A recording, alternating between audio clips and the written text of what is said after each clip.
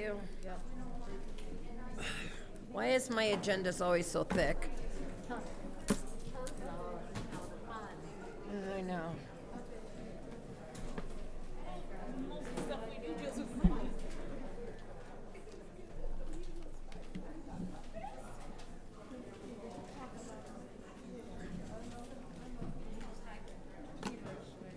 Before she even asked.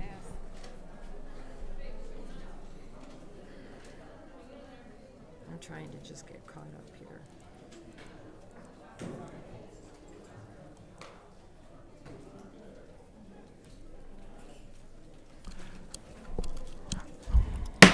The time is now 5:24, and this special city council meeting is now brought back to order. Roll call, Madam Clerk.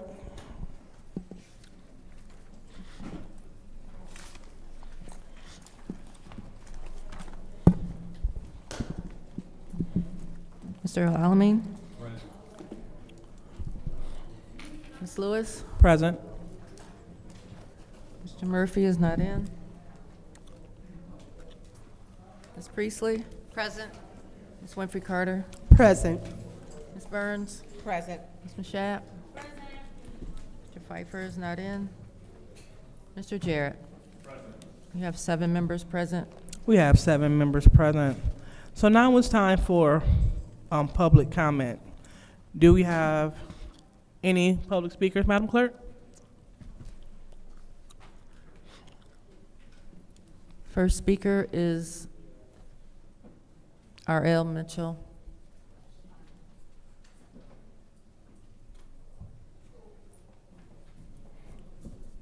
Good evening, Council.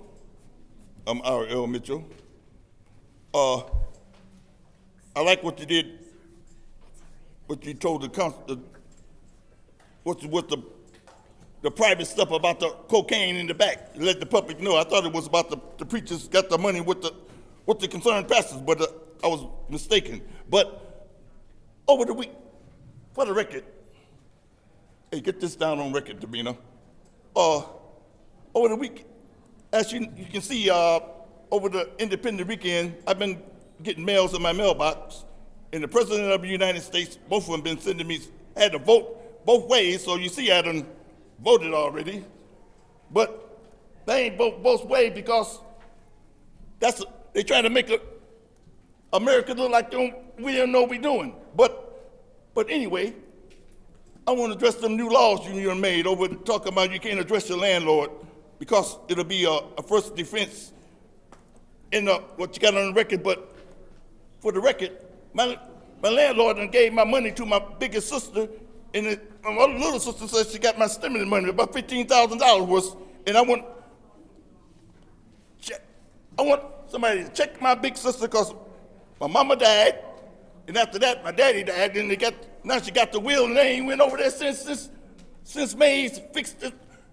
Oh my God, former Mays, everything went smooth, but you see what I'm trying to say. And now I hear another homegoing Murphy. Mama done went. I just see America, and just the other day, this is to Palestine. Over in Palestine, I heard God told me, he said, every knee gonna bow, even the Palestinians, and that's what you still gonna be dealt with. That was just you think you done something now? Take that, you Palestine is peace to the Middle East until the King of Jerusalem take over the way to do like he's supposed to, like King David. And then we gonna drink wine and dance like David did. You Edomites and termites, whatever, you be pesting people with them. And Erskine Young, where you at? I hope you say something. You in the building. 3 years, you see? I can echo in this building. Got the people's money, and nobody doing nothing about it. And taking people's houses in Ward 1. Oh, he just got here, but welcome aboard, sir. Almost calling me the like I say, go to work, like Ward 9. Councilman, man, look up. Keep on counting, picking them, counting up. When you figure stuff out, they go to work. When you just, Oh, that's my time? Now listen here, lady. Give me 10 more minutes. Working. All right, next public speaker, Madam Chair.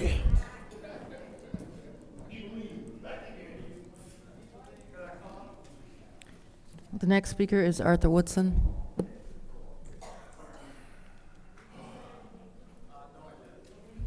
Let me make this real quick. Gotta go play me some cornhole. ACO is on here. Back in 2018, Glewa, we went to Glewa. Councilwoman Winfrey Carter was the only one that's on the council now. They made a promise that they was gonna give $750,000, and they didn't put it in writing, and they reneged on the deal. That's just like this ACO, right? On this ACO, the people are gonna be stuck with the bill. Don't vote on the ACO. If you gotta have the ACO, tell them to send the money first, and then you'll vote on it. But other than that, when you're dealing with this administration and the state, they renege on everything that they say. Mayor Sheldon Neely hasn't fixed this one bit. The water, the state has to come in and help out. Let me say this also. We sit back and we discuss and talk about Judy Priestley being a racist, Eva Worthing, Kate Fields, one of the audience members that's here now. We'll speak about racist people who we don't like, but when they benefit us, we tend to let it blow over. When you see the Lento group come up in here, they just as corrupt as Councilwoman Liddell Lewis and Quincy Murphy and Candace Machart. Why would I want to work with someone who's just as corrupt as they are? The Lento firm had been the Penns Grove solicitor until 2021, when Thomas replaced, which was the mayor, or African-American mayor, when she replaced him, allegedly unethical behavior. Listen to what John Groff had to say. Totally disrespected me by telling Joe that it's my fault. Joe don't give a fuck one way or the other, but I'll be damned if I'm gonna have some black fucking nigger bitch, okay, tell somebody that it's my fucking fault that she don't know what the fuck she's doing. Okay? Like I said, she has 15 fucking minutes to call me and apologize and call Joe and tell Joe that she really didn't mean that. And then I'll fucking have a conversation with her. But I'm gonna tell you right now, Joe, I want to destroy her. I'm going to fucking destroy her. Now, if you can talk about Griggs and everybody else being a racist, why can't you talk about him? Thank you. Next speaker, Madam Clerk. The next speaker is David Peachy. David Peachy. Mr. Peachy. Mr. Dave. It's you.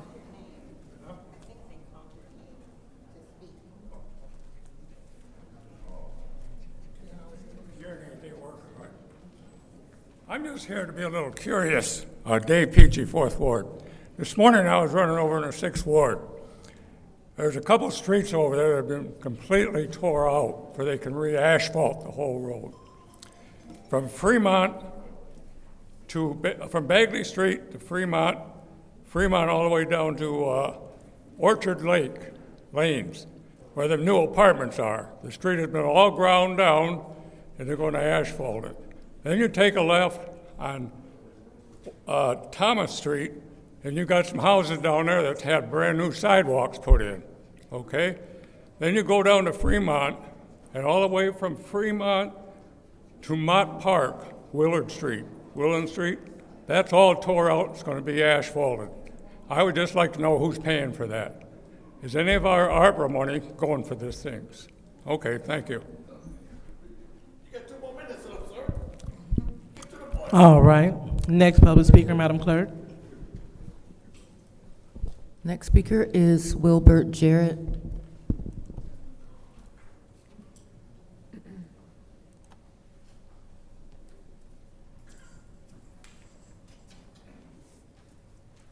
My name is Wilbert Jarrett. F is baby boy. I come here to speak on Exhibition D that I received in the mail from the THA Architectural Engineering Company on Curzon Street, Flint, Michigan. This drawing, I don't know if any of you guys fixing to vote to close down Dewey Street today. This drawing implicitly explains what the future that this architecture firm then designed, and they put it in the form of Exhibition D. They're gonna demolish all the properties from Pasadena Street to Lee Street, from Saginaw to North Street. I own a parcel of property in there, and the parcel of property that I own is on Dewey Street, and it's facing Saginaw Street. They want you guys to close down Dewey Street, preventing me from having access to the side of my parking lot, driveway, and the alley in the back of the building that's set there. All I'm asking you guys to do is take a look and ask questions. And I'm gonna ask my nephew. He's sitting on the council. This is family. I'm gonna ask my nephew to examine this Exhibition D and ask questions of the architectural firm about the plans that they have far as removal of utilities on Dewey Street. They got a list of items. It's so small, I had to use a magnifying glass. It's removal items. Oh, they got too many of them. I can't even name them all. They're taking all the streets out and everything out. And they got a proposal, and then they got demonstration notes. I don't have enough time to go through all that. But please, the people who is for the people on this council, I'm requesting that you take a look at the plans that they have on this Exhibition D. Thank you very much.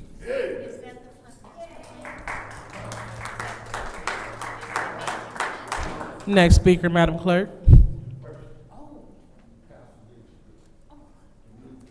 The next speaker is Ms. E. Taylor.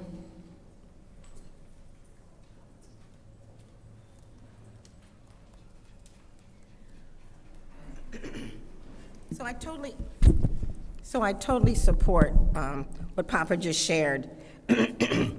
As I look at the paperwork that's here tonight for 240-227, $200,000, and that's a Neely campaign person. You know, it's in our face. It's just too much in our face. And I think we, as a council, you have the right to take some action. We're expecting you to do it. And we know that when we say things that you don't like, you create another rule. We don't like what the council's doing, those 5. So now we're going to create another rule, and the rules only are to oppress this community. The Southside Neighborhood Coalition is on the agenda to receive $7,000 for youth jobs. This is in addition to the $50,000 of ARPA they have awarded, as well as another $2,000 promised, with a total of $59,000. The $7,000 suggests the youth of youth jobs. How many youth? How much per hour? How many hours per week? How many weeks? Lastly, the Southside Neighborhood Coalition was organized in corporation by individuals who neither are residents of the 7th or the 9th Ward, and are outside of Flint. Although the intent may be noble. Aren't Flint Neighborhoods Association required to be organized and run by Flint residents? We just blatantly and openly insult us. Are you so desperate to win? Are you so desperate to win that you will buy the votes? And I'm saying to the residents, take their money. Take their money, but you don't have to vote for them, but take their money. If that's what they want to do, take the money. Yeah, they give it to Pontiac. Anybody but the residents for a doorknob, for a roof, for a furnace, for the things that the community needs. And as you look at me or don't look at me with disdain, I too look at you with disdain. Not you, Miss Burns, not you, Miss Winfrey Carter, not you, Mr. Jarrett. On probation is a new city attorney, but I've seen him at the Ethics and Review Board. I'm telling you, you can look at the clock, 7th Ward Council person, but we replacing.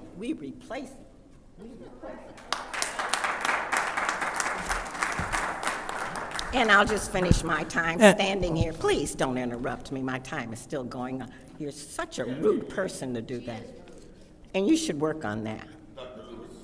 Thank you, RL. She should learn courtesy from you.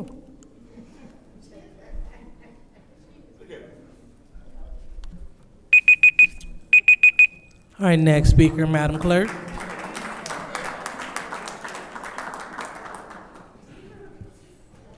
The next speaker is Shoah Hart.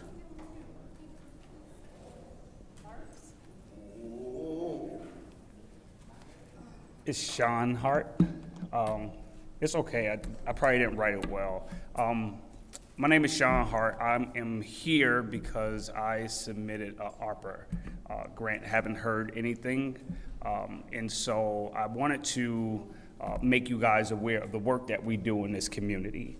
My organization is called Involved Dad. And what we do, we restore families back together through fatherhood engagement. We've been doing it full-time since 2015, and we have expanded from just a family reunification to supervised visitation, giving families a strategic way and a safe place to reconnect. We have expanded to domestic violence. And the reason of that is because we were seeing an increase of domestic violence, and we are one of the only organizations in the city that strategically focus on family reunification through the lens of a father. And so what I'm asking you guys, right, I don't know how this works, right, but I'm asking you guys to consider of supporting the work that we do. You can check my social media, you can check my background, you can check people. I travel across the country training other companies and organizations on how to do this work. And I'm here in this community and I'm asking our city to support the work that we do here. And so, again, you can check my background, you won't find anything. We are people of integrity and we do the work that we say that we are going to do. And so some of the money that you will provide, if you decide to provide it, we will be able to provide some mental health services, right? So instead of just providing the domestic violence and instead of just doing a family reunification, we will be able to add that mental health service as well. So Point of information. I'll give you back time, but I just wanted you to know the work that we do and Mr. what Hart, we're looking for. go Yes. ahead, pause real quick. Through you Go to the ahead. speaker, what is the name of your organization again, please? It's called Involved Dad. Involved Dad. Yes, Thank you. ma'am. Okay, so that's what I'm really asking you guys to do is to, you can look at the ARPA thing and see where it is. I don't know if you guys voted on it or not, but again, I have not heard anything back, and I am hoping that you guys will support the work that we do here in the community. Thank you. All right, thank you, Mr. Hart. Next speaker, Madam Clerk. The next speaker is Beverly Biggs Levy.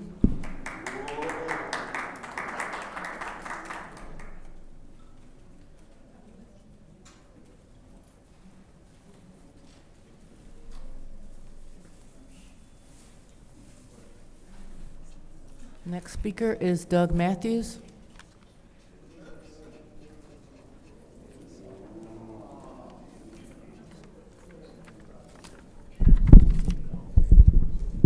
Hello, everyone. My name is Doug Matthews, and I'm a good government activist from the 7th Ward. Mr. Woodson warned me away from making this speech, but I'm going to make it anyway. As the election for the 7th Ward approaches, it's crucial to examine what each county candidate truly represents. Candace Mouchette has a strong sense of fairness and a passion for justice.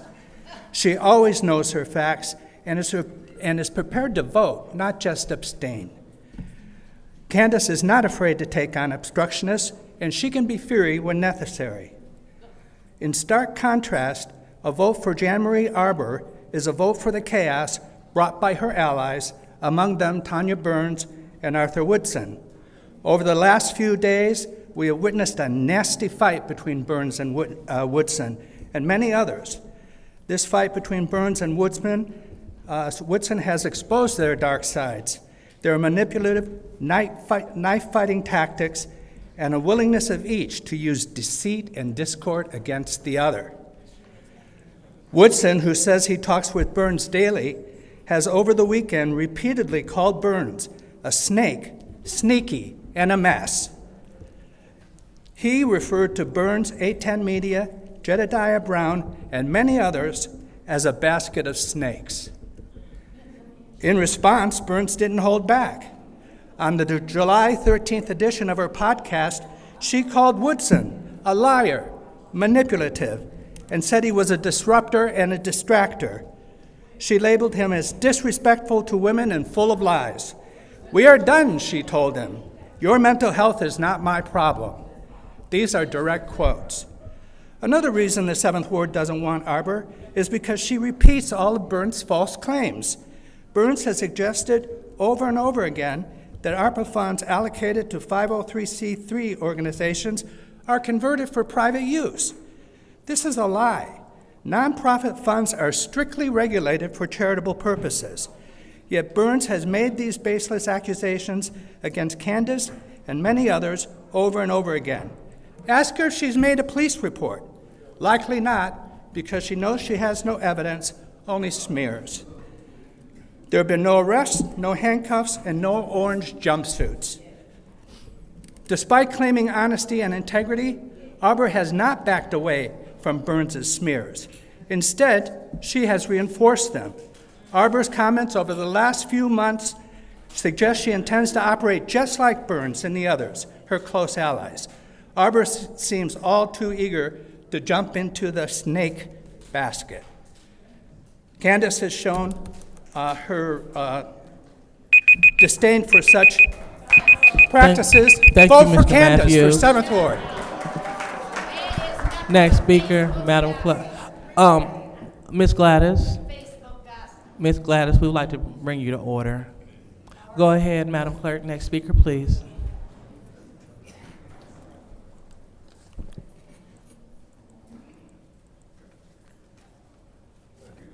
The next speaker is Claire McClinton.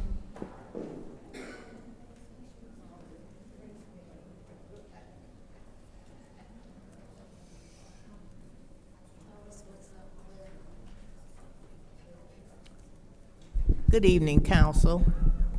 Here I am again to remind you, and it's been probably over a year now that we've come down here and asked for more money for home repair and rehabilitation. $16 million to be exact, additional money. You have proposed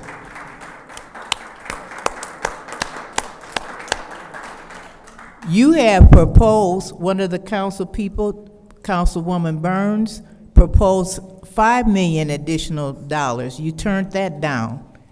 Another council, our beloved and deceased Councilman Mays, proposed $15 million. Y'all turned that down. It didn't get out committee. But we're here to, again, urge you to put the motion on the floor because, you know, sometimes you're not gonna always get the votes. You just gotta take your stand and fight for it. You can't wait till you get votes. If John Conyers had just gave up and waited till he got votes, we wouldn't even have Martin Luther King holiday. You got to take a stand and fight for what you want.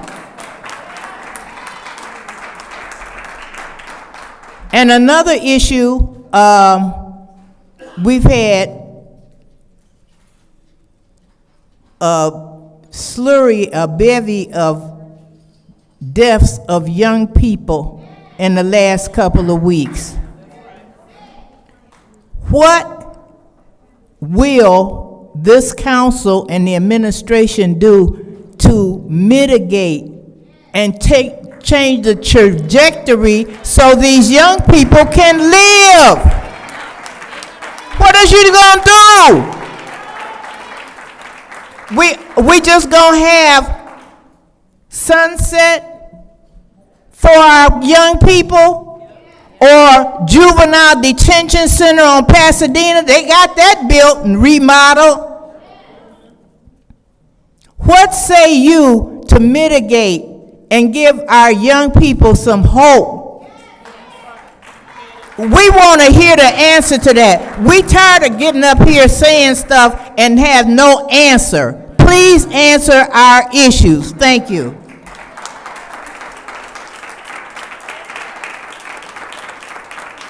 Next speaker. The last speaker for this meeting is Gladys Williamson.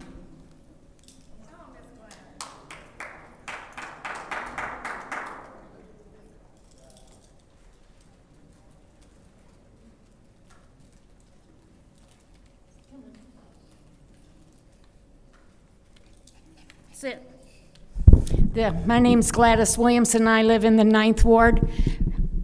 I want to talk about this gunfire stuff, Mr. Jonathan, because it was just Monday when this man at 511 had his son go in and get his pistol, and he shot off 3 rounds to a Michael Jerk, who works for Applegate Chevrolet, who was there to repo his car, and that's what happens when you get behind on your car notes. That's what happens. But when you can't even do your job, and this man already got his gun out and shot at our mailman, and so he has a post office box. So the man couldn't get a cop, but I see there's lots of cops here to take us out. Couldn't get a cop, called 911. They said, oh, go down 1 block on Circle Drive. They sat for an hour and a half waiting for a cop. A cop never showed up. They had to go back to work and repo more cars because of Bidenomics is working, don't you know? I don't know who they're working for, though. But we can't get no police officers. Can't get no trees straightened out. Can't get no sidewalks fixed, but Roe ran off with millions of Flint dollars. Now the city's going to let the state move in and fix the sidewalks and the pipes. So now we're going to let the state move in. You know, you're going to spend all this money, this Arbor money, and then you know what's going to happen? We're going to have our 4th emergency manager in here. And when yous don't get to call the shots anymore, because there'll be somebody sitting here from Lansing calling all the shots. Yeah, because we remember. I think yous have short memories, or you didn't live here or something back then. Because when you got people sitting here from Lansing calling all the shots, yeah, there ain't no money to spend. In fact, they bankrupt our union. They sold our garbage trucks. Yeah, that's what's coming. Because you people are spending money that you don't smirk up your grin at me, Merchet. You know, you have to take your lipstick smile somewhere else. Yeah. Because you know what? Your day's coming. All of you days is coming. You people are out. You're out. All right, next speaker, Madam Clerk. That was the last speaker. All right, I wanted to double check. So now, public speaking is closed, and it's time for council comment. Any comments from the colleagues? Madam Chair, Ms. Burns? thank you. I first want to say to my father who is watching, and it's his 80th birthday, happy birthday, Daddy. You have earned your 80th birthday, and sending love from me to you from where you are sitting, because you always stay tuned and you encourage me to be a better daughter, a better council person. To you, Mr. Peachy, I kept a list when I was in 2020 of sidewalks and streets. I turn them in every year. They're just now, they've been working on them. It was the work that I did with the residents in my block clubs to get the sidewalks in the streets done, and they were turned in on Excel format sheets. It is not paid by ARPA funds, just so that you know. In regards to the gun violence, we had a young lady who was killed, a young girl who was killed last night, Canterbury and Clio Road. The gun violence is out of control. We're losing our young people at an alarming rate. We are losing the war on gun violence.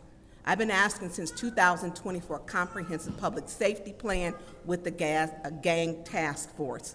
We haven't gotten it. These kids had a hit list out, and they started killing people on the hit list. So this is serious. So as much as I may want to respond to you, Doug Matthews, which I'm fine, I didn't do the police report, someone else did, when you called people in this council chambers the N-word, and Detective Vinny, or Sergeant Vinny turned you in. It wasn't me, but I would have been happy to turn it in, but I didn't. So there is a police report. I'm worried about the young people who are dying, not the older people who don't know how to act like they got sense. It is a sad time in the city of Flint, and we do have to start coming together to stop the violence. These people won't see, I'm celebrating my dad's 80th birthday. This little girl won't see a 12, 13, 14, 15, 16, or 17th-year-old birthday. We all have to do better. Anyone else? Anyone else? Yes, Madam Chair. Go ahead, Ms. Winfrey Carter. Thank you. First, I would like to thank all of the public speakers and thank all of the residents here in the chamber today. Thank you for being engaged in the process. Ms. Gladys, you did bring up some interesting points. And one of the things that I've been watching, and one of the things that I want to say is that in my opinion, I think that's the plan, to bring back the emergency manager with everything that's going on. Also, I want to touch on the public safety plan.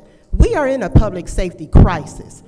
And I remember, and Tanya, Councilwoman Burns did mention the year of 2020, whereas, and I remember my former colleague, Monica Galloway, and myself, we had a special council meeting to talk about the public safety crisis that we're in, and that happened back in 2020.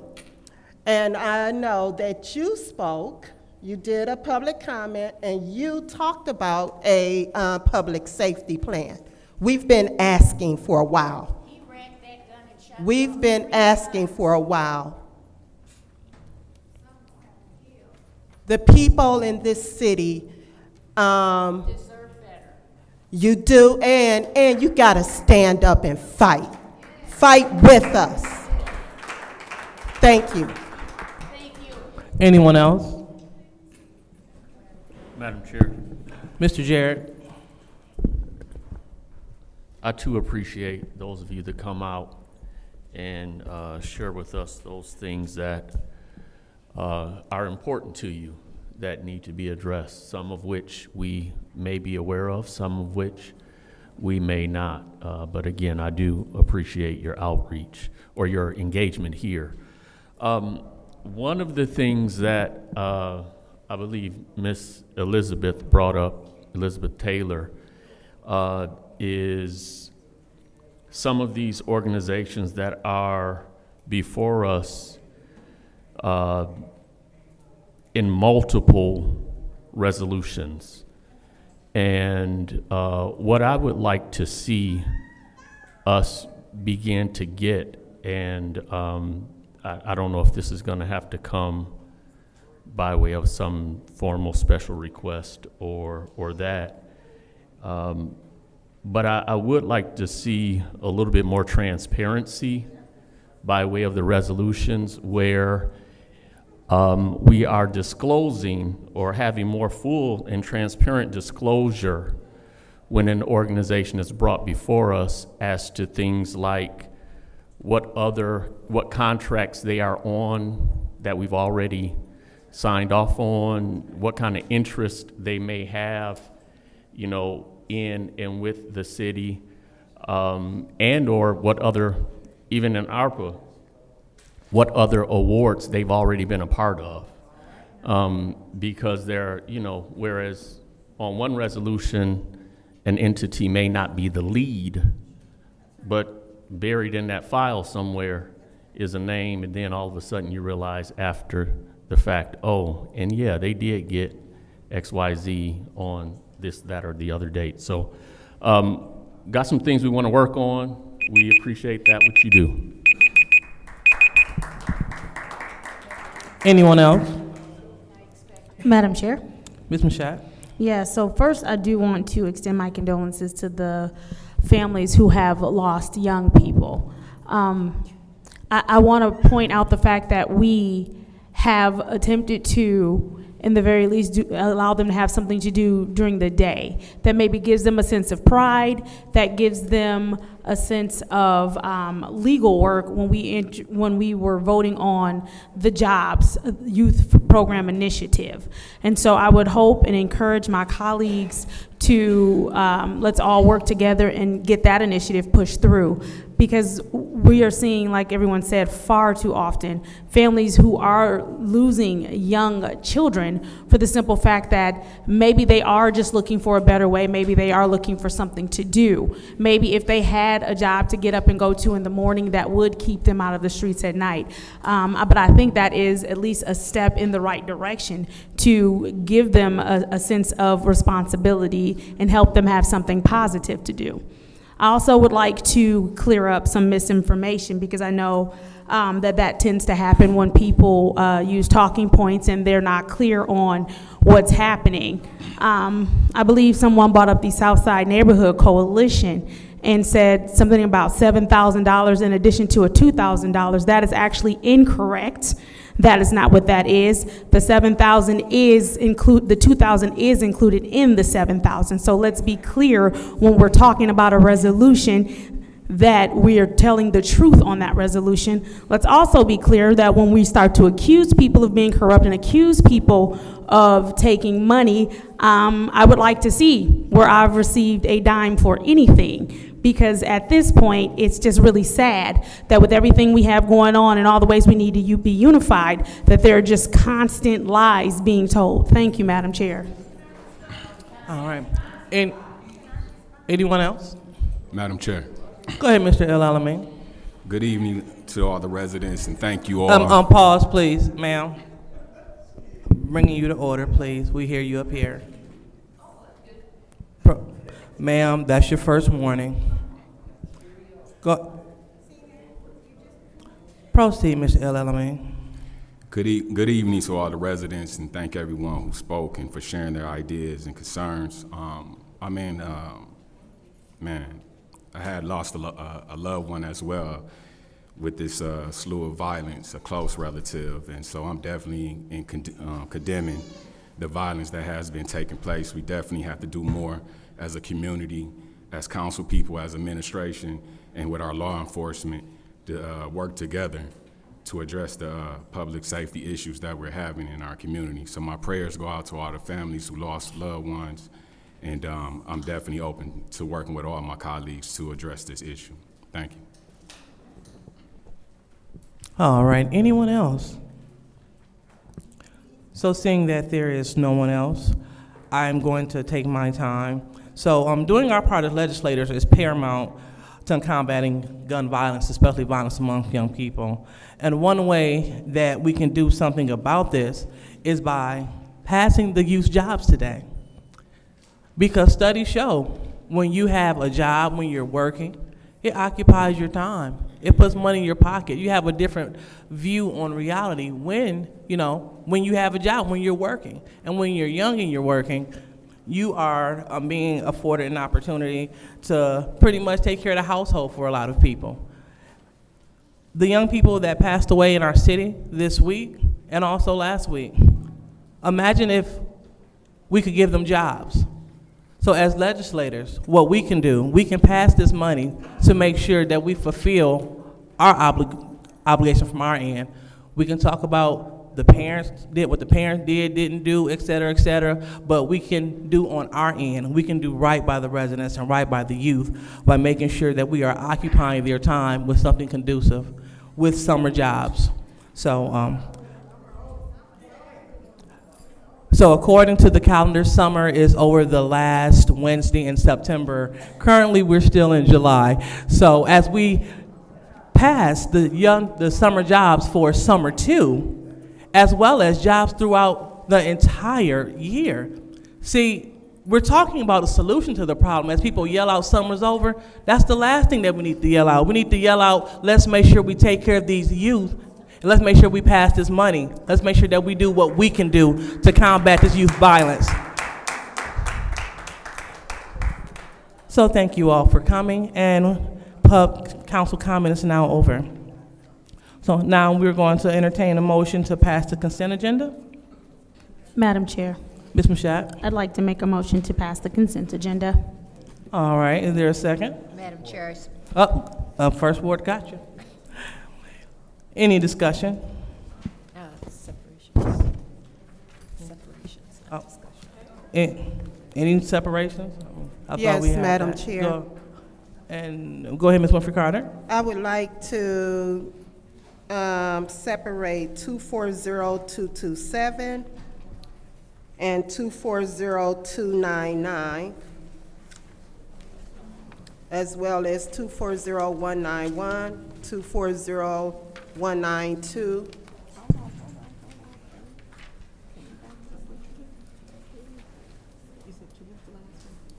Any more? Actually, separate all of them. All right, so there will be no consent agenda. So now we are on to resolution 240144. What's the pleasure of the body? Madam Chair, Ms. Priestley. make a motion to approve 240144. There's a motion on the floor to approve resolution 240144. Any support? Supported by the councilman in the first ward. Any discussion in the first round? Madam Chair. Go ahead, Ms. Byrne. You said 2232.1? 240144. No. Starter time, please. Let's start our talk. Thank you.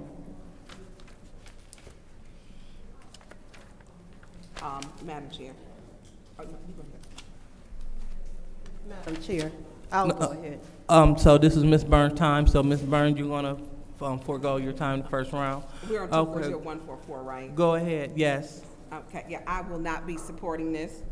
As I stated before, this is the administrative consent order in which we have embedded inside of the TMF report, which is the Technical Managerial Finance Report. We do not have the funds to do these projects, and whether we agree to it or not, the state stated they're going to implement it. We have failed to, with our wind funds and service lines, the state has taken over that project. We did not have enough funds to complete that. And the violations on our administrative consent order, which was approximately 166, just under 170 pages, are very serious, which deal with our infrastructure. I'm not comfortable with signing this. I've spoken with Attorney Kim prior, but to you, Madam Chair, to Attorney Cups, I have a question for you, sir. If we do not approve this, to my understanding with Attorney Kim, that if we don't approve this, the state they can make the guidelines more stringent. Is that correct? That's correct. Eagle, the state of Michigan, Eagle has given the city of Flint until September 1st as a deadline for approval of the administrative consent order. If the city does not by that date, it is a possibility that the state of Michigan will unilaterally impose the ACO on the city, and the terms could change. Okay, so whether we approve it or not, we do not have the money for it. So how do we approve something that we don't have the money to even fix? And I know our DPW director, that would be, I'm sorry, Mr. Cups. Do you, Madam Chair, to Mr. Miller? Mr. Miller, I don't know if he left out. Mr. Miller, could you please make your way up to the lectern, Thank you. please? So as our time is going down, Mr. Miller, I'll start talking.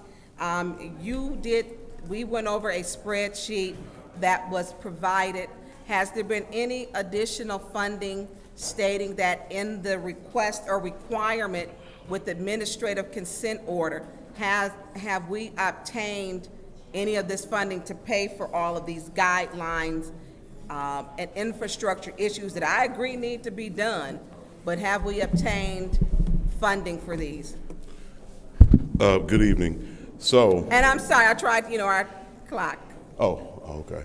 I just wanted to share with you and the rest of the council that at least 9 of the first 11 on the spreadsheet are already works in progress, not just funding, but actual work. We are still waiting on funding for the 24-inch transmission main on the northwest side of town. We are very much in the running to get that funding.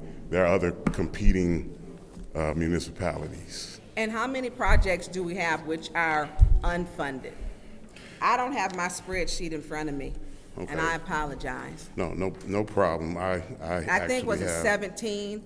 And I want to say that we had, at that time when you did the spreadsheet, was it 5 of them, or was it 7 that were at 5 to 40% completed? And I think the rest we did not have funding for. So the majority of the uncompleted or those that have not been started are critical positions that need to be filled. So those items are going to be in-house or operational budget items. And so that would lead to the technical, managerial, and finance report, which would be us having the staffing and the talent. No, actually, that is something separate. That's something separate? That is something separate, yes, ma'am. So we will have to continue on in a search for funding or assistance from the EPA or Eagle in that regard to get a report for a technical, financial. So in that ACO is the TMF? Yes. And the TMFs that you don't have the staffing in your department? Yes, to a degree. That is correct. Yeah. There's the time. Okay. I'm sorry. All right. Ms. Winfrey Carter, did you still want to go? Yes, Madam Chair. Go ahead. I will not be voting for this resolution. And, there's a lack of trust with the city's administration. I just don't trust them. I don't trust the administration at all.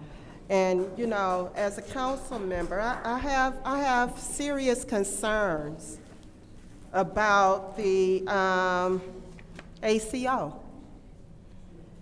And, if the administration has not taken these issues seriously thus far, what make me think that they're going to take these issues serious in the future? to finish up everything that we need to finish. Well, I'm sorry, I didn't mean to cut you off. I'm just speaking, Mr. Miller. I'm just saying. Yes, ma'am.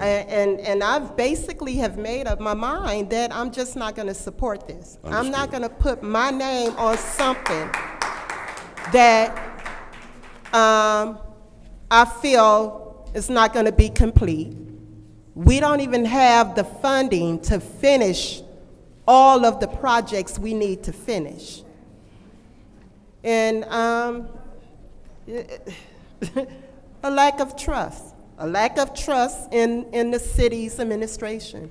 What I will say is Eagle has been good about extending deadlines since I've been here, over the last 90 days. And I would expect that same level of cooperation from Eagle. And like I said, other than the TMF, technological, managerial, and financial, all of the big ticket items, except for one, are already in play. And so there has been funding for the majority of those items. I think I said 9 out of the top 11, what I call big ticket items, are funded and ongoing process. I think the last one we onboarded, I was actually at the kickoff meeting, the pre-construction meeting, is the Cedar Street Reservoir and Pumping Station. Mm-hmm. So we are moving along. In fact, we just got an update from Scott Dungy about one of the items over at the water plant, the chemical building venting situation. So that we can scratch that right off of the list. So we are moving along. And I understand your position. And I hear you, Mr. Miller. And it's nothing against you, Mr. Miller, because you just recently got here. You just got here. And I'm talking about issues and deadlines that have happened before you even became an employee of the city. You know, I just don't trust that the administration will get this done. I mean, we still have not finished all of the water service lines. So I'll be voting no. Yes, ma'am. Thank you. Thank you. Anyone else? Madam Chair. Go ahead, Mr. Alamein. Mr. Miller, can you mention again how many projects you said are currently going? So I have a spreadsheet, and of course you can't see my spreadsheet, but I'll send it to you. Okay. The top, what I call big ticket items, 9 out of the 11 are currently ongoing. They're either complete. Well, a small number of those are complete, but they're either in the engineering process or the actual work is being done. In your professional opinion, since you've been here, are you happy with the direction these projects are going and so forth? I actually am, considering that they are consent order items. Our intent is to make sure we keep a tight rein on all the contractors that are doing work for us. But since we pay special attention to these, since they are consent order items, and there are progress meetings and updates sent about these projects regularly. And if we were to vote yes, will this give us more leverage with Elga moving forward in the state and so forth? Would it give us more leverage for additional funding and things like that? I certainly believe so. I can't say that I know for sure, but I certainly believe so. We've been in conversations with Eagle on a regular basis, in particular about one of the big ticket items. One of the biggest ones that I have an interest in is the Northwest Transmission Main, and Eagle wants to help. That's the energy I'm getting from Eagle. Okay. All right, thank you. Are you? Anyone else? Madam Chair. Go ahead, Mr. Jarrett. Thank you. The 2 of the 11 that we are not currently, that are outside of the 9 that you're speaking to, what is the estimated cost of those projects? The Northwest Transmission Main, I believe the The latest estimate is about $11 million, of which from the drinking water state revolving fund is where we're trying to get funding for that. And do we have an idea as to when we may know if that is going to be received? I actually have a meeting coming soon to discuss that with a representative from Eagle to see where we are in the process. Oh, I'm sorry. I did say we were definitely in the running, considering we're a distressed city, and so that gave us extra points.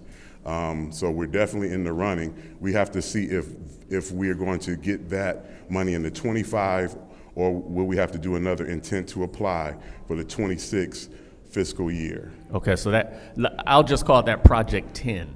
Okay. All right, so Project 10 is about $11 million, and you have a meeting that you're looking to schedule soon to talk about the potential for funding there.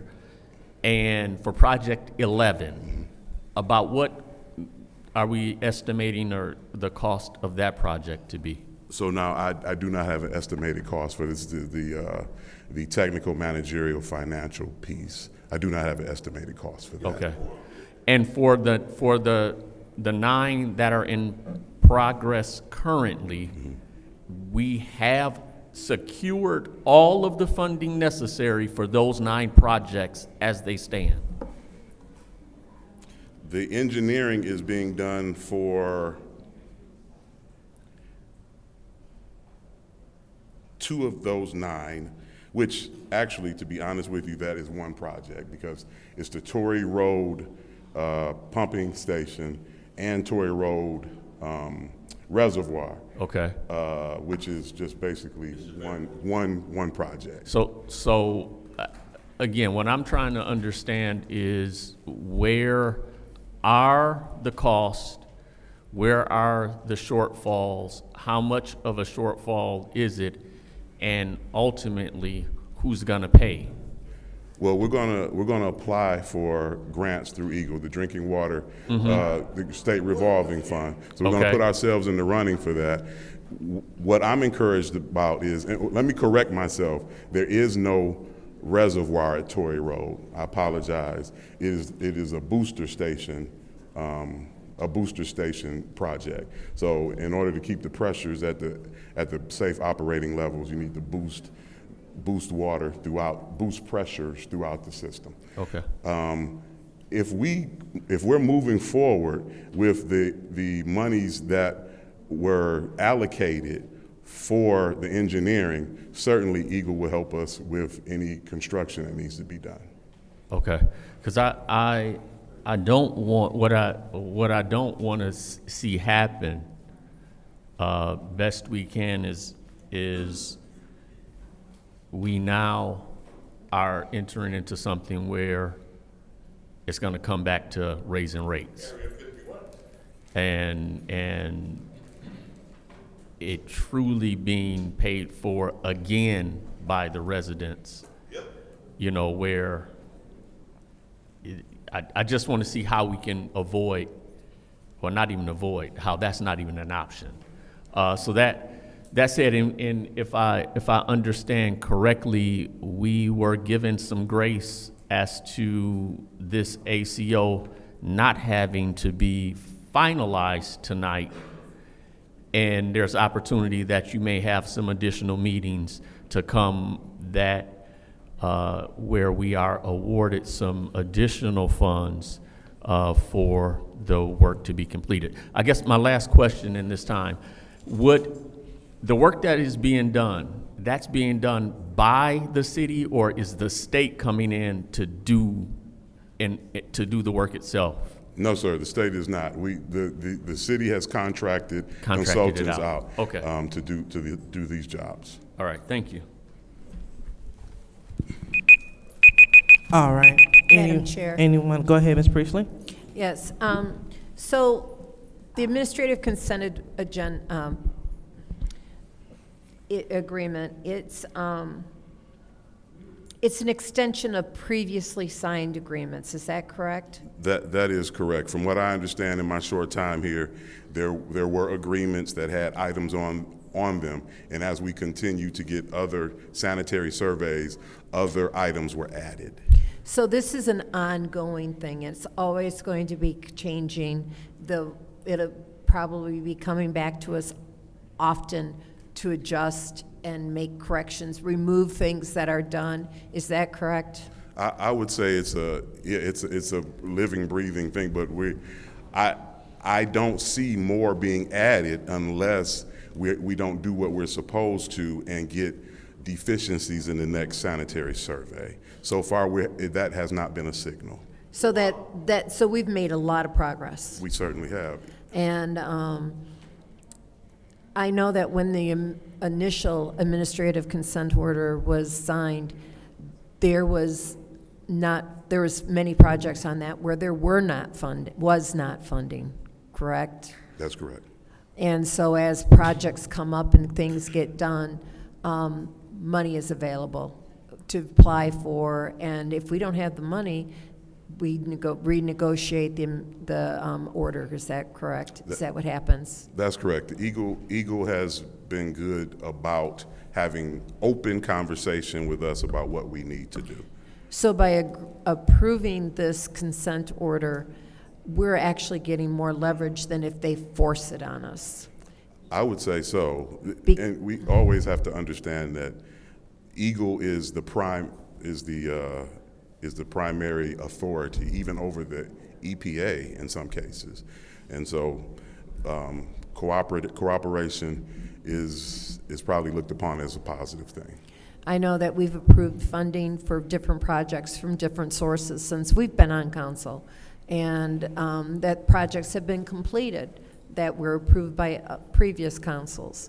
So I think that to my colleagues, I feel that if we don't approve this, we lose any leverage. And why are we keep discussing it over and over and over again? And it's really time to get this moving and get the Eagle off of our backs.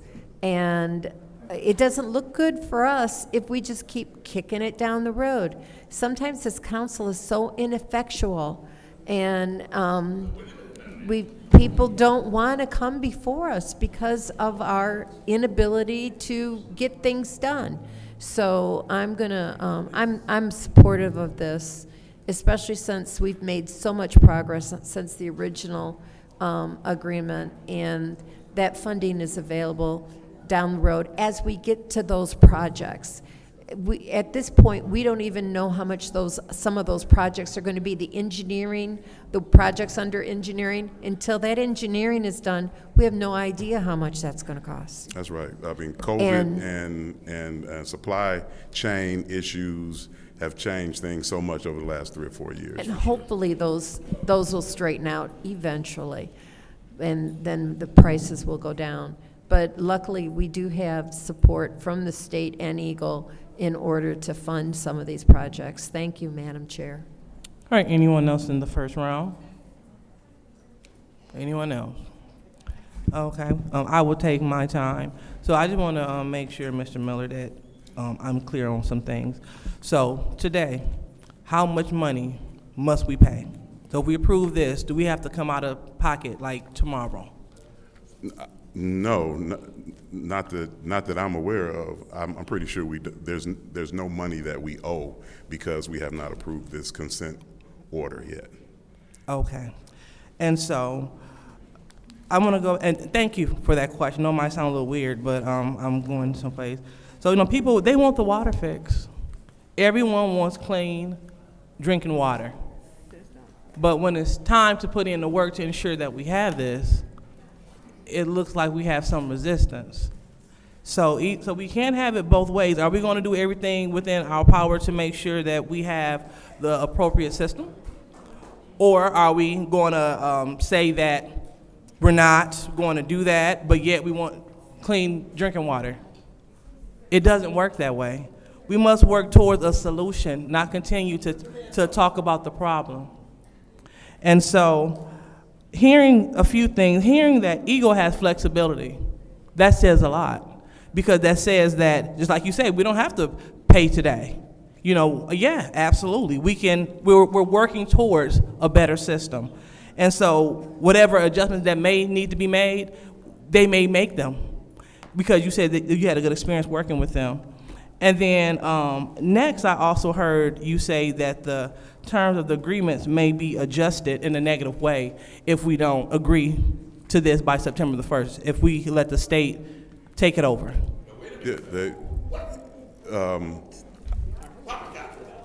It would certainly seem that they could enforce the consent order on the city with all of the financial penalties that come with it. Okay. All right. So that is what could happen if we choose not to agree, correct? That could happen, yes. Okay. All right. And I also hear a lot of saying that, you know, that people believe that the state is going to take over. Well, let's not give them the inside track and an incentive to do so. If we can make decisions for our city today to move it forward, why wait for them to take over when we can take over ourselves? We can initiate our process, if that makes sense. So I don't want to keep kicking this can down the road, because every time we talk about this, we have the same points. I know I do not want to be responsible for holding the city back, and I do want to be responsible for, RL, I'm bringing you to order. RL, I'm bringing you to order.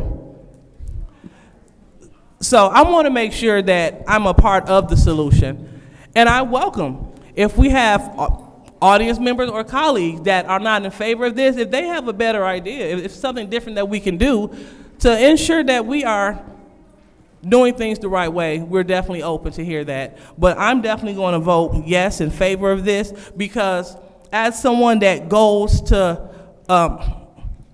conferences, I understand that you meet different people there. Because at the last community sustainability conference that I went to in Iowa, we met individuals from the EPA and so forth. So there's lots of grants to be applied for and a lot of relationships to be made. So that's why we just can't sit up here and be bitter and talk about what we won't do, and let's get out here and do something great for our city. So hopefully the connections that we made in Iowa and as well in the other places that where I'm going to travel to make sure that we're connecting with people that do great things for the city, we want to make sure that we're bringing money home and bringing money home for a good cause. So thank you, Mr. Miller. Anyone else in the second round? Madam Chair. Go ahead, Ms. Burns. Thank you. So I want to be clear, because I've read the ACO, spoke with several DPWs, and I wish during the conference we could have brought back funding, because funding is the problem. Let's be clear, we're already in violation. That report is a violation report, things we should have had funding for and should have had done. We don't have WIN funds. And as a result of not having WIN funds, the state is already taking over. That's a fact. That's a fact. No one is going to say they don't want clean water when people are still on the social media showing brown water coming out their faucet this past week. But funding, and it's saying, okay, let's approve this. You have to be able to pay for it. That's like saying I want a $500,000 house and live there for free and I have no money. There is no money. Where is the money? Some said that they wanted to just kick the can down the road. No, get the funding. I've spoken to you about this when you first came, Mr. Miller, and we spoke in depth that we knew it was a problem. You know that I read it over and over again. I went over with people who have been dealing with this. And when you look at it, it is very comprehensive and it's serious. Our infrastructure is old. But kicking the can down the road is voting yes like it goes away. It doesn't go away. And if we don't comply, because we're in violation now, let that be clear. We can be in violation again if we don't have the money to meet those deadlines if they change them. So how do we fix it? Y'all do a special meeting and talk about it. That's almost a 200-page document. All this concern about the water, don't do it in 5 minutes and another 3 minutes. Take the time and give a meeting so we can talk to the public. Because everybody's service line's not done. And the state has taken that over. When funds wasn't used properly. They don't even know what all addresses have been done. They don't. Scripps has been here 3 times. They win in awards because of our, I don't even know what you want to call it, our inability to complete the project. Before you, Mr. Miller, where people were saying that they were getting their service lines done and they weren't. And in my world, because I'm an advocate for mine, I made sure they were getting theirs. And anybody else who called, there's 2 ladies that live on Pulaski Street. They're not done. They've been asking for 3 years to get it done. So when we look at this report, have a meeting. Or if I call a meeting, will y'all commit to showing up? That's what needs to be, commit to showing up. Because that administrative consent order is for real. It's for real. I'm done, Madam Chair. I'm sorry. At this point, I won't be voting on it unless they decide to do a meeting. Okay, so, Madam who's holding up the sign high and obstructing the view of the audience members, please put your phone, please make sure that we are not obstructing. Ma'am, that's your warning. Ask me if I care. I won't, I'll just say that's your second warning. Madam Chair. All I right. appeal the ruling of the chair. So, you appeal the ruling of the chair? Excuse me. All right, so she appealed the ruling of the chair for Gladys getting her first warning for saying, ask me if I care. Oh, so, yeah, so that's what you're appealing, that warning? Yes, I am. But you didn't, Madam Chair, ask for a second. Ask for a second for your appeal, right? You did not say, is there a second? Is there a second? Yes, I'll support that appeal. Okay, so I just want to be clear on what the appeal is. The ruling that I made was Gladys has received her second warning for yelling out, ask me, do I care? That's where we are. So, all right, so we're going to go ahead and give the floor to you, Ms. Burns. You know, here we go again. We are trying to have a meeting and the residents are targeted. They're targeted. You can let her just sit. You have a problem even with the signs. Even with the signs. So now I guess there's a sign issue, obstruction with the sign. It's gotten ridiculous.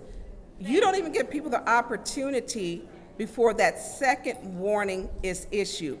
And actually, when you say it back, it really sounds ridiculous. When she says, I gave her a warning because she said she doesn't care. I mean, come on. You are the president. Have some tolerance. She made a simple statement. Okay, I don't care. That was it.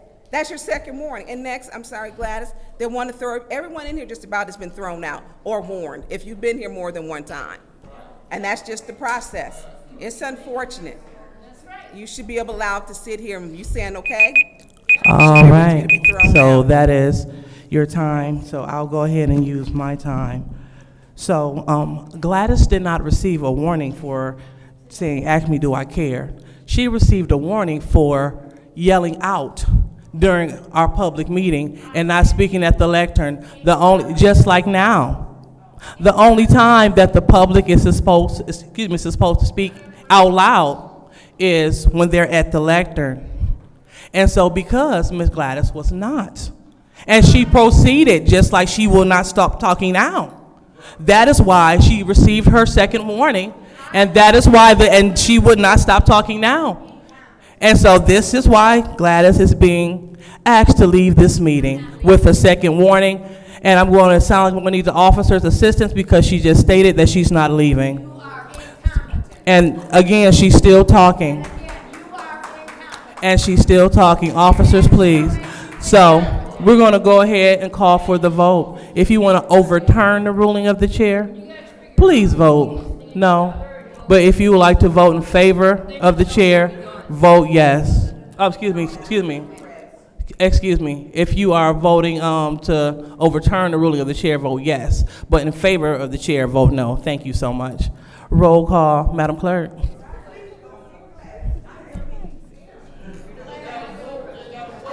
got the wrong person. They got the wrong. Again, we need order by our colleagues so we can do the roll call vote. Roll call, Madam Clerk. Ms. Lewis. No. Mr. Murphy is absent. Ms. Priestley? Nope. Ms. Winfrey Carter? Yes. Ms. Burns? Yes. Ms. Mashat? No. Mr. Pfeiffer is absent. Mr. Jarrett? Yes. Mr. Alamin? No. The vote is 3 yes, 4 no. The vote is 3 yes, 4 no, and Gladys is now removed from the meeting. You're still incompetent, Lewis. And that don't change anything. All right, and so now we are on to the second round. Okay. Anyone else in the second round? Excuse me, according to the Disorderly Person City Code subsection, if you and I will read it again into the record, any person that continue to disrupt this meeting will be in violation of Flint City Code subsection 3110, and any person who prevents the peaceful and orderly conduct of any meeting will be given one warning. If they persist in disrupting, and that includes yelling out upon your exit, that individual may be subject to arrest. Violators shall be removed. So we want to make sure that no one is getting arrested by not disrupting the meeting any further. So as they make their departure, we're going to go ahead and proceed with the city's business. So anyone else would like to speak in the second round?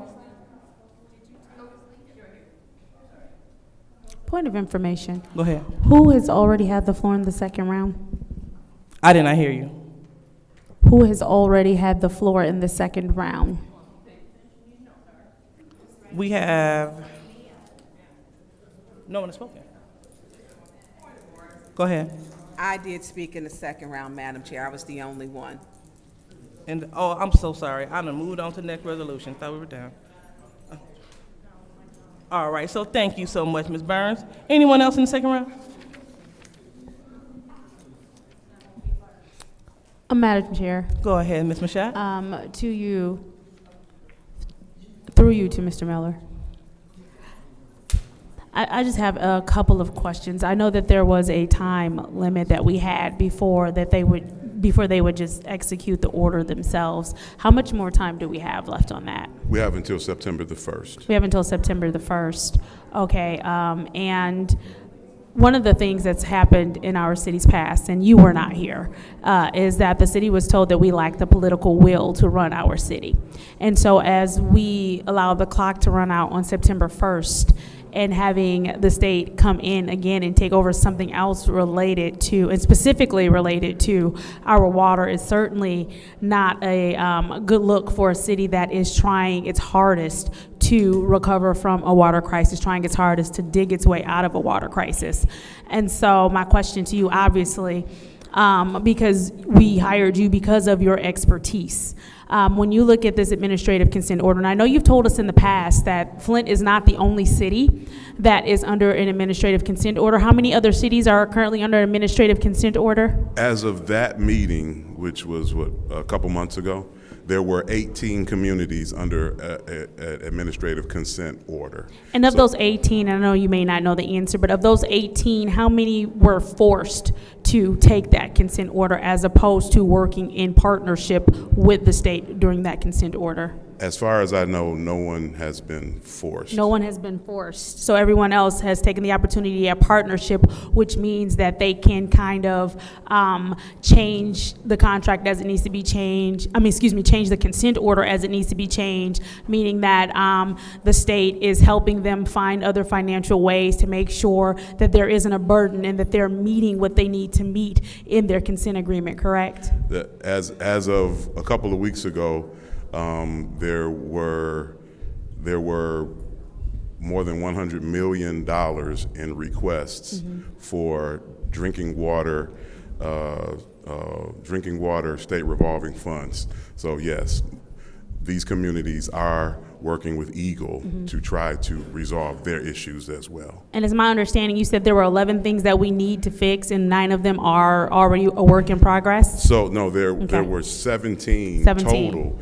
And of the large ticket items that I consider, The large ticket, there are 11. There were 11, Got and it. 9 of them are in progress. And 9 of them are in progress. And then the other 2, there's a possibility of available funding for those 2. That is correct. All right, thank you. And I know that, and I just want to ask, because again, we hired you because of your expertise, and all of us welcomed you happily to the city. What is your suggestion for this consent order?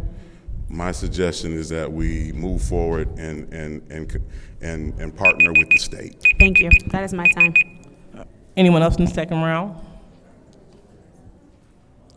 All right, so seeing no one else in the second round, we're going to go ahead and call for the vote, and it is to pass Resolution 240144. Roll call, Madam Clerk.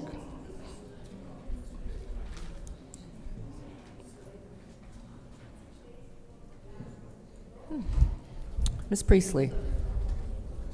Yes. I'm sorry. Mr. Murphy's absent. Ms. Winfrey Carter? No. Ms. Burns? No. Ms. Mashat? Yes. Mr. Pfeiffer is absent. Mr. Jarrett? No. Excuse me. Mr. Al-Alamin? Yes. Ms. Lewis? Yes. The vote is 4 yes, 3 no. The vote is 4 yes, 3 no. That resolution fails. So now we're on to Madam Chair. Go ahead. Motion to adjourn. All right, there's a motion on the floor to adjourn. Any support? Here to talk about All right, so that motion fails. So now we're looking at Resolution 240227. Madam Chair. Go ahead, Ms. Michelle. I'd like to make a motion to approve Resolution 240227. All right, there's a motion on the floor to approve Resolution 240227. Any support? Support. Supported by the councilman in the first ward. Any discussion in the first round? Madam Chair. Ms. Mashat? I do believe, as we were speaking earlier, we're talking about, and this resolution 240227 is the reallocation of ARPA fund grants for youth job training with Faith Foundation resources. And I know that there is someone present here from that organization, and through you, Madam Chair, to the person present from the organization, if they could please approach the lectern. Madam Chair. Madam Chair. Go ahead. I'm sorry. Go ahead. Thank you for being with us tonight, and I'm happy to have you here because we were discussing earlier. I know you heard during public comments and then also during council response. We talked about some of the tragedies that have been happening in our community lately with some of our young folks. And one of the ways that we're looking at helping to combat some of the violence and them finding their way into some of that trouble is offering them an opportunity at responsibility and offering them an opportunity to view life from a different lens. And so I know that you've been doing this work for quite some time now. You've worked with a lot of young people, some very troubled. And so that you can tell us the importance and how youth jobs help keep youth out of trouble. And then I know that you also had a parent with you today, correct? I actually had a couple of parents. They came straight from work, so they can't stay long. Are they still here? I do have one parent still here. Okay. Madam Chair, if that parent would approach the lectern as well, because I know recently part of the violence that has touched our community was one of the families who one of the children were able to get into the program and the other was not able to successfully get into the program. I would love to hear from you and then also the parent. Thank you. Okay. Thank you, guys. Yes, I've been doing this work since 2003, working with youth and young adults. So it states that it takes 10,000 hours to become an expert. So I think would be considered an expert since I've been working with youth since 2003. Yes, we were able, you guys funded money for 70 kids. We had 171 kids sign up. One of the young ladies at one of the sites I placed her at, the site supervisor called me and told me she had lost her brother. And that was the 13 and the 15-year-old that actually got killed, so she wasn't going to be at work that day. She got called, and like I said, we only had 70 positions, but we had 171 kids sign up for the summer job program, which brought all of their information to and passed everything we needed them to pass. So yes, she got called, but her brother didn't, and a week and a half later, he was dead. So it's very important to get the kids off the street. I think that we should put politics aside, because when we're doing this back and forth, our kids are losing their lives every day. Statistics shows that when youth have something to do after school, crime rates goes down, their productivity goes up, and confidence. And just continue to go back and forth unnecessarily and nothing gets done, we're losing our kids every day. But we say we are for youth, and it's programs like this. I wouldn't care who ideal it was. If it's something to help keep my kids, and I'm passionate about this because my son is 33 and 31. One is a lawyer in New York and the other one is a manager in Texas. I fight every day for the kids here in Flint. So it's not that I'm just fighting for mines, because mines are grown and gone. I'm fighting for yours, your nephews, your nieces. So yeah, I'm very passionate about it. Good evening. My name is Mildred Walker. I am a deputy for the sheriff's office. My daughter is in this program and she loves it. She's 15. And this opportunity, I wish I had an opportunity like this when I was a child. I wouldn't have probably been a teenage mother. You know, I wouldn't have been in the system myself if I had a program like this. Where I work, I'm a school resource officer. All of my students are on juvenile probation at the school where I work. And one of their complaints is, there's nothing to do here. There's nothing to do in Flint. When we was growing up, we had open gym. We had all these different opportunities like that if you were interested in that kind of thing. But our kids don't have that.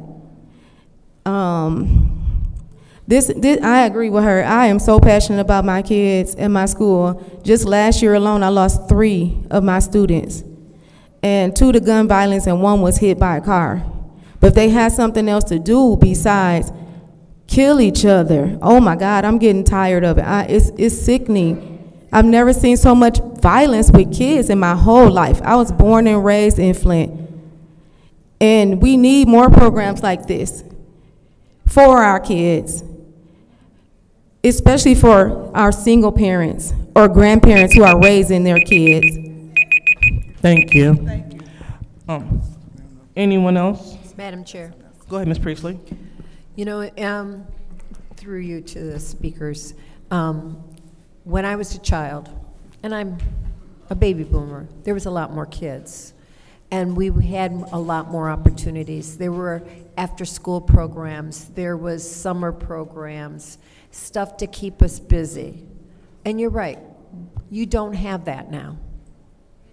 You know, I had 2 nephews live with me for quite a while, and they were bored. All they did was play Fortnite. And what do you see in Fortnite? Killing. Just killing. Or Grand Theft Auto, what are you seeing? All type of crimes. You know, and so I totally support youth jobs. It teaches them how to get to work. And I support your program. We received a letter from the Southwestern, or at least I did, supporting your organization. Thank you. I didn't know that, but thank you. And I read it very carefully. And I was impressed by what was said in that letter. And so I do support this. And the gun violence that's right now between young people. I'm a gun owner. I'm a life member of the NRA. I've been around guns my whole life. I competitively shot when I was a teenager. And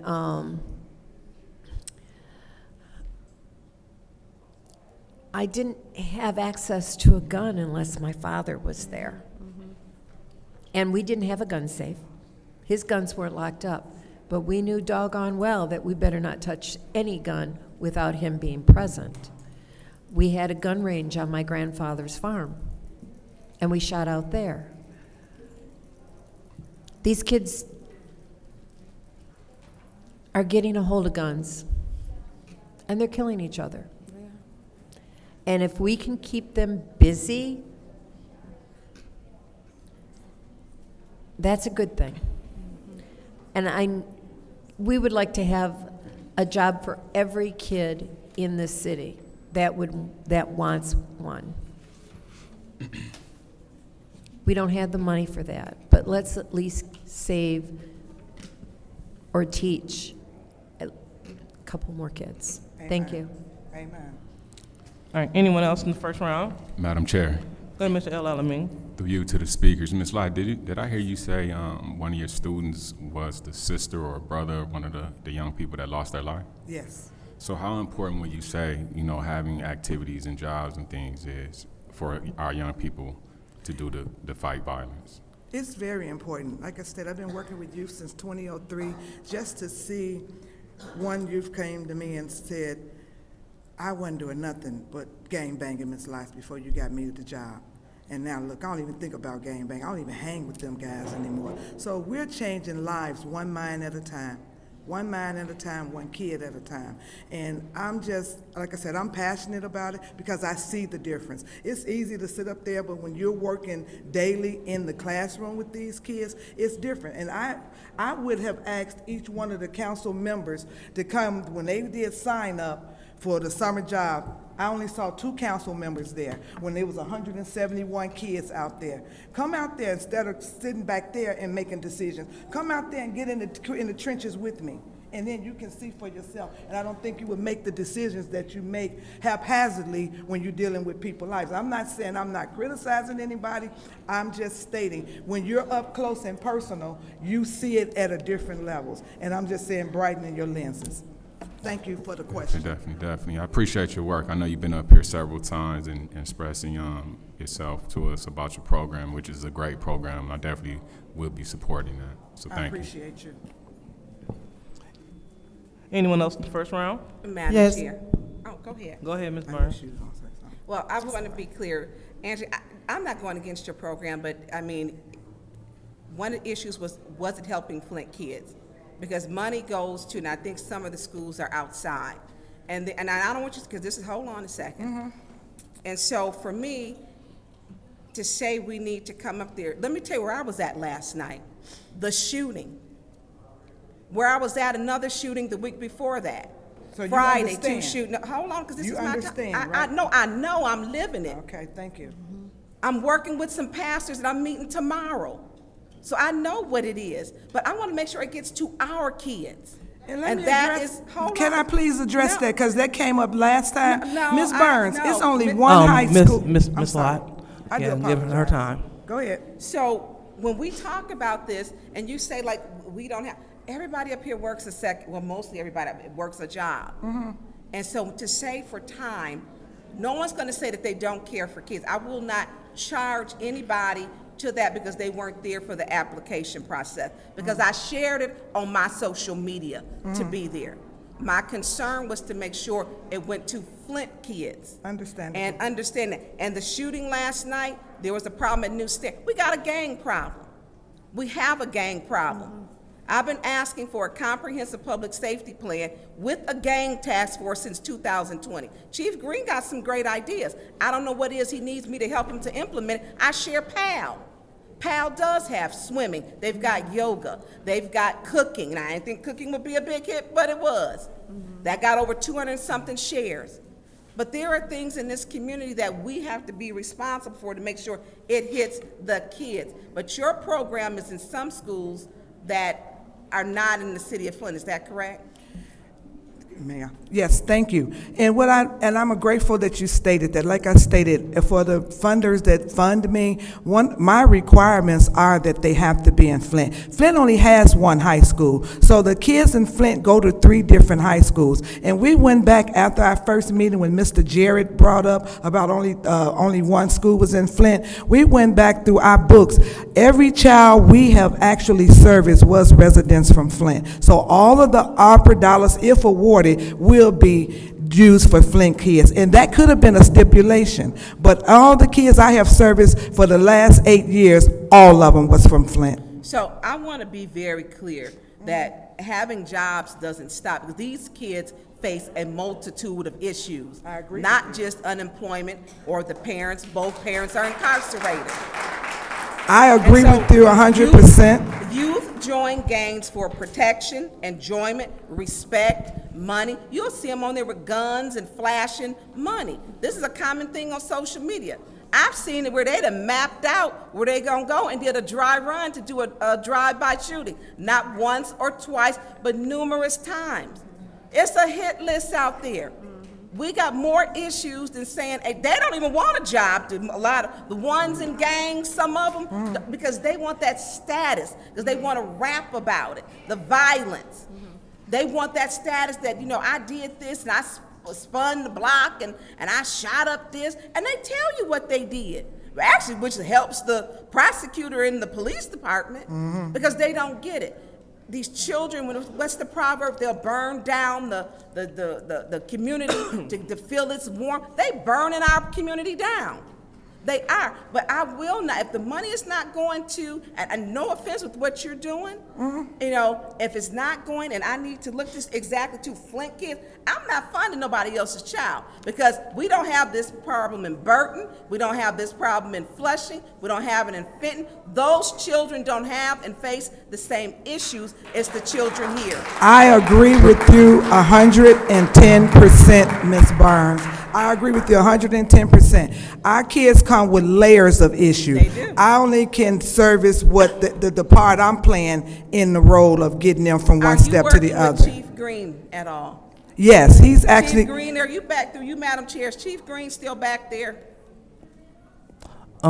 Yes, Chief as Green. a matter of fact, me and Chief Green had a conversation a week ago. I asked him if I get some more funding for youth jobs, would he take on a couple of kids over there with him, and he agreed to. So yes, I'm working with all. This, everybody want to do these verbal agreements. I want to see something written. Verbal Well, you don't know what, do but it for me. one thing- A lot of people say what they gonna do, and nothing gets done. Because there's gonna be some more retaliation with the kids I was praying with last night. They're going back to shoot somebody else, as they told me. All right. Do I respond to her? Madam Chair. Ms. Winfrey Carter? Thank you, Madam Chair. And thank you, Ms. Lott, for being here.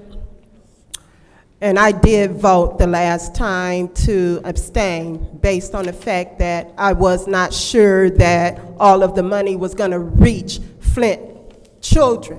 However, on another note, I'm going to vote to abstain tonight because, Ms. Lott, you said you worked on my campaign, and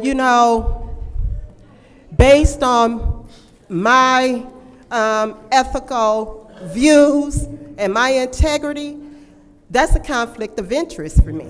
And so I'm gonna abstain tonight. But I just want to point out to you, I've worked with youth practically all of my career since graduating from college.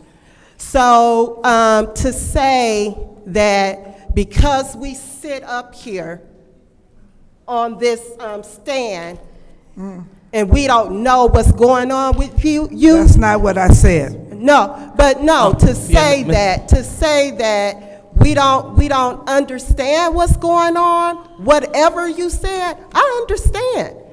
And I do agree with you. Okay. We gotta get the children off the street, the youth off the street. And we do need to have jobs or whatever else is available for them. Summer programs, whatever it is. And no, I did not attend the registration for the jobs. I work full-time. And so what I do now, those youth, those high school students who decided to drop out of school, you know what I do for them right now? I provide GED preparation for them to go and get their It's going to GEDs. take all of us. Yes. It's going to take so all of us. that's another issue in this city. Yeah, it's going to take all of us. That's another issue in this city. I agree with you 110%. So we need all kind of wraparound services. You're absolutely We need all right. kind of. We need mental health. You're mental health absolutely services. Right. You're absolutely So it's right. not just jobs, summer jobs for the youth. it's a gamut of everything. It's layers. Our kids come with layers of things, and you're exactly right. So it's gonna take a village. It's gonna take all of us doing the work.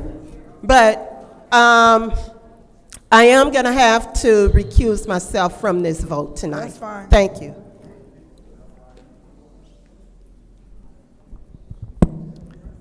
Anyone else like to speak in the first round? I believe I Madam am. Chair. Oh, go ahead, Mr. Jarrett. Thank you. As I stated last time the resolution was before us, this is an organization that I have actually been in the classroom with you on 2 occasions with this program, and then another occasion with one of your other programs. I'm familiar with the work that is done. That's why in my day job, we as an organization, myself as an officer of that organization, actually not just put check or pen to check to financially support, but we have supported with our time, or I have supported with my time in your classroom. So I'm very familiar with the quality of the work that I have witnessed in the classroom. I thank you for that. Where I have a concern sitting in this seat, in this role, is I have what I believe to be a responsibility in a fiduciary manner to ensure that that which I vote to support, where we are expending funds, I am comfortable and know that those funds are going where and for those who it is intended to go. Now, we've been talking about summer jobs, and they're actually, this resolution that we have before us, 240224, is different program than the summer job training program, correct? Yes, it is. Okay, so, because we've been sort of mixing the two a little bit here when we've been talking about the 70 children out of the 170. That's more that summer jobs program. That's what that, Ms. Burchett brought me up. Okay, so again, this is. Do I support the work that you do? Yes. The only way I can vote to support funding from ARPA for Faith Foundation Resource and the HYPE program, which is what this is intended to support, is to otherwise amend the amount to 1/3 of it, as only one of the schools is in the city of Flint. And that would be the only thing that I would be comfortable doing. Point of information. And what is your point? Mr. Jarrett, did you know that in part of the reporting requirements, they will not get reimbursed if they do not service residents of the city of Flint? Thank you. They must service, this money must be serviced for the residents of the city of Flint. Thank So you. if they actually do get a student in their program, they will not be reimbursed that part of the money. That must be spent by the citizens of Flint, for the citizens of Flint, regardless of what program we do. It must be for the residents. Thank you. Proceed. So I'm good. Thank you. Thank you. All right. So, seeing that there is no one else, I'll go ahead and take my time. Appreciate your time. So, Ms. Lott, you stated that you've only been serving Flint students. Yes. Okay.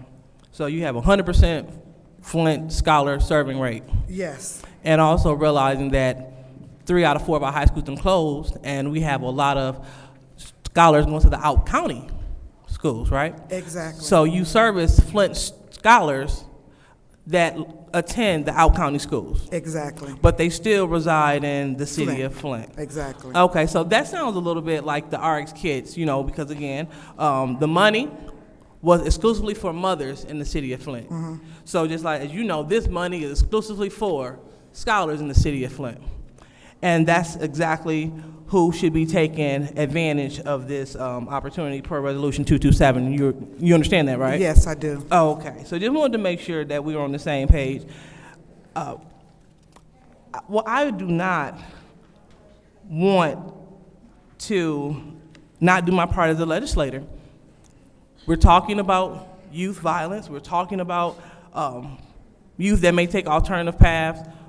This is a youth program that she spelled out in detail and gave everyone a brochure.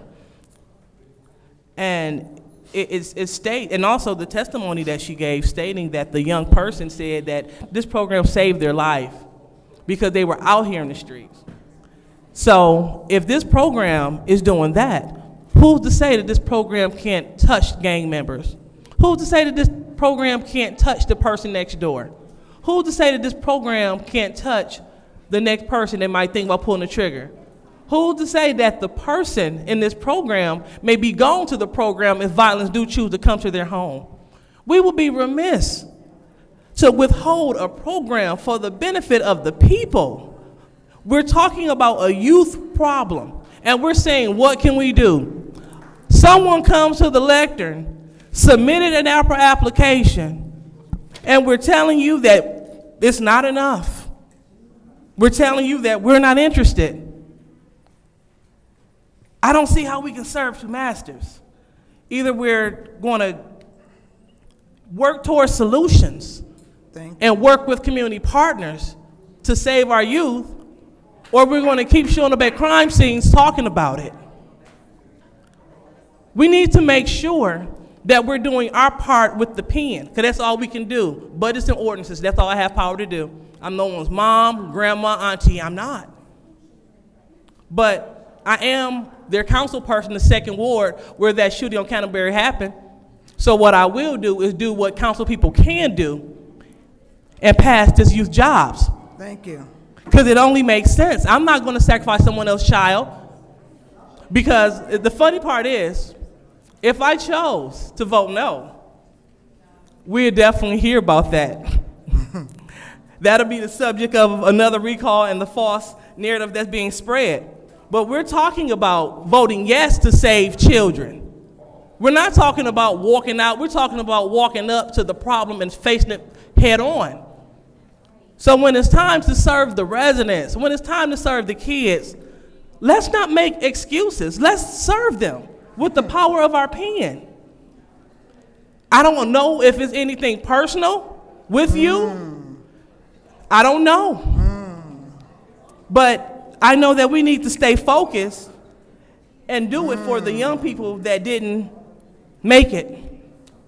Let's do it for her child and the other single mothers that we have in this city. Let's do it because that's what we signed up to do when we said, I want to run for this council seat, and I'm going to accept the duties and responsibility thereof. We can play, but remember, when we fail to act here, people die out there. Amen. And so if we're not going to help save lives, we understand that some kids might not go to wear youth jobs, but you know, some may. And I want to make sure that I'm doing my part. And everything else will be out of my hands. So thank you, Ms. Lott, for serving our youth, because it's a tough job, especially youth growing up with these layers of problems that we're addressing. If we understand that they have layers of problem, how about we all do our part and peel back a layer? Amen. So we can get rid of the problem. Amen. So thank you. Thank you. Anyone else in the second round?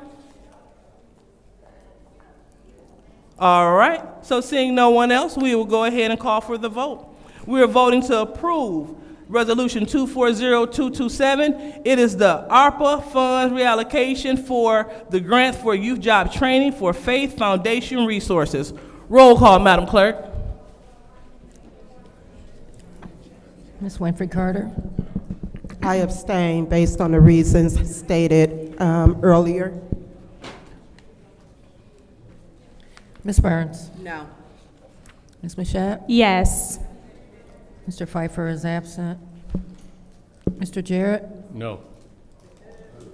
Mr. Alamin? Yes. Ms. Lewis? Yes. Mr. Murphy is absent. Ms. Priestley? Yes. The vote is 4 yes, 2 no, 1 abstention. The vote is 4 yes, 2 no, and 1 abstention, so that resolution fails. All right, very unfortunate we have someone clapping for youth jobs not passing. So we're going to move on to Resolution 240299. What's the pleasure of the body? Madam Chair. Go ahead, Ms. Priestley. Make a motion to approve 240299. Support. All right, has been approved and properly supported by the Councilwoman in the 7th Ward. Any debates in the first round? Madam Chair. Go ahead.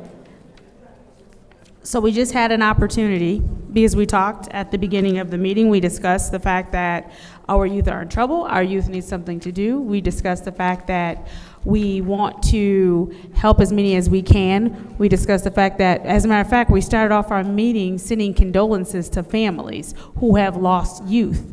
And so we just saw with Resolution 240227, we had an opportunity to pull in youth. Again, the program that Ms. Lotz runs, she touches all kind of youth who she helps keep from going to the streets because they were going that way, and some who she's helped pull back from the streets.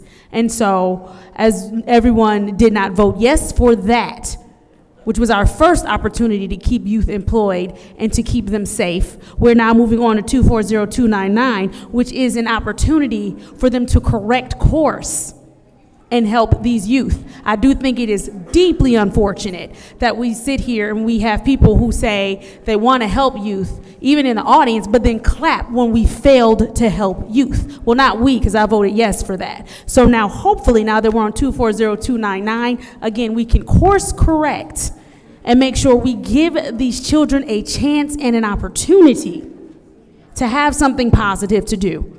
We're going into the second half of summer. This is an opportunity for second half of summer jobs. This is an initiative that was started as literally called Clean and Safe Summer. Safe being the operative word here. And so now we have another opportunity to take on the chance to help reshape a young person's mind by putting them in a positive environment that they might not have access to. So I am in full support of this, just like I was in full support of the last one, because I am in full support of youth. Thank you, Madam Chair. All right, anyone else in the first round? Madam Chair. Go ahead, Ms. Burns. Through you to Chief Green, I see he's made it in. Chief Green.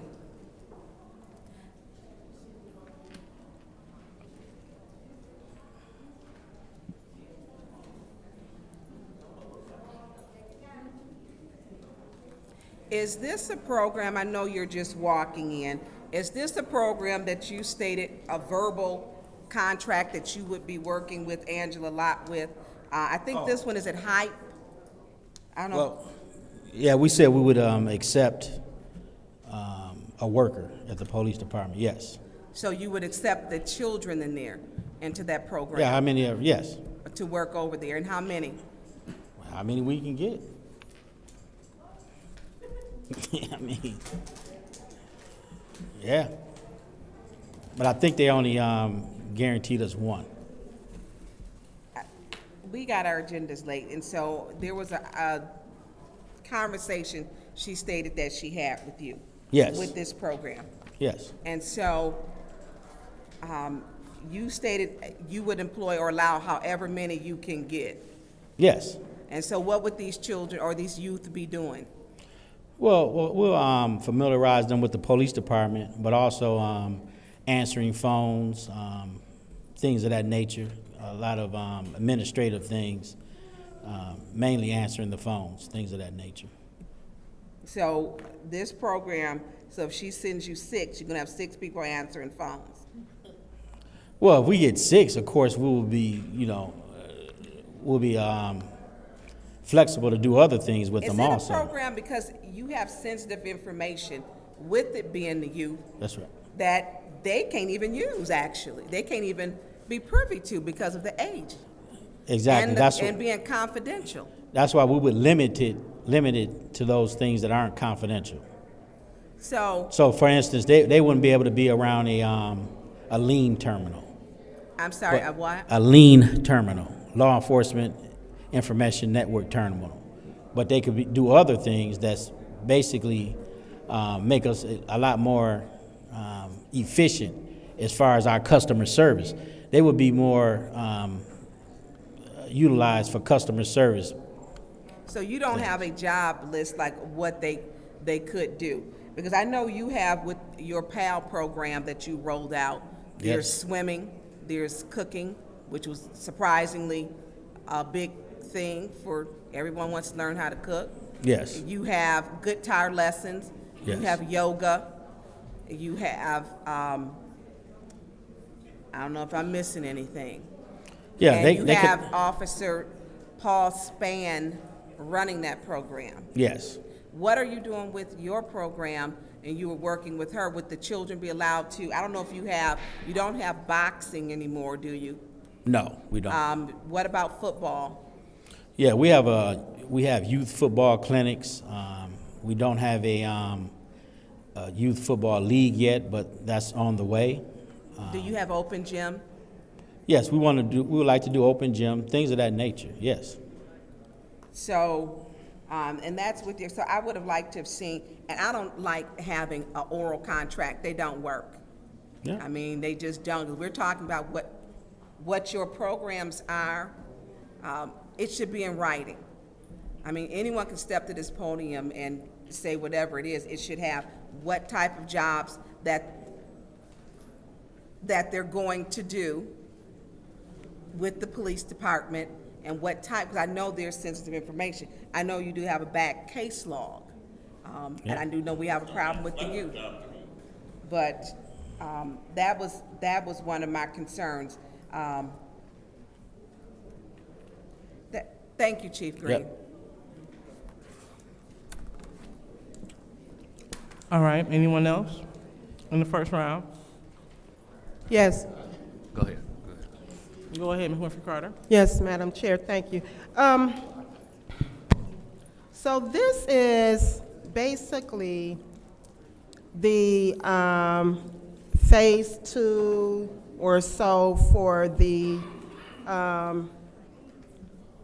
what was it, Clean and Safe Summer.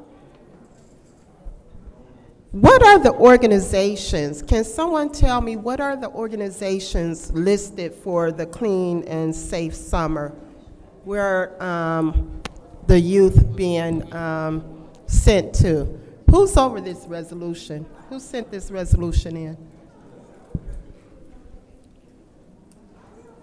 Madam Chair, to you, to anyone. Miss Sparks Green?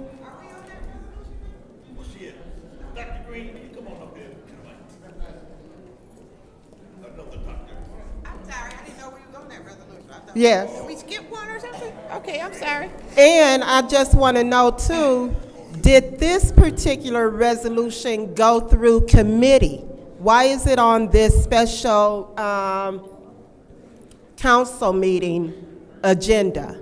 Okay, now I can answer that. So as the president of this body, I'm at liberty to set the agenda. And so keeping in mind that we've been having a lot of youth death out here, I consider getting the youth employed and busy a priority. So I didn't want to waste one more minute. I wanted to make sure that we put it on the first agenda so we can begin to get these youth jobs lined up. So that's exactly why I chose to put this on the special. Okay, with your attitude. As a member of this body, the 5th Ward Council person, this agenda shouldn't even be on this special council meeting agenda. So with that being said, I'm gonna ask that this, I'm gonna make a motion to send this agenda, this resolution, back to committee. All right, there's a motion on the floor to send this resolution to committee. Support. And it's supported by Ms. Burns. So when we are sending it to another committee, we don't have a discussion, we go straight to the vote. So we're gonna go ahead and call the roll call vote. So this is to send resolution 240299 to Finance Committee. Roll call, Madam Clerk. What is your request? Could we clarify what date that would be, or is that on today's? So are committee? you you referring to what committee date? Yeah. Okay, so to the next Finance Committee. Again, in 20 minutes. Is that what we're talking about, or? Okay, well, take out your calendar No, and no, let's it's- look at the, yeah. Is That's it what I'm talking finance about? Madam Chair, Go ahead. the motion that I made is for the next, not this Finance Committee meeting, because it's not on the agenda, the next Finance Committee meeting. It's not on the agenda. Okay. So seeing that this finance agenda has already been set, I'm referring to the next finance agenda. So hopefully that answers your question. And so we're going to go ahead and proceed with the roll call vote. Roll call, Madam Clerk. Ms. Burns? Yes. Ms. Mashat? No. Mr. Jarrett? Mr. Al-Alamin? No. Ms. Lewis? No. Ms. Priestley? And I don't know what we're voting on. Ms. Winfrey Carter? Yes. 3 yeses, 3 no, and 1 abstention. So the vote is 3 yes, 3 no, 1 abstention. So that vote fails. So,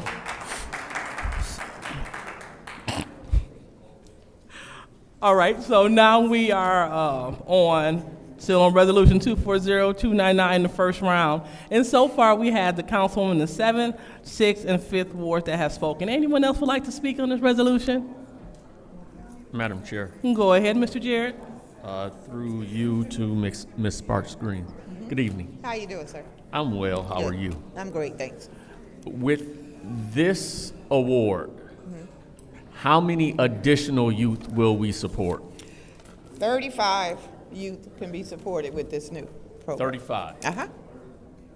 Okay. You know what I'm gonna do? I'm gonna do some math. All right, I got you this time.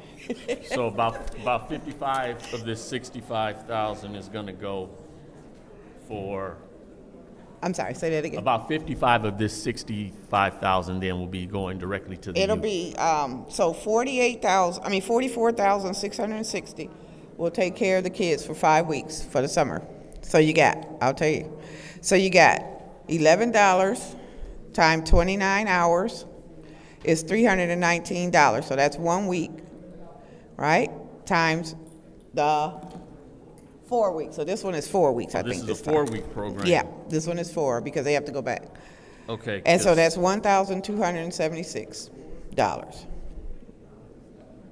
And then you times it by the 35 kids, and you get 44,660.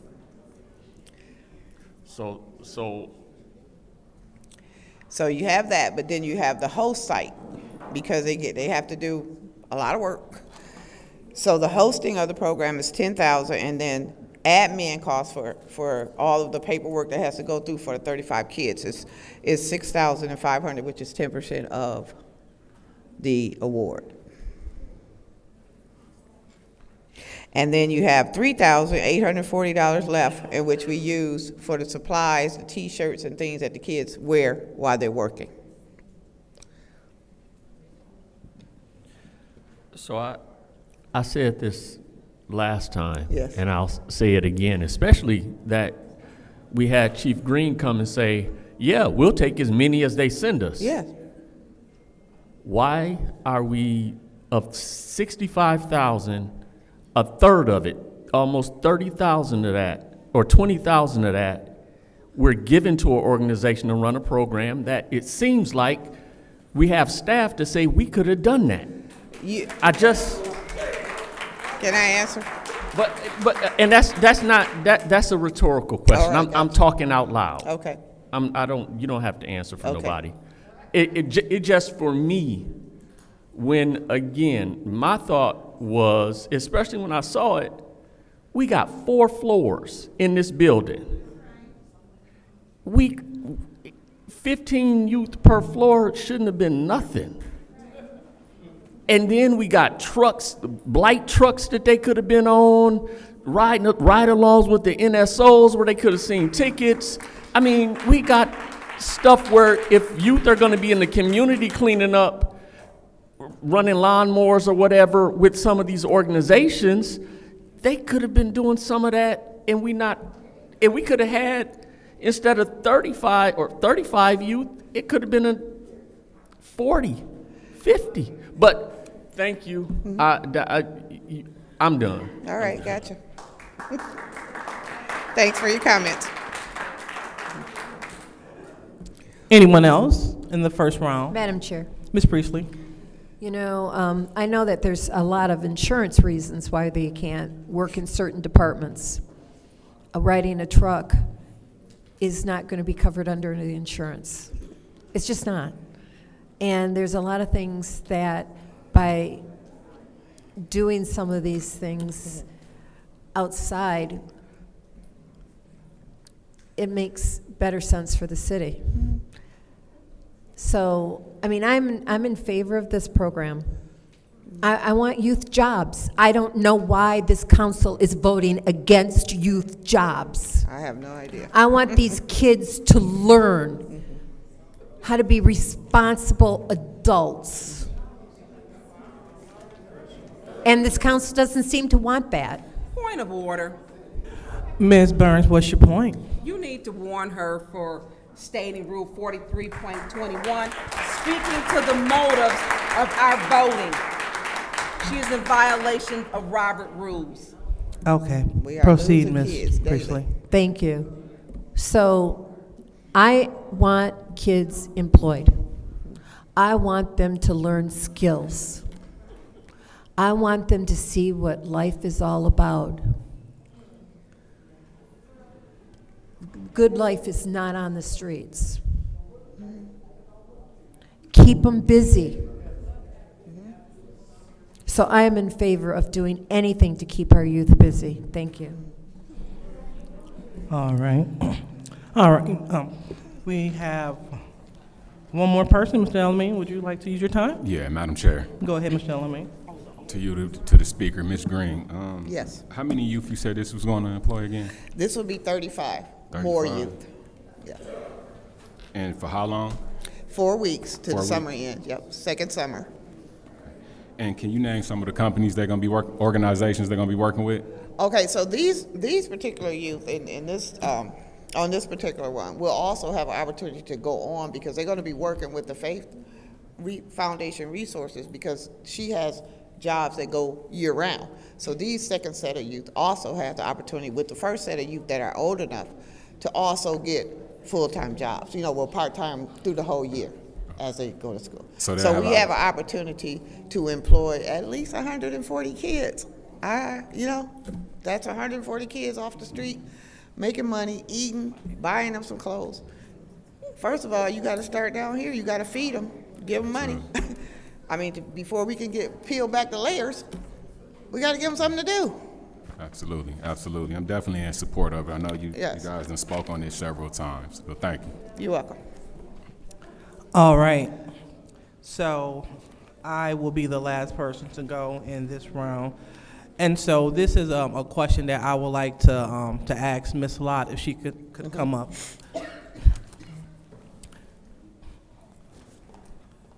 So seeing that you have a lot of experience in this arena, and my colleague asked, what organizations will be employing the youth for the summer. So can you just give us an overview of the organizations that you service? Yes. Miss Winfrey's dad is one of the organizations that actually have some of the youth there. That's why I can't see the pushback. We have Church Without Walls. We actually have the Cathedral Church of Faith. We have, we have the Cathedral Church of Faith. We have ATL, We also have, my mind going blank. Oh, Latinx. Latinx is hiring 10 of the kids. We have 7 different organizations, and I think my mind just went blank on a couple of them. But that gives you 5 other organizations. Okay, and also sound like including the city, because the city. Yes, yes, and I also have a couple of kids that's working here in the city. And as you heard, Mr. Green had agreed. We only have 5 weeks, and we lose weeks as we coming back and forth. So yeah, the kids will be in school in a minute. All right, and I am also aware that the fire department has some youth, right? And they've Yes, been out Mr. here. Miller has 5 kids himself. I got 5 kids working with Mr. Miller. Okay, so we have our Flint Fire Department. They have a few youth, and they've been painting hydrants. And so these youth are filling in gaps. Exactly. That our busy employees do not have time to do. Because, Ms. Shelley, do you have time to oversee interns? Right. So a lot of people, they are doing 2 and 3 jobs here at the city. So to add another layer to their tasks, it doesn't seem fair. So what we have a need. We have youth that want employment. This isn't us bringing a project to the city saying we hope that it works. We have youth that already came and signed up and they said, employ me, we want to work. Yes. And then we have an organization that's able to facilitate this, correct? Yes. Then we have several organizations throughout the city that could benefit from this mutual agreement of employment, correct? Yes. And so now we're about to have youth that's getting a plethora of experience in different industries because we use these ARPA dollars that the people said at the listening session that they wanted to go to youth jobs and training. So we are helping our youth. We're listening to the residents that said they want something to keep the youth busy. And we're also helping keep youth off the street and as potential victims and assailants. That's what's going on here through this job program. Yes. Okay. I don't want to be a part of saying no to this. I don't want to go down on the wrong side of history because I don't know you. But what I do know is that we have the same goal in mind, is to seeing the best for this city and the residents in it. Amen. And so I have to vote in favor of this because if something else happened to another young person, I don't want any blood on my hands. I want to say at least, ma'am, Ms. Taylor, you're being brought to order.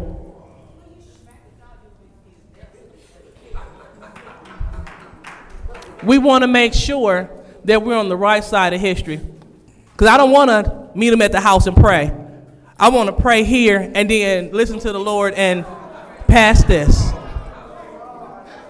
Let's not, and it's unfortunate to have people here that are so hateful towards council members that they're overlooking the goal here is to keep the youth safe. Amen. Amen. It's very unfortunate that the hate towards individuals overshadows the need of youth jobs. Really the crying out of youth blood on the streets. It's very tragic. But that's something that they will have to deal with. Yeah. The second ward elected me, and I will support this. So thank you, Ms. Lott. Thank you again. Anyone else in the second round?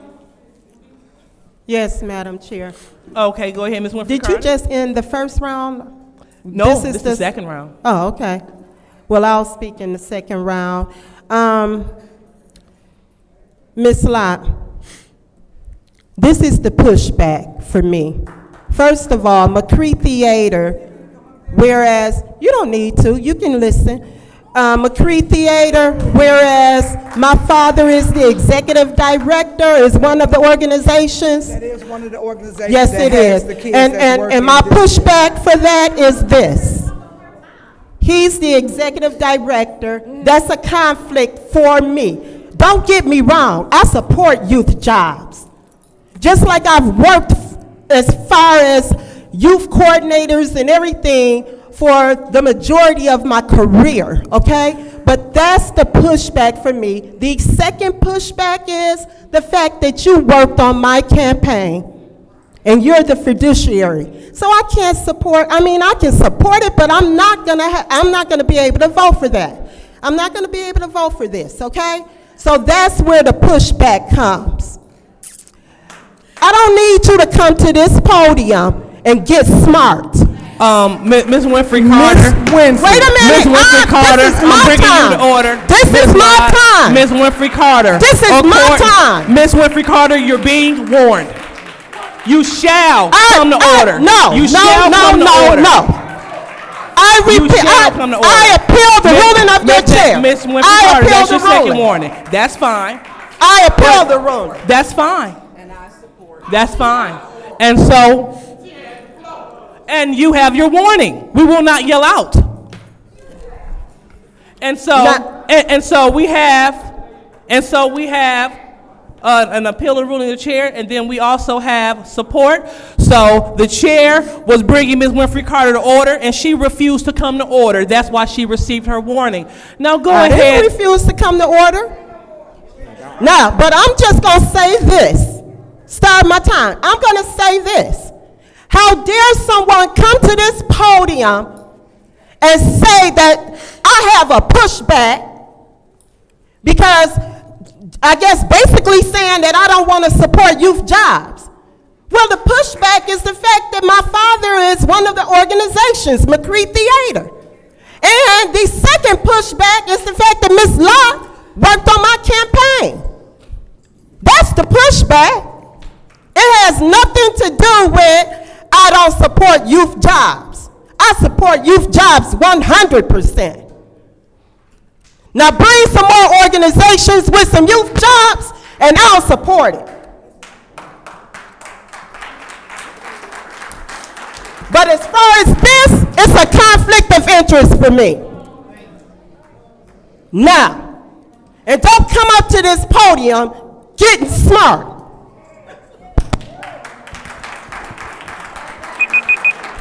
Okay.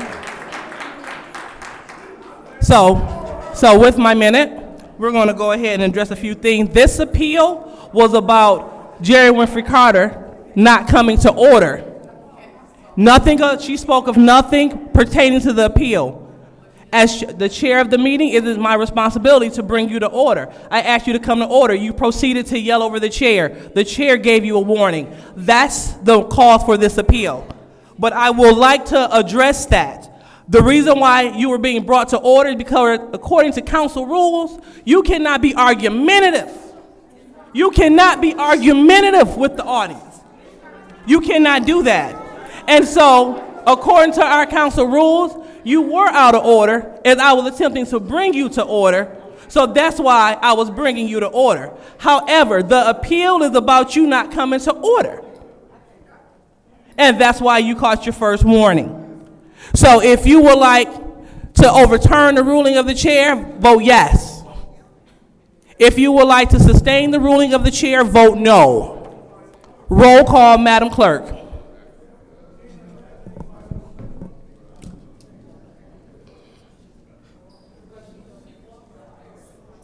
Ms. Mashat? No. Mr. Jarrett? I'm going to abstain because I think that there was part of the interaction that could have been avoided by it not being instigated.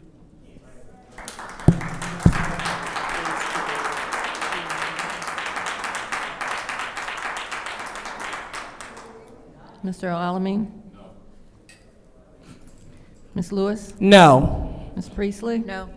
Ms. Winfrey Carter? Yes. Ms. Burns? Yes. The vote is 2 yes, 4 no, 1 abstention. The vote is 2 yes, 4 no, and 1 abstention. So the ruling of the chair is sustained, and Ms. Winfrey Carter has her first warning. So we are still in the second round. Ms. Winfrey Carter, are you done speaking? I'm done. Okay, just checking. Anyone else in the? Are you done? I'm done. Okay. I said what I had to say. Okay. So anyone else in the second round? Madam Madam Chair. Go ahead, Ms. Burns. Thank you.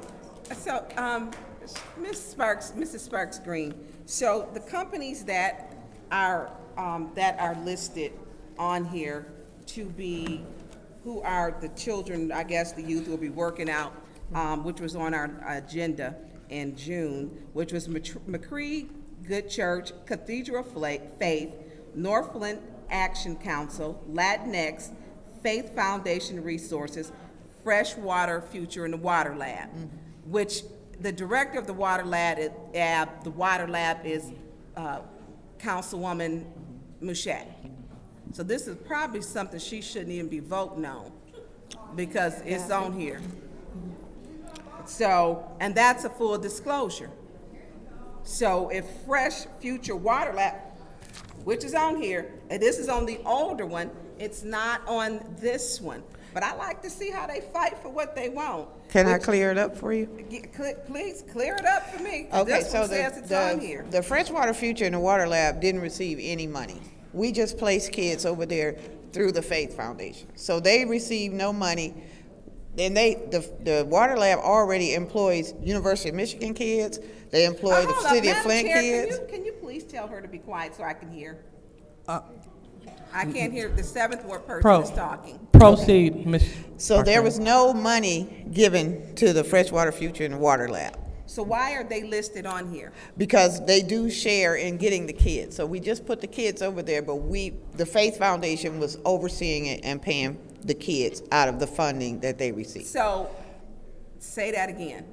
So even though they received kids, they didn't receive any host money or anything else. The Faith Foundation placed kids over there into the Water Lab for them. Okay, so through the Faith Foundation, the money is from her company. Yeah. They place them at the Water Lab. Yes. That's still affiliated. No, because you're saying that they received funding and they didn't. No, I said, let's say affiliated. Oh. They are affiliated.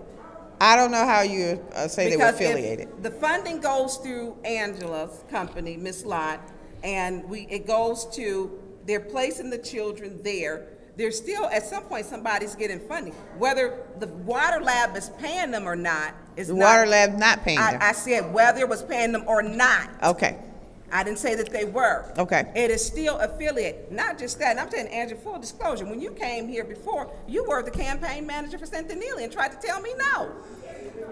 Because you sat here and you sat here and didn't tell the truth. I didn't call you to the podium. I didn't call you to the podium. Not at all. I'm done. All right, anyone else in the second round? Madam Chair. Ms. Mashad. So, and I do want to apologize to Ms. Lotz and Ms. Sparks Green for simply trying to have youth be employed. I think what we run into so many times is that people are willing to politicize things and pretend as though they're not politicizing something. There is zero conflict because I believe so much in youth, in saving youth, and having youth be employed and having youth be exposed to different opportunities that, again, as it was stated, the lab does not receive a dime, not one dime. And so all of these accusations of all of this money that the lab has gotten, the lab has not received not one dime from any governmental entity at all, ever. The lab did something other organizations didn't do. We are hosting students. There's no host fee. There is nothing. That's how much we want children to learn how to be chemists and lab technicians. That's how much we want to keep young people off of the street. That's how much we're trying to protect our youth and support our city. And so we're taking this and we're turning this into everything except for what it is about on the agenda, and that is employing youth and making sure that they have something safe to do. I don't understand how we start a meeting saying we feel bad for residents who have lost children, saying we need to do something with these teenagers, saying someone needs to step up and someone needs to participate and help. And then when you have entities that are stepping up and helping, even at a cost to them where they're not receiving anything, it gets attacked. When you have someone who has worked with children for years, and rather than them be respected when they come to this podium, they are deeply disrespected, that they're yelled at, simply because you all have a disagreement. The lack of respect and decorum from my colleagues is absolutely disgusting, and no one deserves to be spoken to like that. All we are simply trying to do is make sure that youth are employed. If we keep saying the goal is, pause my time. Please hold real quick. Ma'am, I'm bringing you to order. Let's not yell out, and let's not hold your sign up. Okay, thank you. Ma'am, warning, let's not go back and forth. Proceed, Ms. Machad. We're not going to sit here and keep being double-minded and fork-tongued and saying we're caring about kids, and when it's time to put our vote where we claim our hearts are, we don't do it. The bottom line is the youth need jobs. The bottom line is Ms. Lotz has worked with several youth over the years, helping to keep them out of the streets, helping to bring them back from the streets. So either we care or we don't. But what we're not going to keep sitting here doing is saying one thing out one side of our mouths and then talking out the side of our neck about something else. So either you're going to vote to give these children this money, you're going to vote to keep them employed, you're going to vote to open up and expand their minds and their horizons, or you're going to keep paying lip service pretending that you care. That's where we are with this. Thank you, Madam Chair. All right. Anyone else in the second round?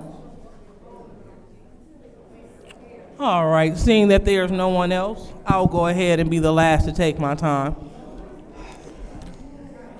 When I heard my colleague initially address Ms. Lott about the political campaign, she had no clue. And so, and this was, sound like not this term, but last term ago, but the point was, now this is a reason not to support youth. Ma'am, that's your warning, because somebody did say that. You. Okay, so ma'am, well, who said it if it wasn't you? Okay, that's your warning. We're not going back and forth. Wait, I appeal the ruling of the chair. That's fine. That's fine. The ruling of the chair. Yeah. That's fine. I know, this is just crazy. And is there a second? Okay, that died for lack of second. So we're moving on. Yeah. So that's the warning. So as we move on to what we're saying, the place to speak is the lectern. You yell out, you'll be brought to order. We are. She didn't even say anything. And again, that is your second warning. So you are removed from this meeting. Thank you. According to the disorderly officers, please remove her. I support that appeal. According to the disorderly person city code subsection, any person that's being disrupting a meeting, they will be given one warning. After the one warning, if they persist to disrupt the meeting, they will be removed, and they could be subject to arrest. So we're going to stand at ease while she's being removed from the meeting. And ma'am, please note, the persistent disruption of this meeting could lead to an arrest. So we want to be clear, if she continues to disrupt this meeting, officers, she could be arrested.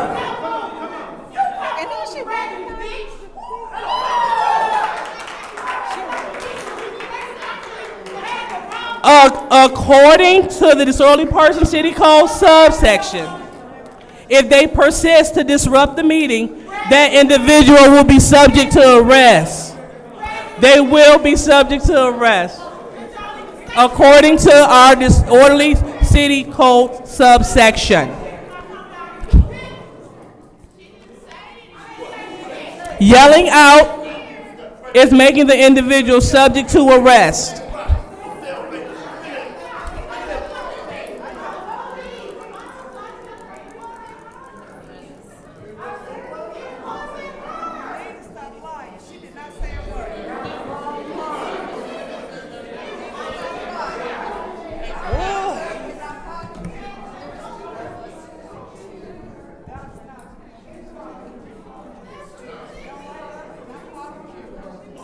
All right.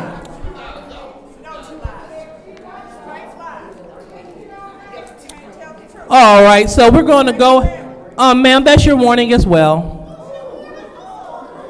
All righty, so we're going to go ahead and proceed with the meeting. That's, Ms. Priestley, we're not on break. Oh, I'm sorry, I thought we were ready. No. I'll take my warning. Duh. You're out of order, Ms. Priestley, thank you. And so, all right, and so as I continue on my time, these are the distractions that we don't need. Too much outside noise is interfering with good judgment for the city. We have someone doing an interpretive dance in the aisle. That's not helping youth. And so we need for people that have all of the energy to do that, to come on and join Ms. Lotz and assist her as she do something great for the youth. We want to make sure that we're using our energy and our efforts to do so. Ma'am, you're blocking the aisle, so please move and lower your sign. Sir, please have a seat and lower your sign. You are blocking the view. That's your warning. Ma'am, I asked you to have a seat. That's your second warning. You're leaving this meeting. I don't want to know something. So, again, ma'am, we need for you to leave this meeting. Ma'am, we need for you to leave this meeting. Ma'am, praise dancer, we need for you to leave this meeting. Thank you. You've been asked to stop. She is removed from this meeting. She is removed from this meeting. And please remember that individuals that persist in disrupting the meeting, that individual will be subject to arrest. Violators shall be removed from the meeting. And she's still talking. Violators shall be removed. And we're going to need for that time to go back on the clock. Thank you. Again, officers, would you please utilize your discretion? She's disrupting the meeting. I just hope we don't lose any more kids after tonight. I'm gonna sit down.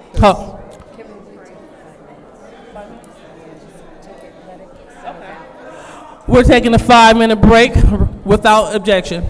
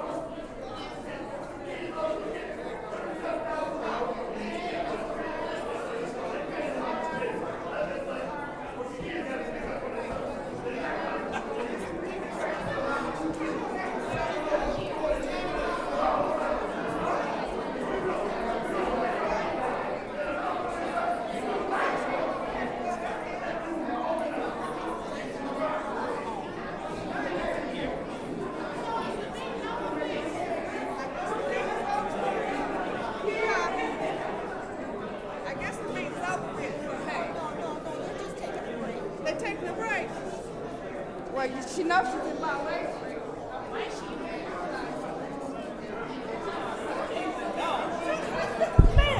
Officers, please, would you remove this woman from the meeting? Ma'am, please. Thank you. Officer, please remove this woman.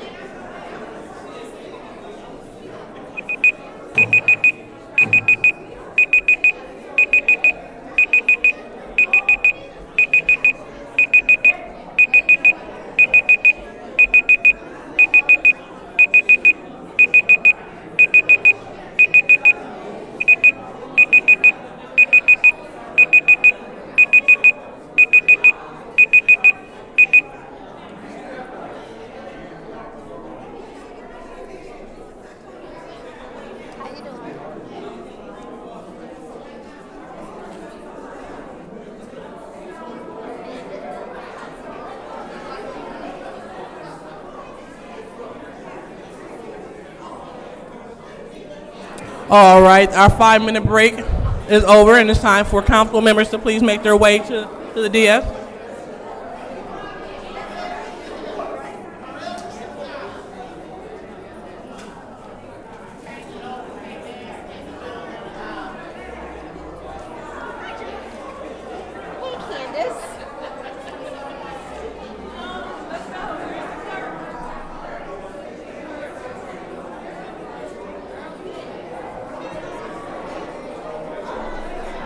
Oh, she's in the back.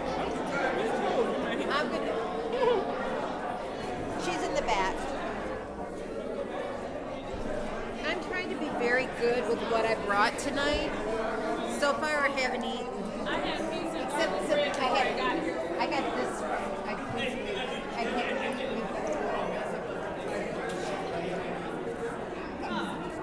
I got grapes there.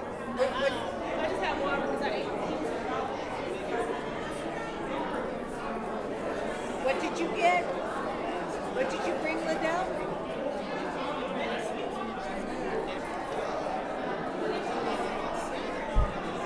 Right. All right, Attorney Cups.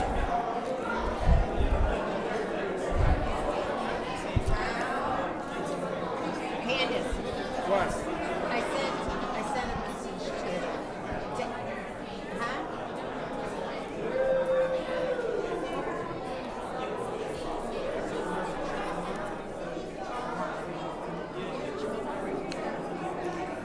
All right.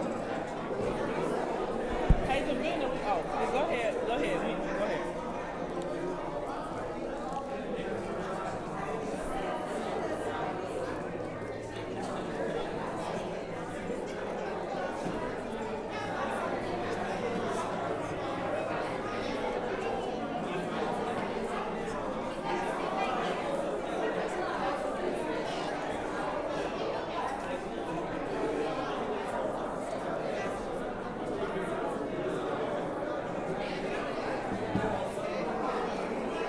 Long time no see.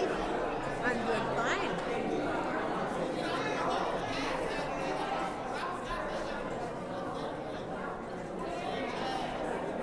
The redhead in the back. And what? She's in the black. She's in charge of the getting all the contracts. All right. So the time is now. How you doing? All right. Thank you. The time is now 8:04, and this special council meeting is being brought back to order. Roll call, Madam Clerk. Mr. Alamin? Ms. Lewis? Excuse me, we need order in the chambers.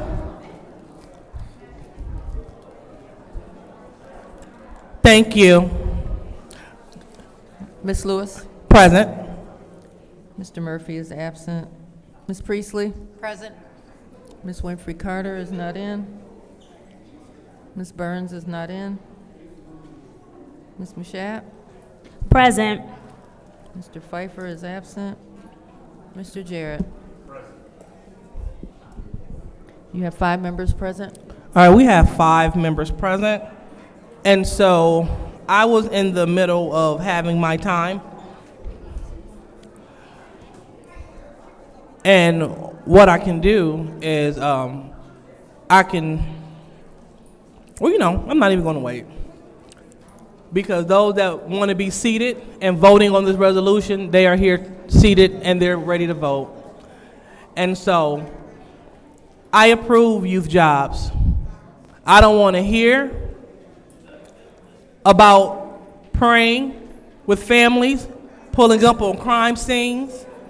I don't want to hear anything that's after the fact when we can pass legislation which would pass, when we can pass a budget that can do something and eliminate these jobs.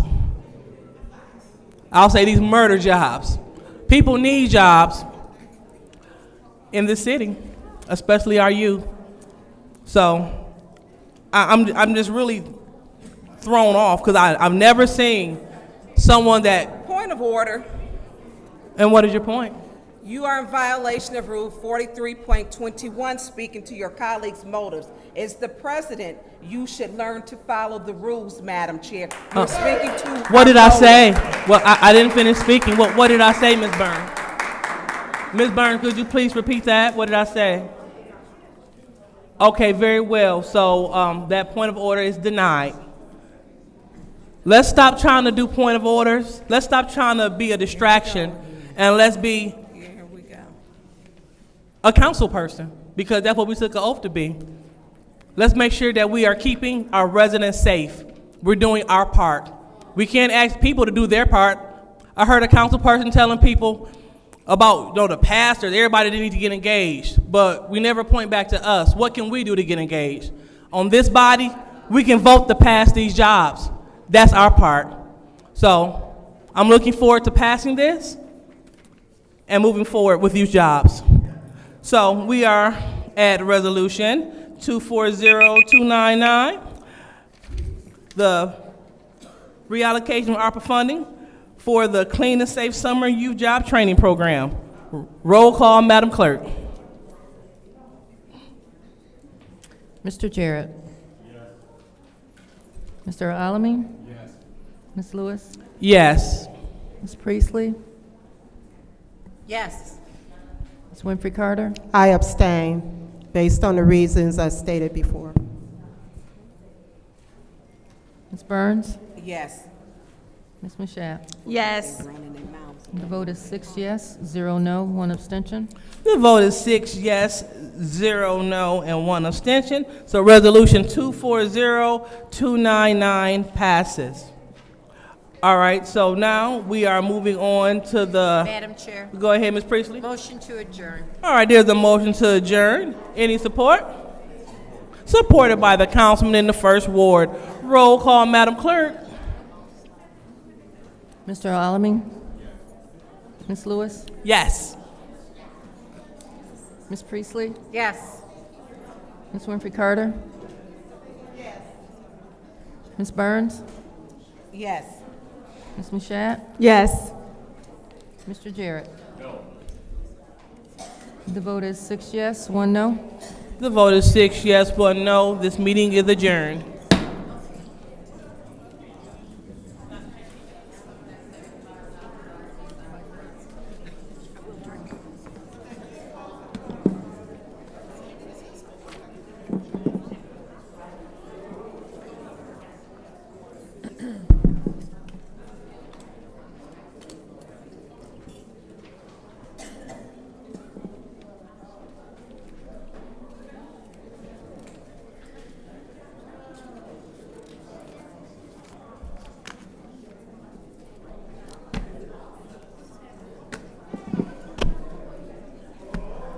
I'm just getting my agenda.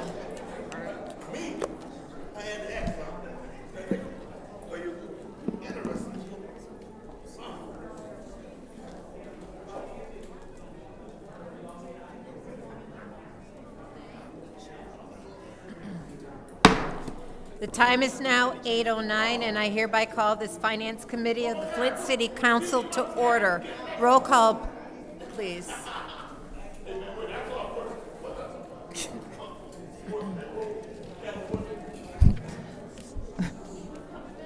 Mr. Alamin.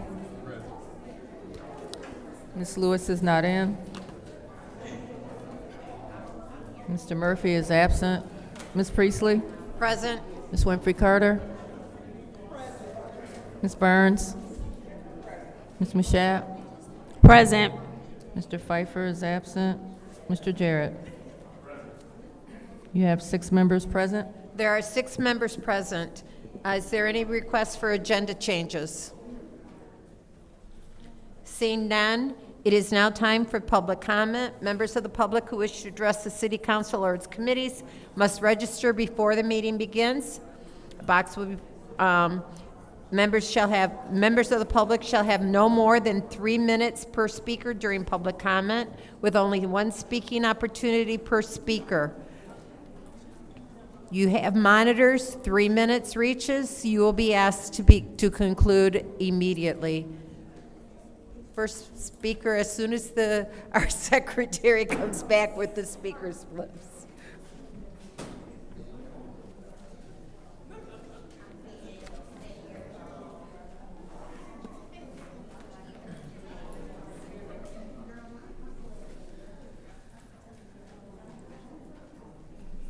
The first speaker is Kawana Mack.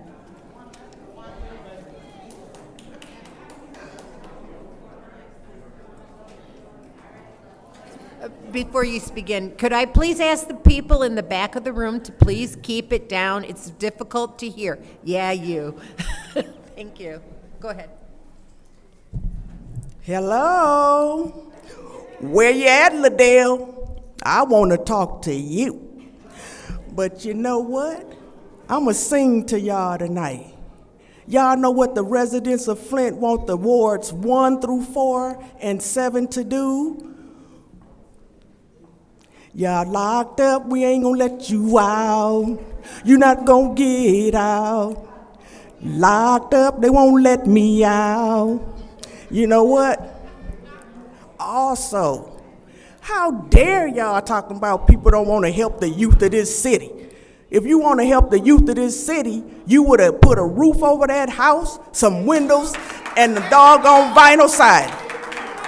And then for that woman that's going to come up here and take how many bites of the apple? That woman was here, 3 times last month, got $500,000. But we know what you're doing, and it's called the grift.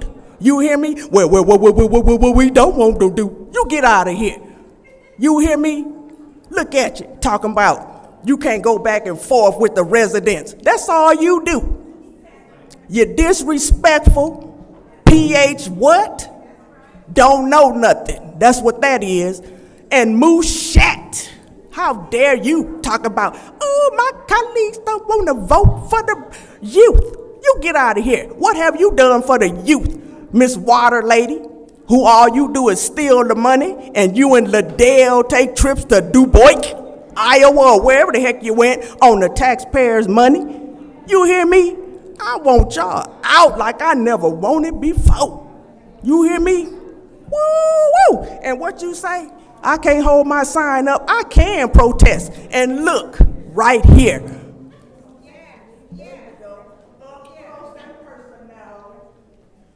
Like I say, you will not take my freedom of speech and my right to protest.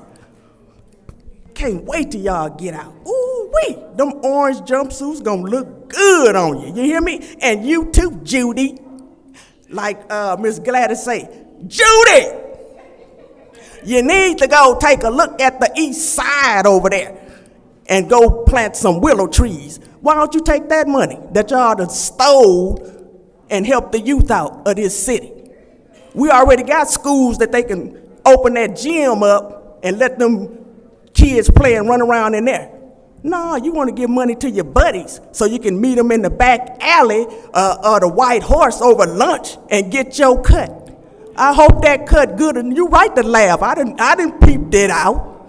I done peeped it out. You know what? I hope y'all put me on the visitors list when you go to jail. You hear me? I just want to look in your face. You welcome. Public speaking. See you next meeting. Please leave the lectern. Your time is up. Thank you very much. I told you to Go look ahead. at my sign. Good night. The next speaker. Excuse me. Go ahead. I mean, again, the lady, she's been a distraction and she refused to quit speaking. So, ma'am, would you I'm please have a leaving. seat? Ma'am, you're out of order. I'm leaving. Yeah, ma'am, you're out of order. Madam You Chair, not supposed would you to- please Hey. bring her to order? 24.7 She needs a warning. says you're not She supposed to needs go a back warning. and forth with the audience. Bye. Okay, as long as you're out the door, that's fine. Next public speaker, please. The next speaker is Rich Jones.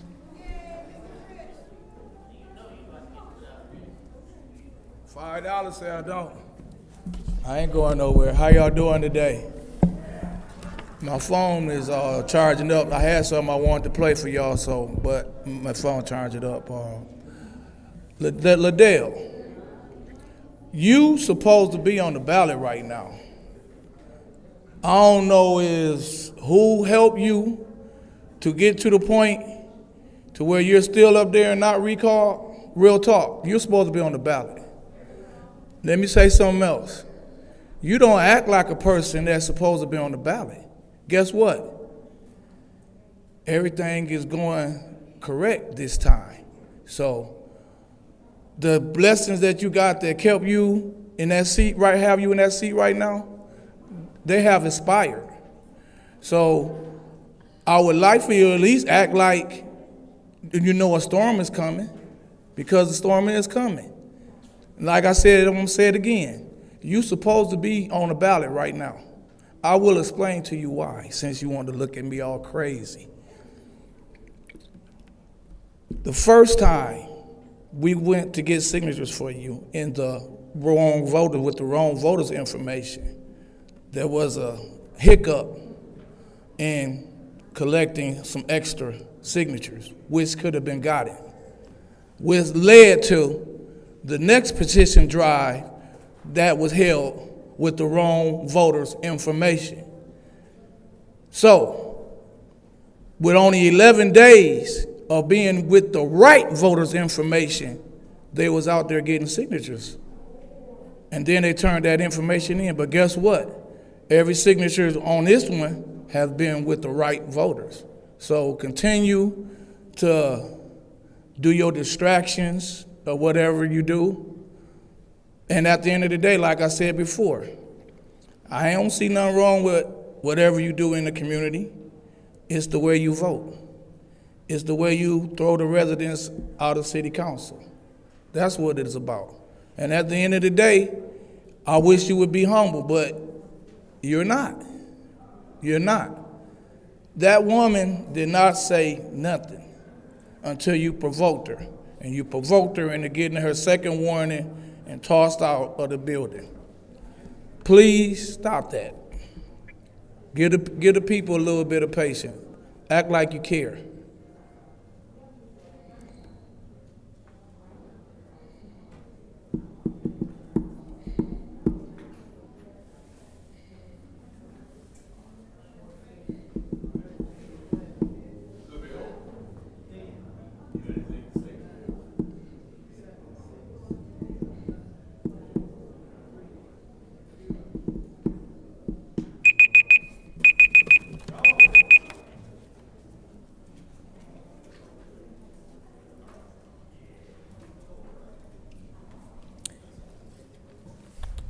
The next speaker is Miss E. Taylor.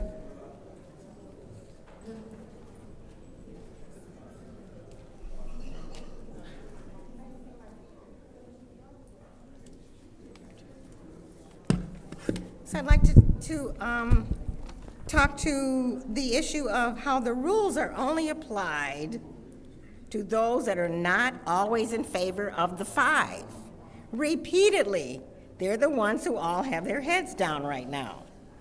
If you speak against them or have another opinion, you are singled out. The $200,000 that was talked about tonight could have been put in an anti-gang activities versus helping a campaign manager of one of the mayor's family. The chair allows her favorites to argue with council, and the five approve it. And there is a rule that says you can't go back and forth unless you're on their side, then you are allowed to bend the rules. Again, I want to see how much money the council receives for their favorite friends and for the mayor. It looks like if you are a campaign manager, we will give you $200,000, and we're not going to track it. This has nothing to do with whether the youth get jobs or not. This has to do with favoritism. And also, the council person in the 7th Ward, I think you called me a lie when I was up here before, and I don't think that's behavior, what is it you call it? Behavior according to a council person. And council person chair, you're always slamming people. You take the money in one hand and you say, and you twist the words of the community and saying, you don't want to give children jobs. This whole audience wants to. And 7th Ward council person, you gesture to one of the community people that you personally support by telling her not to speak. And Cathedral of Faith is a friend to the five. To the five, not to the community. It is so obvious. The insults are in our face. I just think you should be more accountable. We can't track what you're doing with ARPA because you never report it. You don't abide by the, Ms. Priestley, could you just be more respectful? You don't report it. You don't participate in the Open Meetings Act by telling us exactly where the money goes, who gets it, how much they get, and how many times do they get it. You're scared to do it. You're scared to do it. Show us the reports of the ARPA today. Tell us where the money's been. Who's your friend? Put a star by their name so we'll know who the friends are. But we already can figure that out. But you do need to tell us, and don't you call me a lie again if that's what you said, and we're on film, 7th Ward council person. That is truly something that the neighborhood wants to know, the truth about your behavior. But we're looking for a change.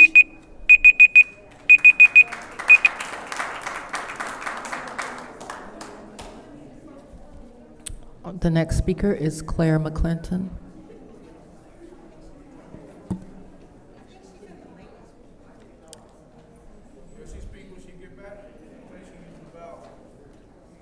The next speaker is Taylor Sampson.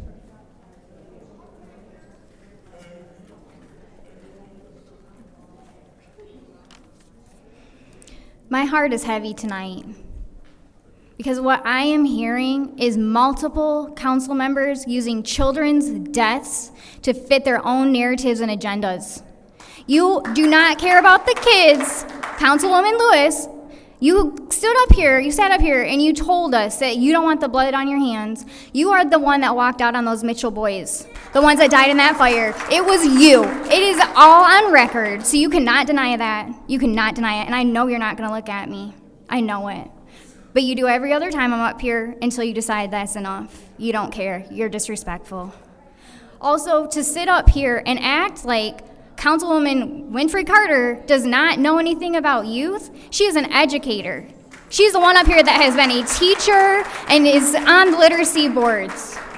I think she is someone that is more than qualified to speak on children today and those in our community. And also, just because I didn't think anyone really brought it up yet tonight, Mr. Jarrett, you are far from ignorant.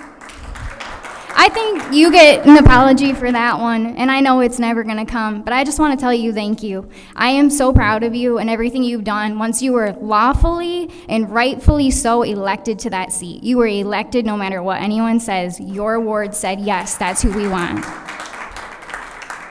And Judy's gone, but I would like to say that's a very lazy excuse to blame all the violence on video games. That has been proven time and time again. Youth today do not care about jobs. These kids are sleeping all morning and afternoon and out all night on these streets. What is a job going to do for them? Seeing all these responses tells me you are out of touch with the youth today. If these kids are at the point where there is a hit list out on their community, it is beyond having a summer job. It is beyond that point. There is no help. You want to talk about the prison to the school to prison pipeline? Guess what? The city of Flint gave a new juvenile detention center, but we have one high school left because people do not care about the youth in our community. We are failing them on every level, and for you to sit up here in those chairs and pretend you care all of a sudden, it sounds like it's campaign season to me. We got an election around the corner, and I'm hearing the 7th ward up here all of a sudden making comments that she normally would be quiet about. I also know there's a recall on 2 going on right now, so it's very funny that you're going to sit up here and pretend to care about kids all of a sudden.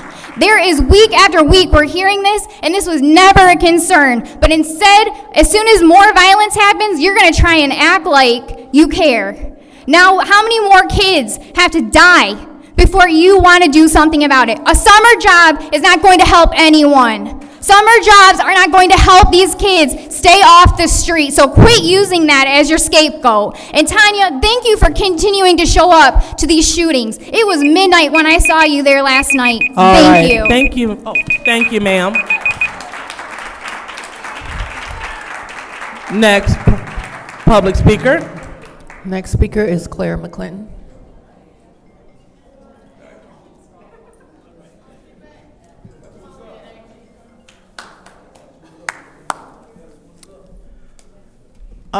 Claire McClinton,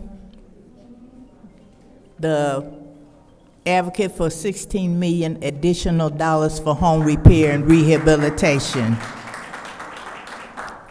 There's other advocates too, but I'm the one here at council. But I want to say this about the challenges we face about burying our young people, and one of the incidents in the last few weeks was a family member of mine, 17 years old. And so there might not be any easy answers, but there are some answers. And one of the answers is, if you don't listen to us, you're not listening to our young people. There was a proposal, this is just one example. There was quite a bit of activity during the summer and last year with the cars racing you know, and you got the speed bumps and stuff. But one suggestion that was brought up in the community hearings was that you create a space, a field where they can go drive their cars and they be organized, and adults or whatever, and it could be rules and everything where they can do that. But that was just dismissed just like the $16 million, y'all. If you don't listen, the people got answers, but the leaders don't listen. And these young people are saying and telling us things, we're not listening. And we have the resources to address some of what they're saying. And so that's the disconnect. You know, you can get all the 501c3s in here you want to and say, I'm going to do this for the youth, and I'm going to do this for mental health, and I'm going to do this. But are you listening, and are you organizing these services in such a way to maximize service? Because I know it's at least 7 or 8 501c3s out here for mental health. Really? All them different agencies for mental health just for Flint? And we got a state, and we got that big beautiful building down the street, community health. We can't put that together and maximize the service? You know, so it just seemed like it's a hit and miss, and responding after the fact, send them out there to the juvenile detention, send them over there to the county, and wipe your hands of it. Thank you. That's got to stop. That is your time. Thank you very much. Next public speaker, please.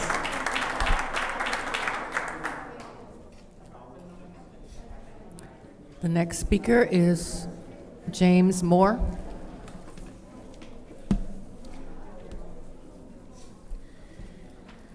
James Moore, a resident of the city of Flint. To the 9 council people that we have here, I'd just like to throw out something that's quickly, and hopefully so it'll be heard.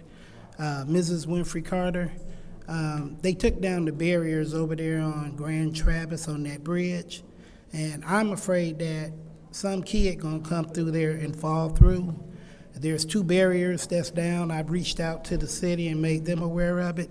But I thank you, because when I brought it up before, you had someone to go out there and put some barriers up. I don't know what's needed or need to be taken, but on the way home, if you would drive up Grand Traverse and see those openings and see that a kid could fall into the Flint River, I would appreciate it.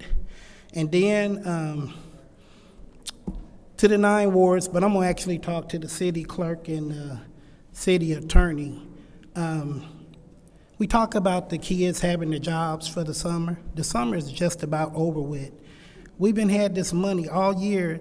Our kids should have been put at the beginning of what's going on and not at the end.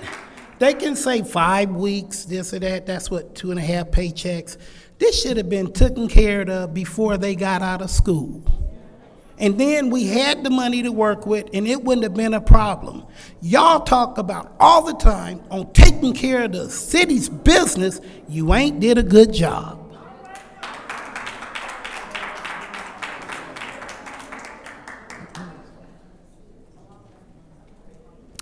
And the final speaker for this meeting is Luana Terry.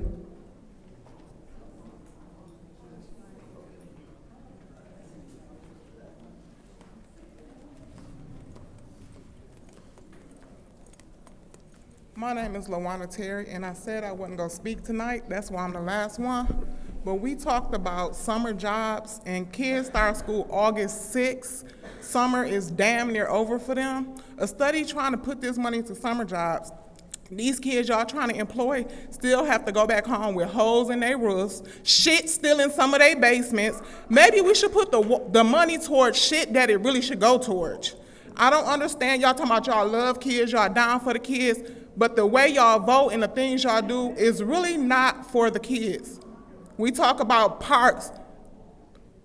I have kids, I work with kids. They don't go to these fucking parks.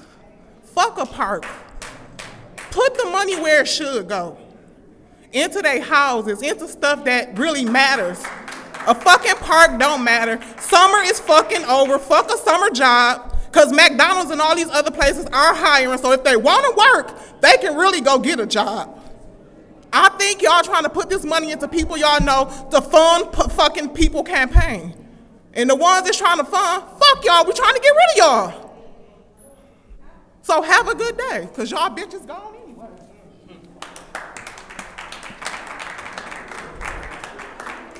Madam Clerk, that was our last public speaker. Yes, that's correct. Okay, it's now time for council response. Members of the council shall have 2 minutes.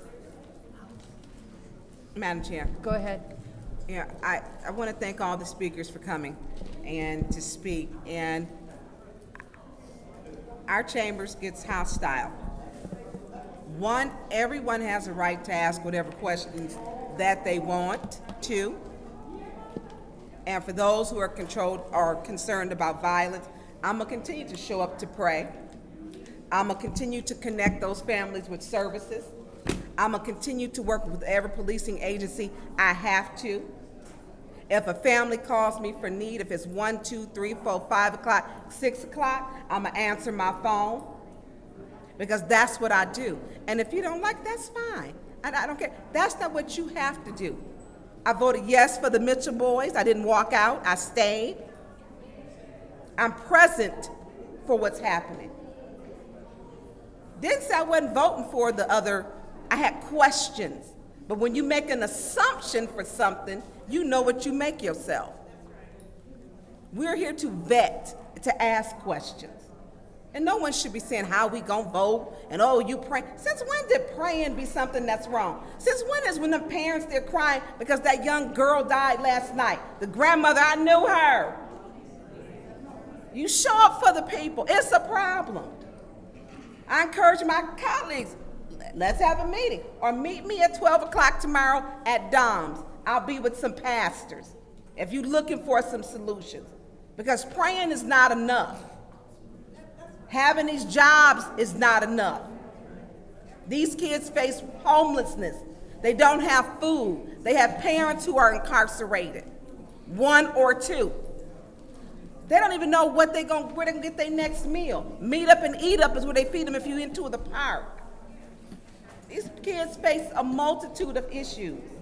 But to try to shame because we asking questions, do better, do better. Madam Chair. Go ahead, Dr. Lewis. Thank you. So I don't want to pull up to Dom's and meet my colleague because I meet you here on Wednesday nights to do the work. And the work is done here per charter by what we are supposed to do. So it's nice to go meet with the pastors, but you're meeting with us on this evening, and you have the power to pass this money for youth jobs and so forth. I'll get up too this is called the work. So let's make sure that we stay focused and we stay on the work. We meet every first and third Wednesday to talk about it, to hash through the questions that we may have for the individual applying for money.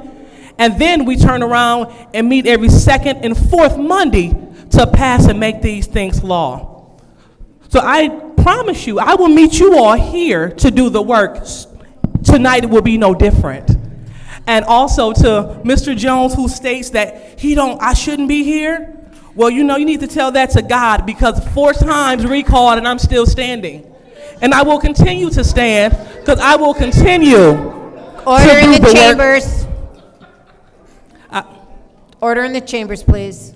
And please keep it down in the back of the room. Go ahead, Dr. Lewis.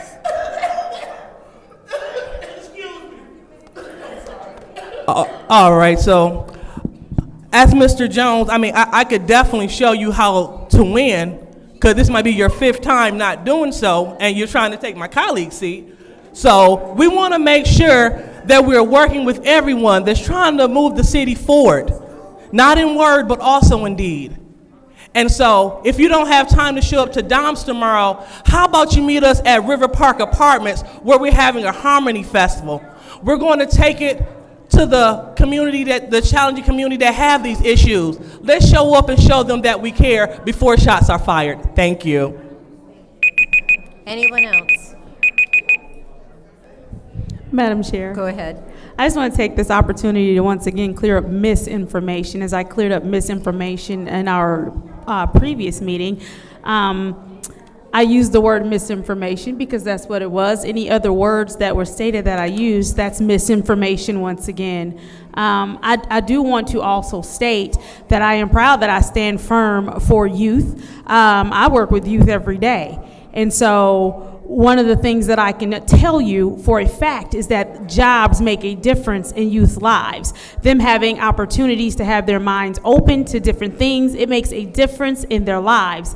I don't understand why there has to be a back and forth about desiring to give youth a stable environment for as long as we can. Two things can be true. They can need jobs and they can also need something else, but it doesn't mean you cancel out one simply because it's politically expedient because you don't like the person. The reality is that the people are what matter, the children are what matter, and so to clap for something failing when it comes to children having jobs shows that for you it is not about the child nor them having a stable environment nor getting better. The reality is right and wrong is wrong, and maybe the sixth time will be the charm.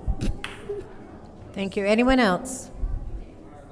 Yes. Go ahead, Mr. Murphy. Yes.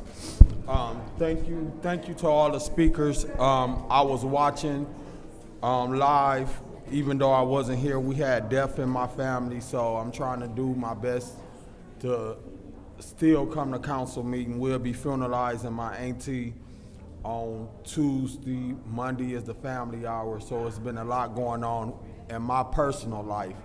But while I was watching live, Liz Taylor was speaking, and for some reason or another, Liz, every time you come up here to this podium, No, ma'am, please be quiet. This is Liz not your time. Taylor, every This is not time your time. you come up here to this podium. This is not your time. This is your warning. Thank you. Go ahead. Every time she come to this podium, she make accusations and interpretations of what she believes. As point of order. Yes. Ms. Priestley, she is getting her stuff to leave. Well, we need to make sure that we make it official with a warning. I already did. A second warning, because she continues to yell I out. did.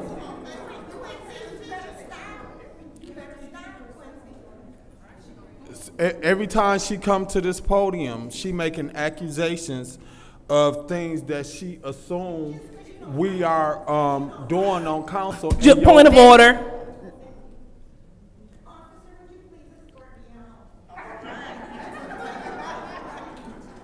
Ms. Taylor, you are allowed to leave on your own steam. Well, you know, it's a good thing that she's not one of my constituents.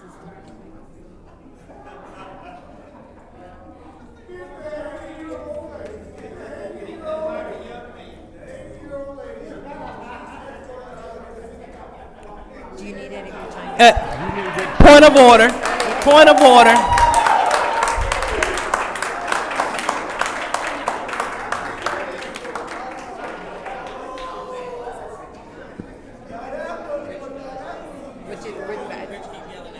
Rich, please, Mr. Jones, please be quiet. Next time it will be a warning. I'm also going to ask the people in the back in the photographer area, we can hear your conversation. Please keep it down. Thank you very much. Mr. Murphy, do you need any of your time back, or did you? No, I'm good. Okay, go ahead. So every time she come to this podium, it appears that she making accusations, and when she be making these accusations, I don't be knowing nothing about what this lady is referring and trying to group us all together, and it just be totally untrue. So I just think it's my right as a council person to denounce the accusations that she making, because as a grown woman, as an 80-some-year-old woman, or however old she is, I was raised with her. She know my family and everything. She keep making false accusations, and then some people out there in the audience clapping, applauding stuff that's not true. Thank you. Anyone else? Anyone else? Seeing none, that is the end of council response. I'll now entertain a motion for consent agenda. Go Madam ahead. Chair, so moved. Okay, is there support? It's been moved and properly seconded. Is there any separations? Madam Chair. Go ahead. Start at the top, 240239. 240240. 240241. 240242. 240244.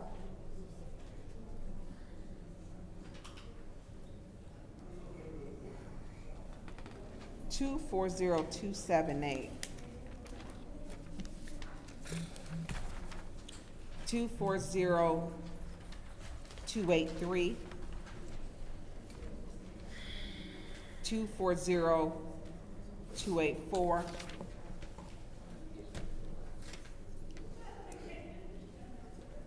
240289. Oops, wait a minute. Oh, I'm sorry, I had my ad page. I had my even, not my ad page. 289? Yep, 289. I think I pretty, is Mr. Miller still here? 240293. 240300.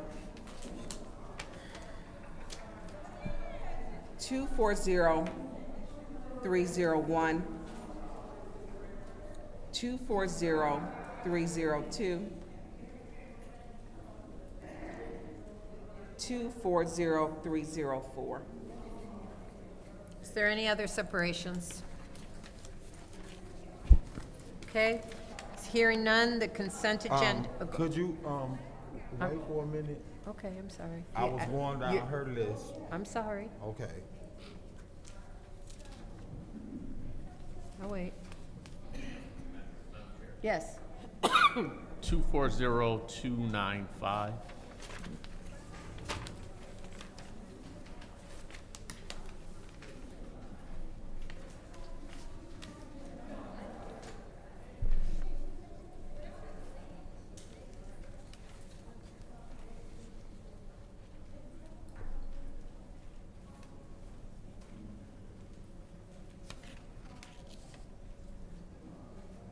Just giving Mr. Murphy a chance to review it. Pardon me? That was the only one. That was all for me. Okay. I'm good. Okay, so the consent agenda will consist of 240272, 240279, 240280, 240282, 240286, 240287, 240288, 24029290, 240291, 240292, and 240303. Madam Chair, Yes. I believe you missed 240285 at the bottom of page 4. You're right, I did. Thank you. So, and it includes 240285.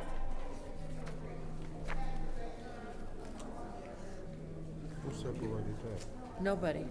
It's part of the consent agenda. Roll call, please. This is to send the consent agenda to council. Mr. Alamin? Excuse me, Ms. Lewis? Yes. Mr. Murphy? Yes. Ms. Priestley? Yes. Ms. Winfrey Carter is not in. Ms. Burns? Yes. Ms. Mashat? Yes. Mr. Pfeiffer is absent. Mr. Jarrett? And the vote is 7 yes, 0 no. The vote is 7 yes, 0 no. Those resolutions will be sent to council. The first separated, Madam Chair? yes. Out of respect for the individuals that stood around for the last 3.5 hours, will it be okay if we prioritize their resolution, because they're still here and their resolutions were separated, so we can just make those first out of courtesy? Without objection, I mean, I know it's past agenda, but And we, if you it's- know, and you, look, I didn't know, not I know know people you, were but there. she needs to start being courteous when we take care of the people. I have no problem.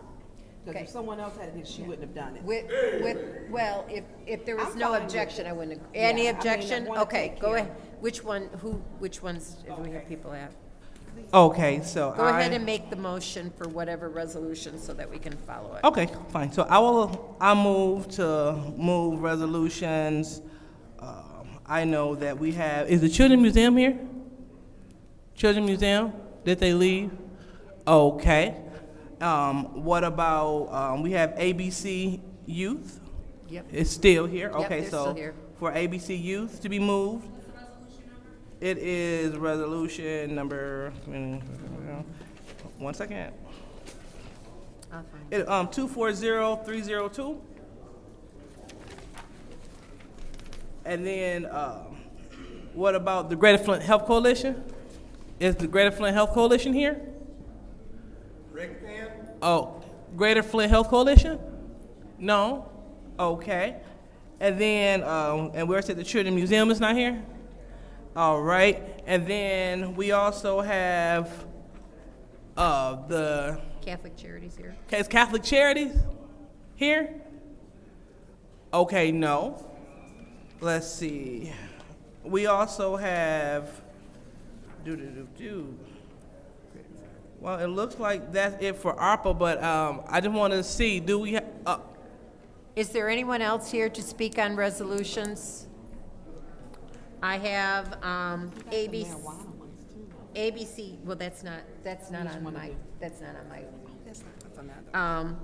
that's on, so we have ABC Youth and, what was the other one that we had, people? So through you, Madam Chair, to the young lady in the third row, what organization? Flint Institute of Music, thank you. Okay, yeah, if we can move them up to number 2. So that's all we have is Flint Institute of Music and ABC Youth. Okay, so let me find, apparently not. So our first number then in this order, since we'll go, is 240240, which is the reallocation of ARPA funds, mental health referrals and services support Flint Institute of Music. I'll entertain a motion. Madam Chair, Go ahead. I move to approve that resolution. Okay, is there support? It's been moved by Dr. Lewis and supported by Mr. El-Alamin to send 240240 to council. Is there any discussion? Yes. Go ahead, Mr. So,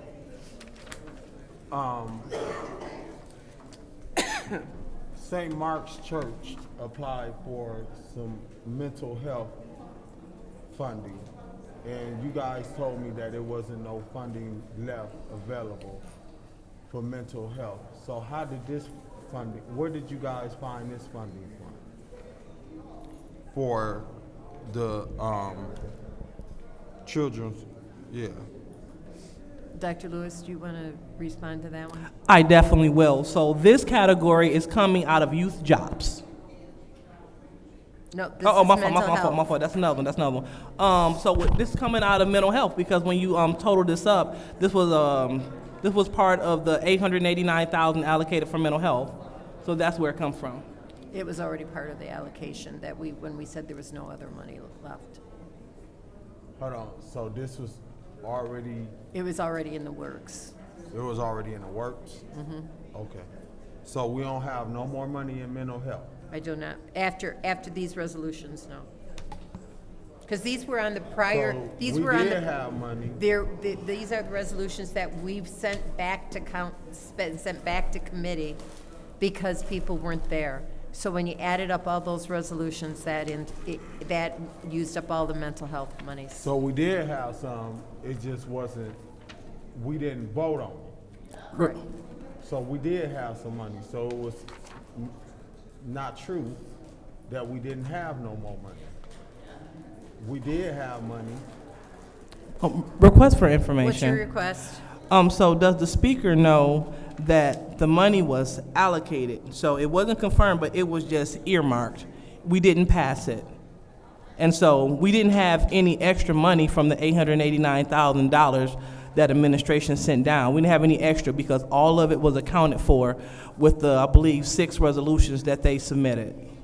So in order for us to extract money from other organizations such as like Involved Dad, we have to take it away from the allocations that they have here. So who put this resolution together, the administration or? Okay, all right. Thank Yes. you. That's it. Okay, any other discussion? Madam Chair. Go ahead. Thank you. All right, and so in terms of Resolution 240240 for $189,000, we had another grantee to come up to the lectern, and I definitely hear the sentiment of my colleague in the 3rd Ward about, and I stressed this that day, that if we pass all of this money, we have no more money left for any of the organizations. And council didn't get an opportunity to chime in on how we would like the mental health dollars spent. And so I would like to make just a small adjustment to the award amount for the Flint Institute of Music for $189,000, and I would like to award $25,000 to go towards the Involved Dad program, because Mr. Hart, he came and his program is prominent, and he said exactly what they do. They have a niche population. They focus on the father. And so I would like to give that organization, which is a grassroots organization that is doing a lot of great work in the city, I would like to give them $25,000 from the Flint Institute of Music's $189,000, which will make their allocation $164,000. That's so we can do the most with the resources that we have. Because as he spoke earlier, he was talking about what they do. And we want to make sure that we are, as we say, not just rubber stamping things. We want to make sure that we're having our input. And so there is no other organization that come forward that specialize in men, in building men. Because strong men, I mean, they create other strong men. And so I think it's something for my colleagues to consider. I would definitely like to make the motion to make that happen. And it's only a slight reduction. I believe that this organization received community block grant dollars. Am I accurate? Could the representative from Flint Institute of Music please come up? So did you all also receive block grant dollars? I believe we are still waiting to find out if we are getting that. Okay. So Is Emily? Okay. All right, so is Emily here? No, she was? Emily, no. Okay, understood. All right, and so I don't want this to be a knock towards what you all were doing, but I want to spread the wealth a little bit for everyone to do great things, because in terms of music therapy, a council member mentioned that they have guitar at local PAL. Mm-hmm. That's through Flint Institute of Music. Yes. So you all do a lot of great work, and my son participates in some of your programs. I'm not going to recuse myself because I want to see more of these programs happen and more other youth take a part. So thank you. You said that you don't know if you all receive funds. Okay, that's fine. I appreciate that. Yeah. And so if you like, you can stay there. I don't know if the colleagues have any more questions for you, but I would like to amend this And I will wait to the second round just to hear from the rest of my colleagues.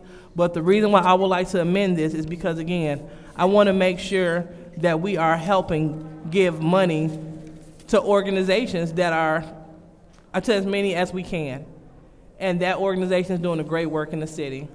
And I want to make sure that they are funded because, again, with the murders that we have going on, a lot of these youth don't have fathers. They don't have a father figure. And so programs like Involve Dad, it helps us with that. So this goes back to what we were talking about before. We're talking about the layers of issues. Just extracting just the mere $25,000 will help us to continue to peel back this layer of issues within our city so we can have whole children. So, and we can do this through programs like the Flint Institute of Music and also like Involve Dad. So, so I will go ahead and release the rest of my time. Thank you. Okay, thank you. Is there any other discussion? Madam Chair. Go ahead. How are you?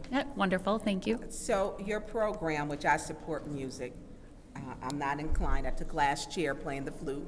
My daughter, I did. I told you that before. My daughter was first chair always. Oh. I mean, no. I won't say what. I know what your chair is. I know how serious you take it. You play beautifully. You do. And music is very important. And sometimes children have multiple intelligence. They can learn by music, memorization. They learn in different ways, and music is very important. Did you need, how much did you apply for? Judy, how much did she apply for? I think 189. I got that open. We originally came in at 208. 208. And then we cut it down to 189,000. Why did you cut it down? It's 207,855 is what's in the application. I'm sorry, I rounded it, yes. Thank you. Let me pull out my original budget. I'm actually, to be honest, I'm not really sure why we were reduced. I wasn't aware of the reason for the reduction. I just knew that it had occurred because we had first came in at 207,000 and then dropped to 189. So I'm sorry, I can't answer the why to the cut, and I don't know if I'm not sure. Okay, so you do I want to say grants for children to learn an instrument. Oh yeah, we have scholarship, tuition assistance, all of that, yes. Because I know through Mott Park Association, it's a big thing that they share the applications. I've taken the applications to people's homes. So for music, it's a whole other outlet, of expression, and there's so many things that I'm a music person. When I used to teach, I played classical music in my classroom all day. Yes. And it just worked. Yeah. It just worked. Yes. And so I don't know about this other we just learned about it today. The music therapy side? Not this one. I know I know about your program, but the Involved Dads. I think yes. I'm not willing to reduce this for music. I'm just not. Okay. Involved Dads, I don't even know why did that not, was it approved by the ARPA committee? No. Okay, well, it was approved by the ARPA committee. Okay. And so I'm not. The community committee. The community, ARPA community committee. Right. I forgot the name of it. It's been, okay. That sounds good. Yeah. And so I'm not willing to reduce, not saying that this program that he have may be a good one. We may have to find funding from someplace else. But I'm not cutting music. Okay. I'm not. Music changes your mood. Music helps children. Music does so much. I'm not willing, and if anything, put more kids into music. Music, when I went to Pierce School, we had music. We learned how to play whatever instrument that we wanted to, and I couldn't play the violin either. But my children played. Yeah, so they were self-inclined. Their dad, just musically gifted, that they would play by ear. Well, I'm going to say two of them. Yeah, they play by ear. Yes. And so when you do that, you know that it's a gift. And we listen, and you think about Ray Charles couldn't even see. Right. He was musically gifted and talented, Stevie Wonder. And we look at all of the musical, it's another outlet of expression. I love music. I did not know this program. I did went to speak to the other, I forget the name of it, Involved Dads. Having Involved Dads is important, but right now I want to stick to the music part. Okay. You know, because even if we're saying, okay, we need children, children can get involved in music. And I do know that the programs do offer scholarships for children to make sure they're not being left out to learn an instrument. And I know the type of quality of the lessons, because all of the students, if you're taking piano lessons, you learn on baby grand pianos. Yeah. Over there. Yeah. My children went there. I didn't get a scholarship for them, but I understand the importance of music to make a child well-rounded. I think we're gonna have to take money from figure out some other place. I'm hearing there may be some other funding coming back because someone didn't have the capacity. And I think we can take that, maybe move it around, but I will not reduce music. I won't do that. It is very important, it's vital in our community, and different types of music. There was a beautiful lady singing opera at the public library last week, and just an enchanting voice. Wow. You know, and Last it's just week or last night? really. That's my time, Madam Chair. Thank you, Tanya. sorry. Thank you. Any other discussion? Madam Chair, Go ahead. through you to the speaker, can you tell me, do you guys have any initiatives or programs that you do that engages to support the youth or underserved populations in particular? Oh, yes, absolutely. So, I mean, we have, most of our programs are geared, especially through the Flint School of Performing Arts. So the Flint Institute of Music is the 501c3. Underneath the Flint Institute of Music, we house the Flint Symphony Orchestra, Flint School of Performing Arts, and then the Flint Repertory Theater, Whiting Auditorium, and the Capitol Theater. All fall under that umbrella. Through the Flint School of Performing Arts, most of our programs are geared towards underserved, and that's why we have the tuition assistance programs in that, so that we can always offer music, dance, and theater to all. And that is our focus. Also, we have a community programs arm that's comes out of another side of our organization that's also taking programs to schools, as well as bringing schools to like the Whiting Auditorium to see school programs, and it doesn't cost them anything. So we do. The Flint Institute of Music in general, that is a huge focus of ours. Okay, awesome. Thank you for sharing that. I appreciate that. You're welcome.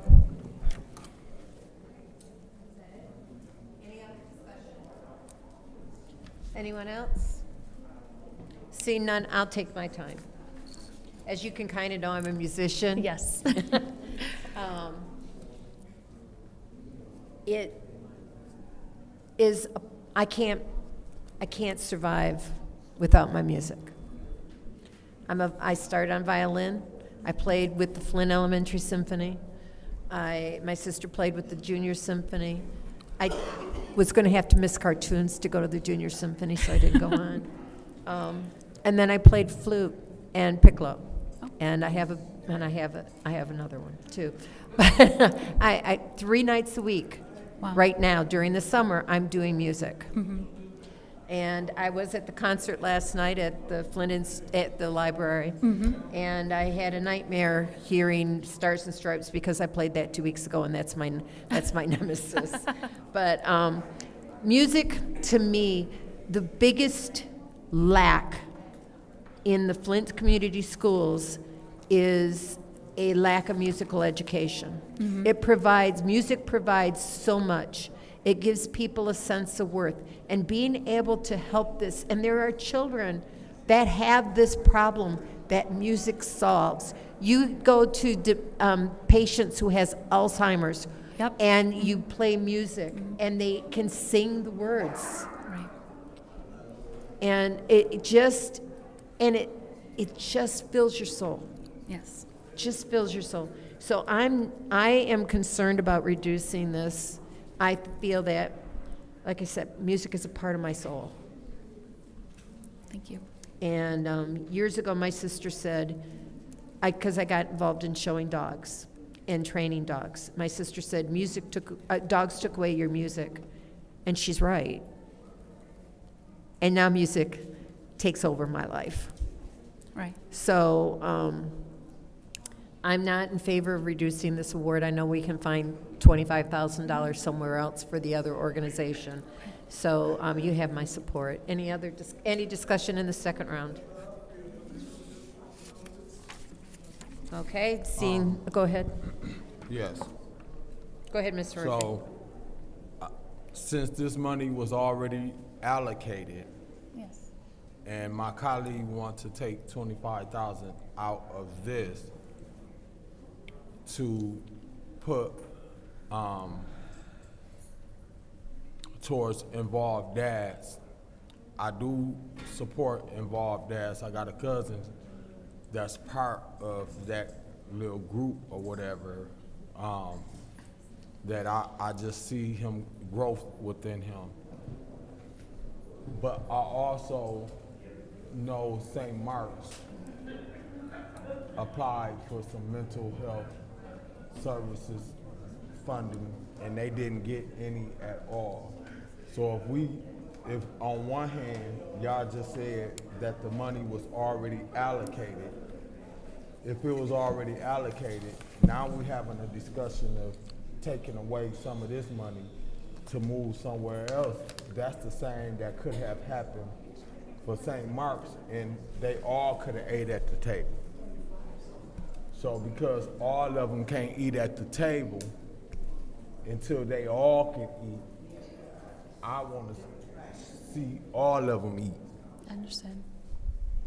And if that means you keep your money and we find some money from somewhere else, I'm down with that right there. But I'm not down with watching St. Mark's, and I don't have no affiliation with St. Mark's. I'm just from the optic. I have watched them do work in the community and promote mental health services, and to don't give them no money at all, and they applied, but because they weren't recommended, you don't give them no money, and then you turn around and take $25,000 from your organization to give to somebody else when somebody else being left out. I don't think that's fair. You know that motion hasn't been made, right? Point of information, you know that motion has not been made, right? What motion? To take 25,000 away. Well, I'm Okay. This is the second round, so I'm discussing Okay. since it's been brought up. Go ahead. Now, if y'all can find some, maybe y'all can find some COVID. I mean, what's the other money? CDBG. The opium. Oh, opiate. Maybe we could use opium dollars and give to involved dads and St. Mark's, because it's still dealing with mental health. Point of information. Which point? The point of information is, Mr. Murphy, are you aware that that money has to go towards opioid-related issues? So they will have to be former addicts or current addicts, have to be around opioids. So we just can't allocate money from the opioid funds. I thought we gave opium $150,000 of opium dollars to Made Institute.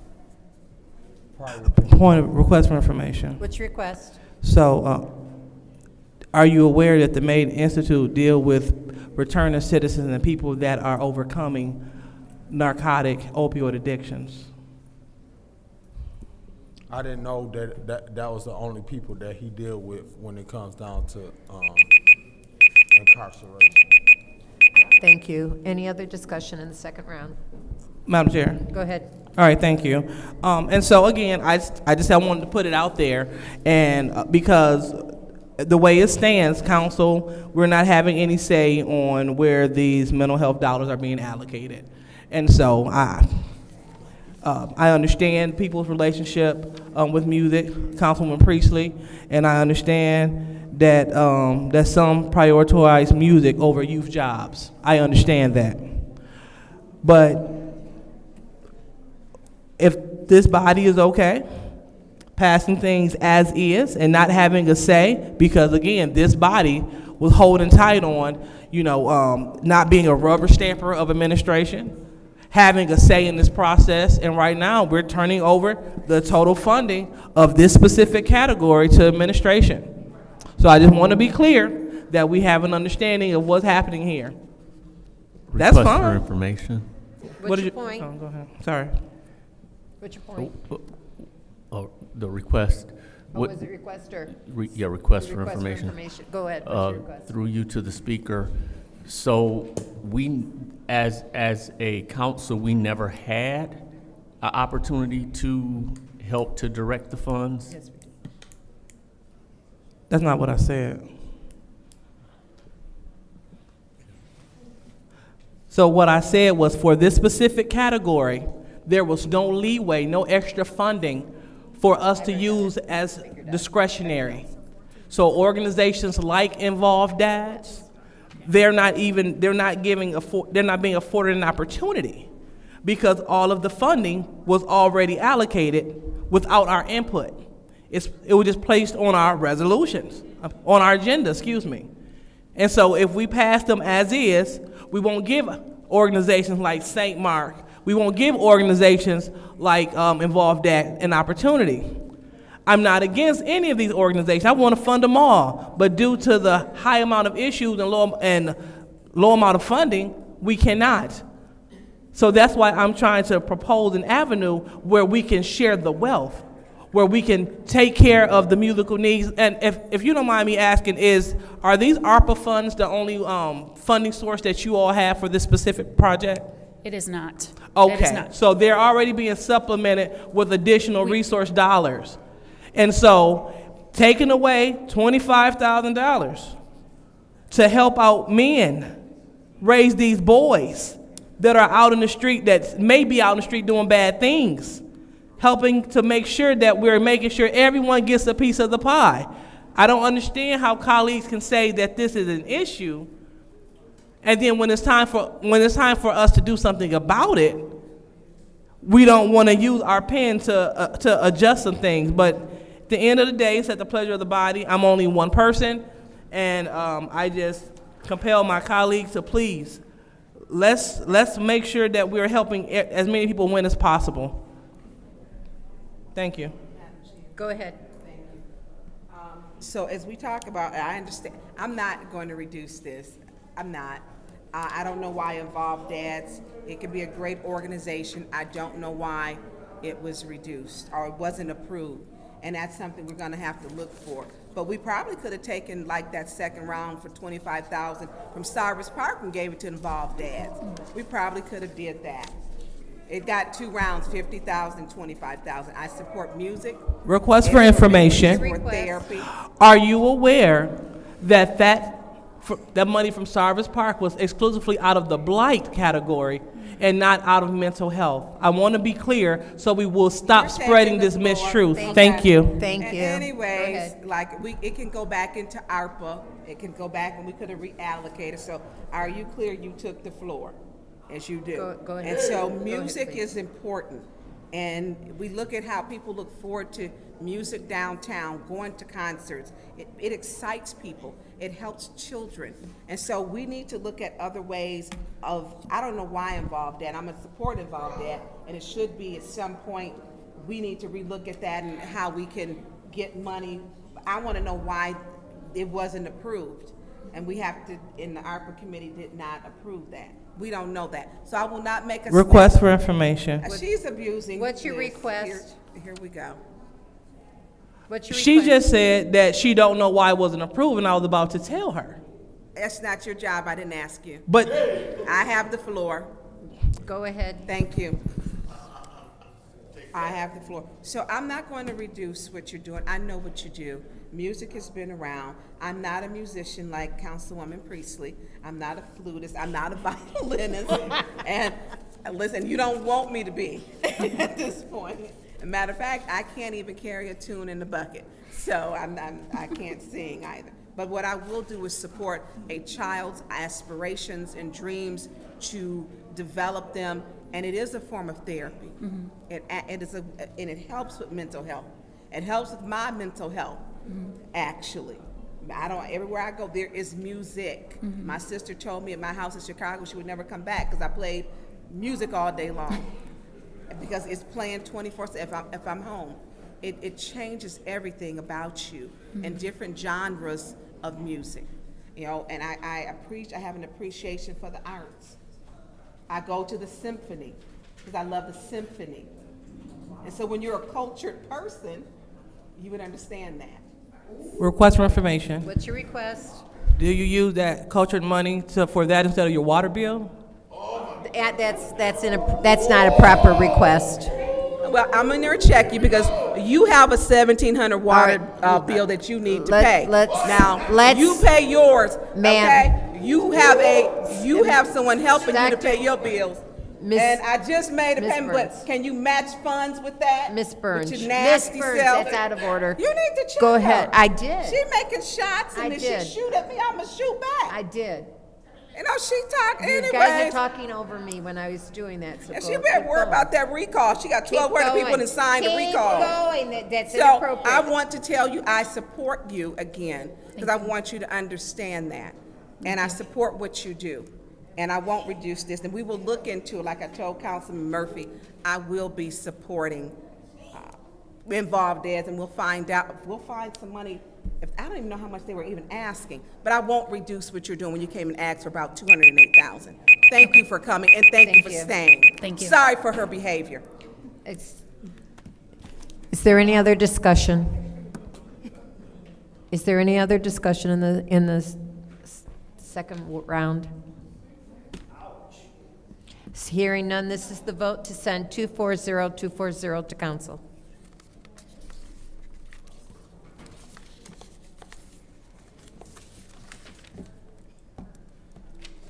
Ms. Lewis. Yes.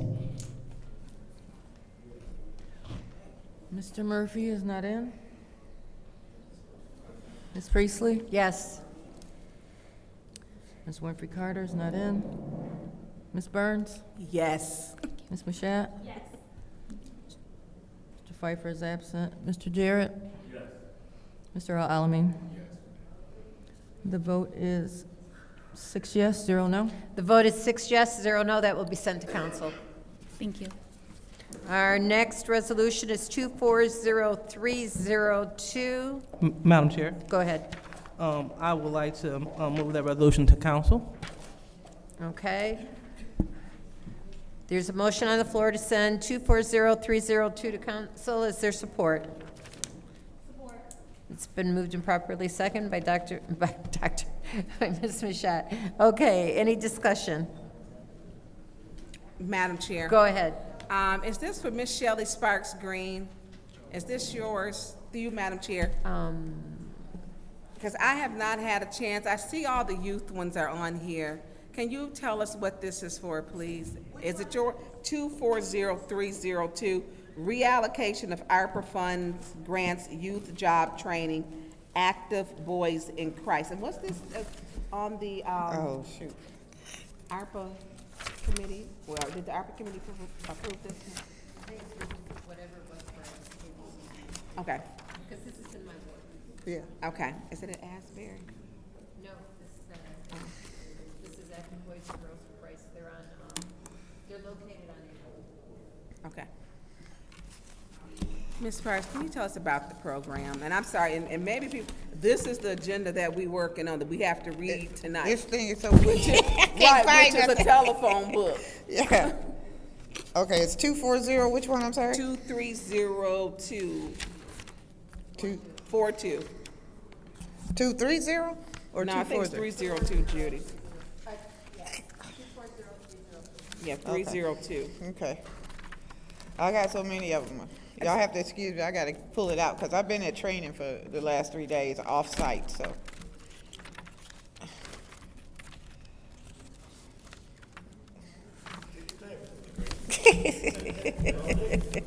Hush up.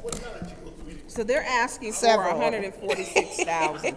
Was that what they were approved for, Judy? No. Okay. Yep, I think I said Judy. I'm not. She know I don't. Thank you. All right. Let me see. And so, how long have they? Do you know how long they've been in existence? They got a new. Request for information. Does the council member know that the organization is in the back? Yeah. Please. They're here. Yeah, come on.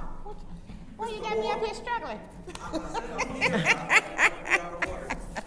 Thank you for being here. I haven't even had my glasses. I want to be out of order. Hi, how are you? Good evening. Can you tell me about your program, please? Okay, our organization is involved in introducing youth to skilled trades. We introduce youth from 7 to 17 years old. We started in 2017. And the reason being, I'm a licensed master electrician, and I want to give children a different avenue of trying to pursue a career as opposed to just getting a job. So do you have leveraged funds with this? Are there other funding sources?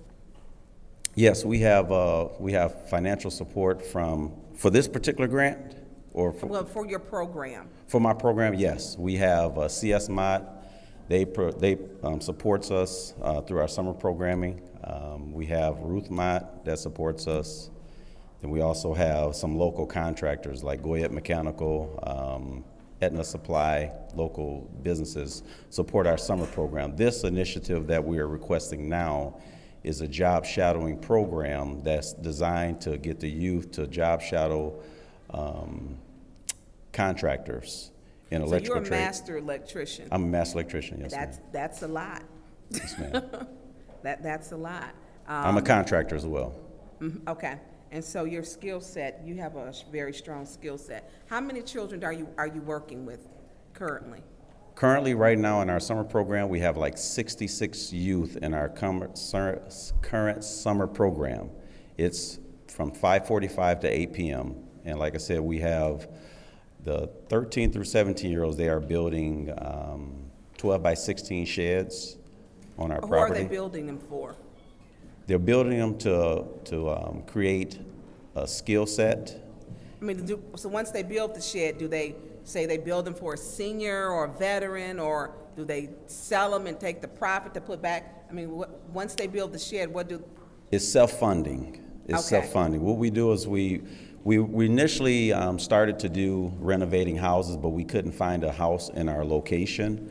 We have renovated 4 houses in the past. This year, we couldn't get a house secured for this year's programming. Where did you have the homes before? Because if you're on Averill and what? I'm on Averill. It's at the Jacob Baptist Church parking lot.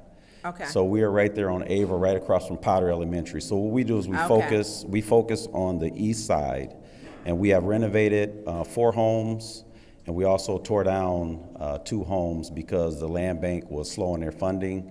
Yeah. And there was a lot of blight in our area, so we took that money to do that.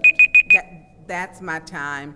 I'm Someone sorry. else may have a question. I won't be able to the second round. Thank Okay. you. Thank you. Any other discussion in the first round? Any discussion in the first round? Go ahead. Thank you. Through you to the speaker, is it Mr. Watkins? Watkins, yes, sir. Good Yes, sir. evening. Good evening. Do you remember submitting the application for the grant itself? Yes, I do remember. Okay. Yes.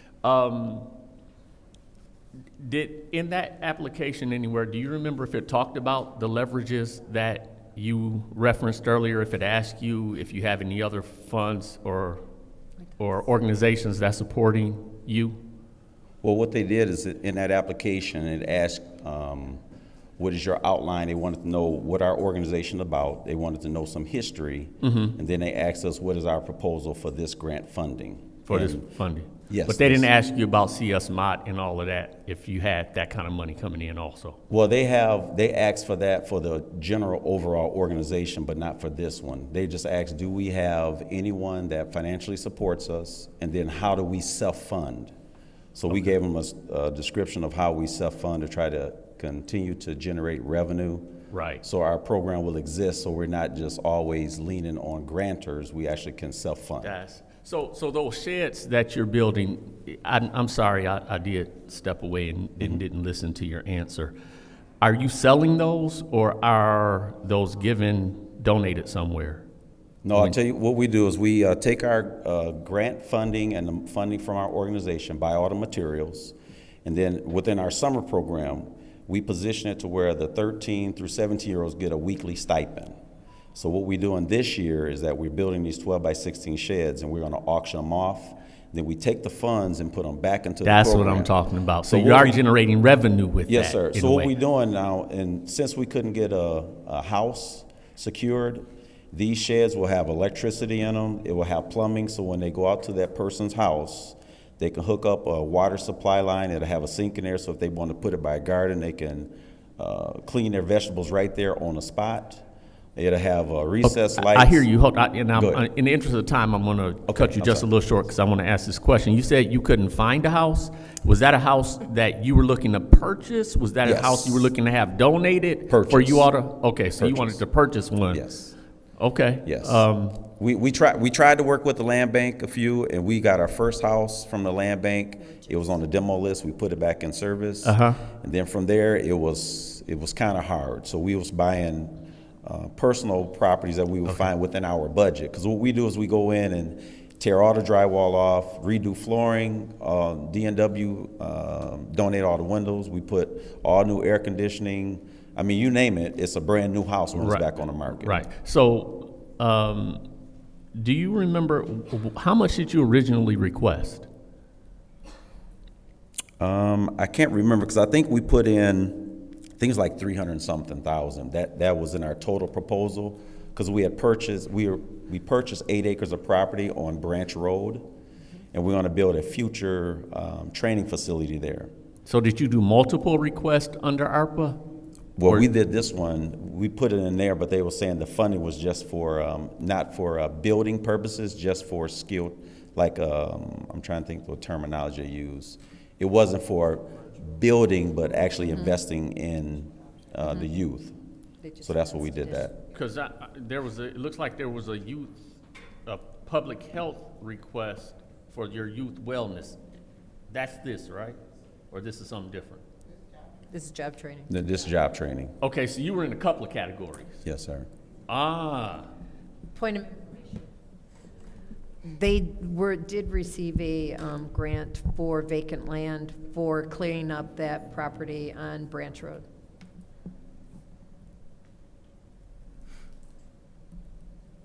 Okay.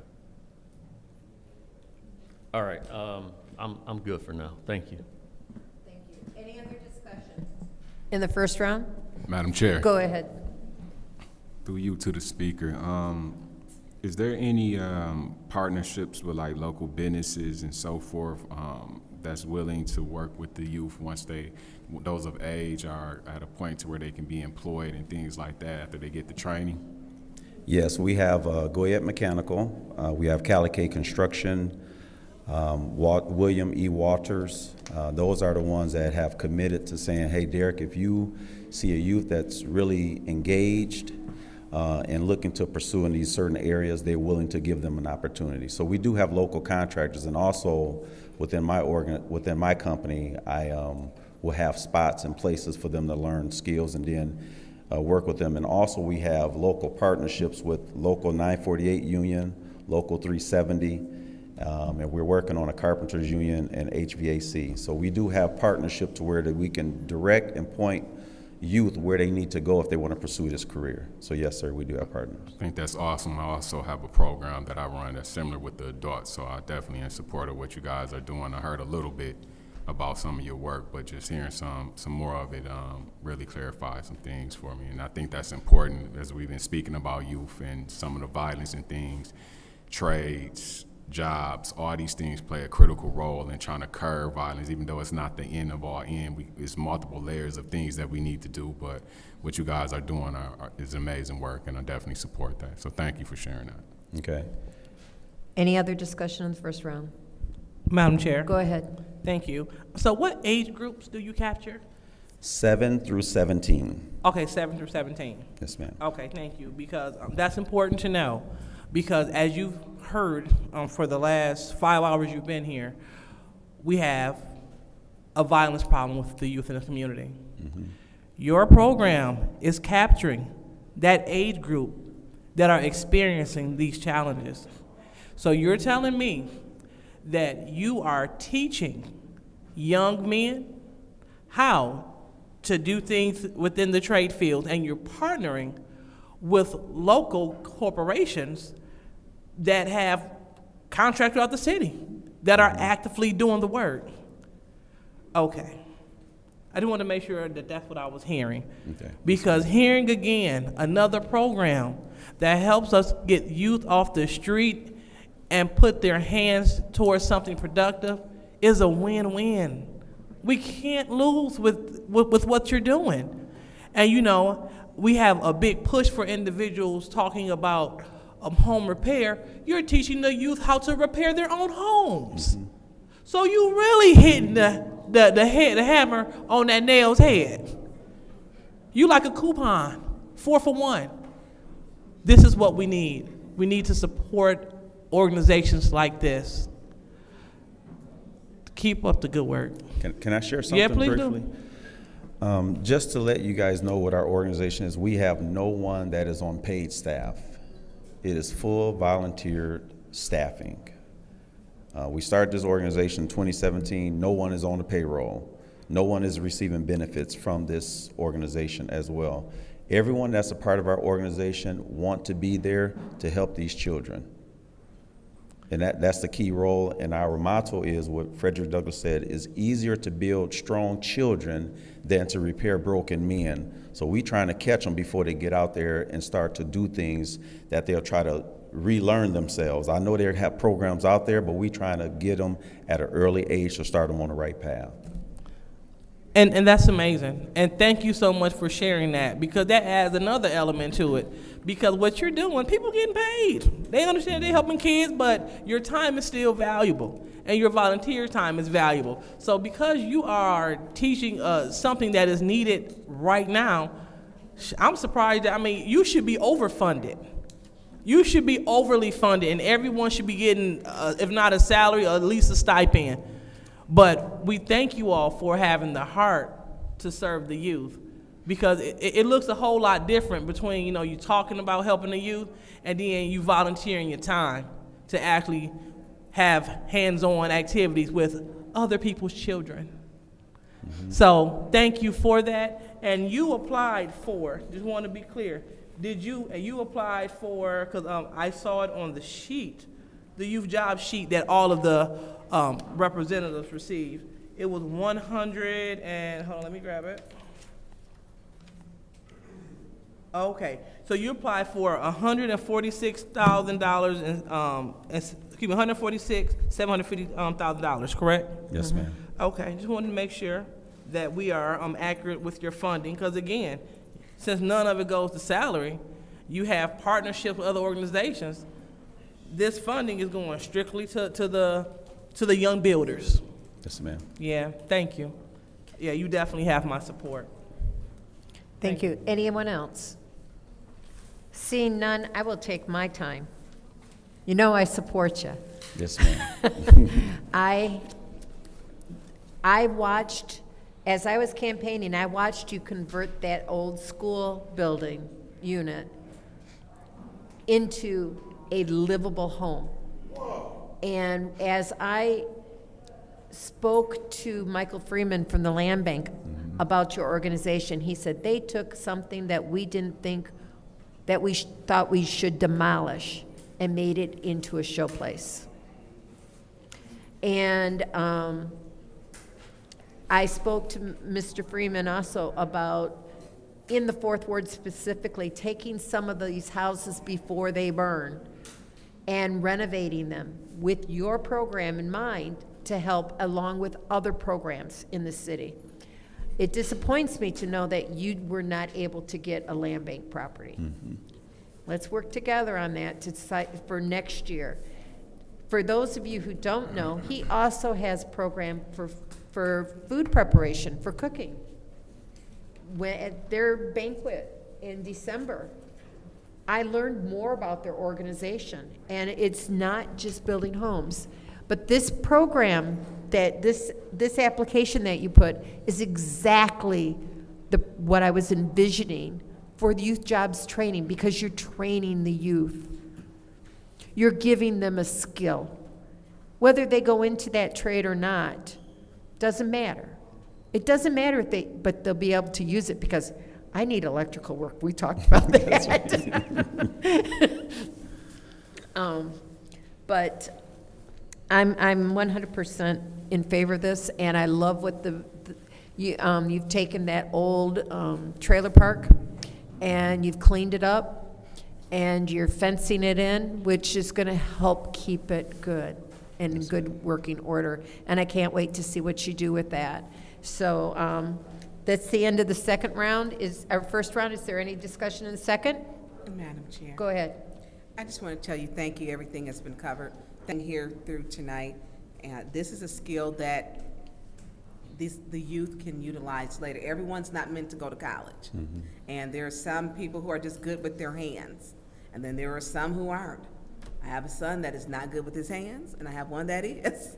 And so you have to understand the talents that that child has. And the fact that you're a master electrician, a lot of kids learn by doing.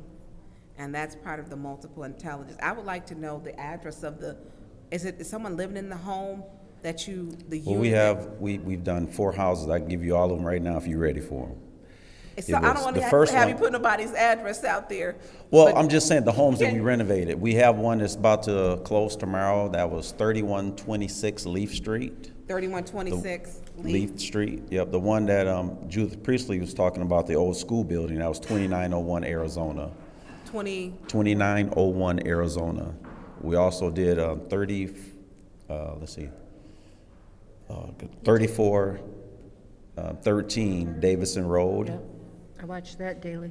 And then we had 2902 McClure. Those are the 4 homes that we had renovated. And the one on Davidson Road, we purchased a house next door that was burned down. We demoed that one. And 3120 Leaf Street, we tore that one down and cleared it out to make it usable space. So your program, you said, is predominantly on the east side. Yes, ma'am. Are you willing to help maybe some other folks?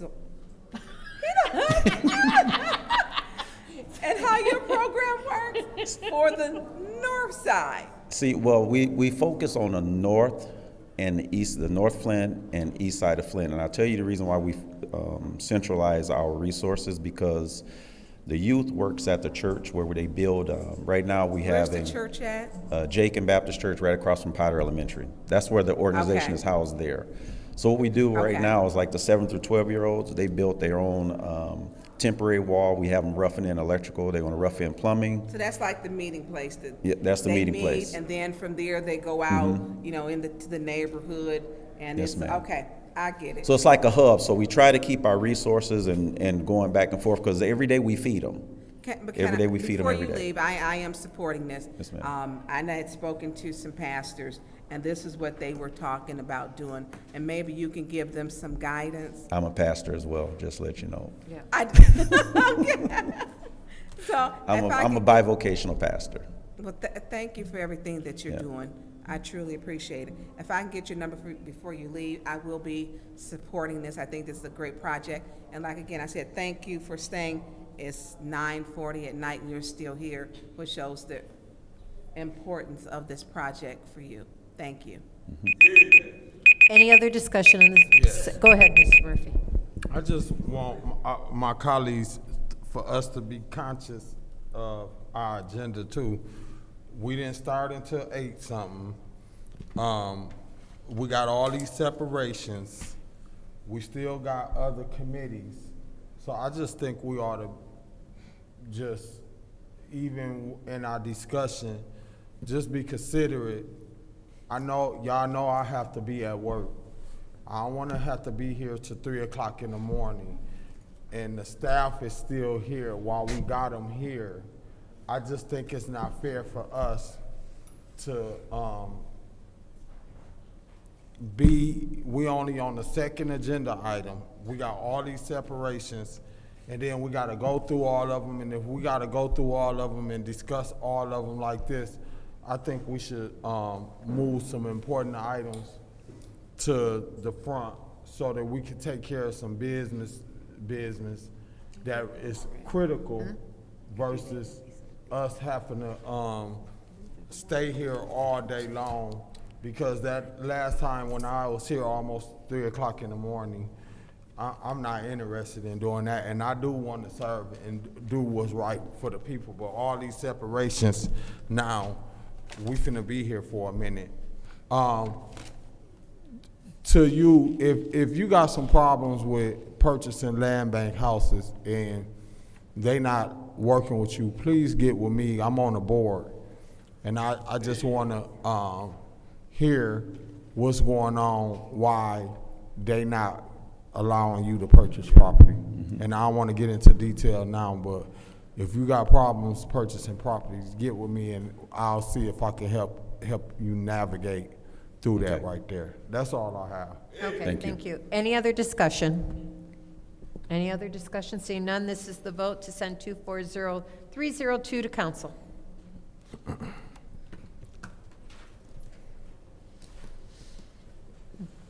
Mr. Murphy? Yes. Ms. Priestley? Yes.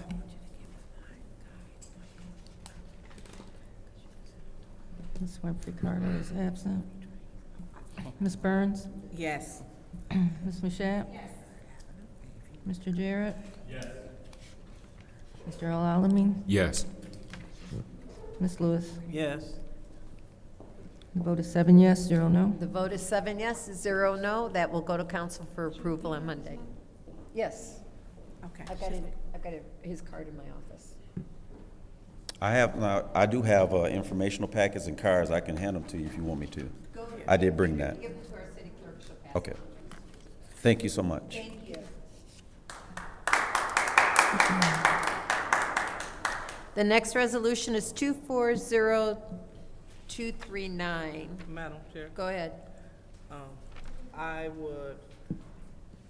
I move to keep this in finance. There's a motion on the floor to keep 230239, reallocation of ARPA funds for mental health referrals to Catholic charities. 2239.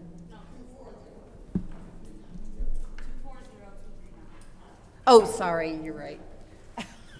I'm looking, what? 240239. I was scrolling up to my page.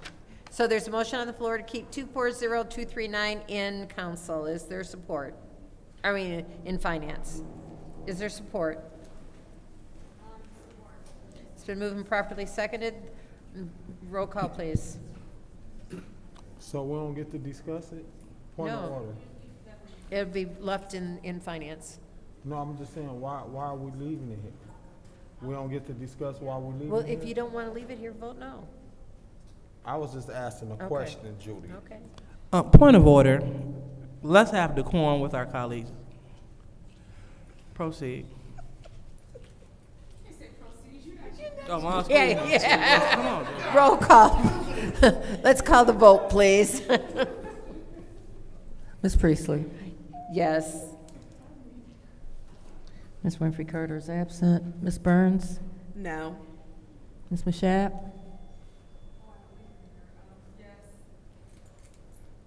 Mr. Jarrett? Mr. Al-Alamin? Yes. Ms. Lewis? Yes. Mr. Murphy? No. The vote is 5 yes, 2 no. The vote is 5 yes, 2 no. That will remain in committee. The next separation is 240241, reallocation of ARPA funds for homeowner education assistance for Habitat for Humanity. I will entertain a motion. Madam Chair, Go ahead. I move that we send this to council. It's been moved to send to council. Is there support? It's been moved and properly seconded to send to council. Is there any discussion? Madam Chair. Go ahead. Thank you. So the reason why we have this resolution right here specifically for Habitat, they were the provider that said that they're willing to provide this service for $50,000. We initially allocated it to 3 different organizations, but they said $50,000 was basically minimum cost to getting this education. Some people were awarded like $18,000, so forth, and they declined the funding. And so through the ARPA committee and speaking with Habitat, they agreed to utilize the entire budget for homeowner education assistance, which is $50,000 to carry this out. So again, the reason why why this specific resolution is here is because $50,000 was the minimum amount that they were willing, that all vendors were willing to do this for. and Habitat said that they were interested in doing this. Thank you. Thank you. Is there any other discussion? Madam Chair. Go ahead. So is this a program through you to, it's Shelley, is this through you to Shelley Sparks Green? Is this one you worked on, or who worked on this? Sparks Green?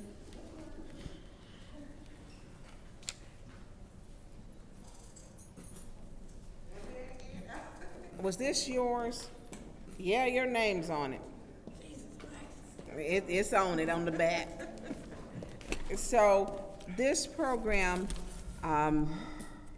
reading it, like I said, we have a book to read. I know my colleagues don't want to be here, but this is a lot to And go through. we jumping around, so which one are we on? I'm sorry. Yeah, they put, the people who are waiting here, Okay, everything from right. marijuana gonna be waiting late. Uh-oh. Way late. But, is this one, so this is a program for homeowner education, and it looks like at the end of this that they will receive that they will be eligible if they complete the program for a $500 down payment assistance. Oh, okay, is this the water thing? Or is it impact house?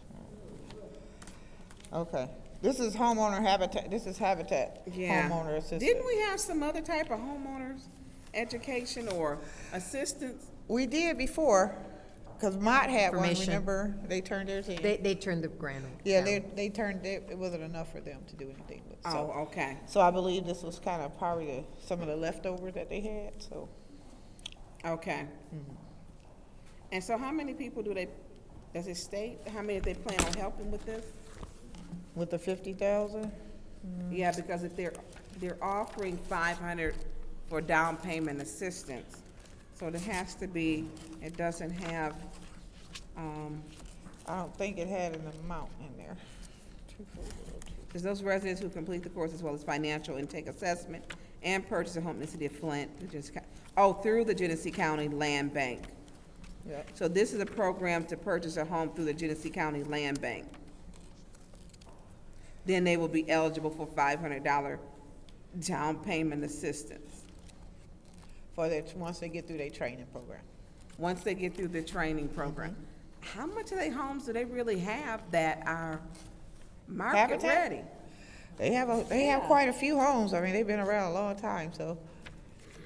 Yeah, most of them aren't market ready. You gotta have some money to put in to rehab. I don't know where they all are, but I know they have some like right in that curve around Grand Traverse and all that, over there by where Old Nip was. They have quite a few over there, so. Does this apply for those new townhomes that they're doing also? And then they got different type of programs. I'm not sure, because I think our applications was done 2 years ago, so I believe that might have been before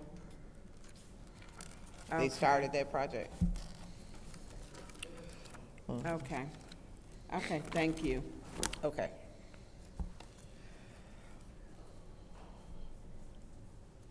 Any other discussion? Are you done? Are you done? Okay. Is there any other discussion? Any other discussion in the first round? Second round? This is the vote to send Resolution 240241 to council.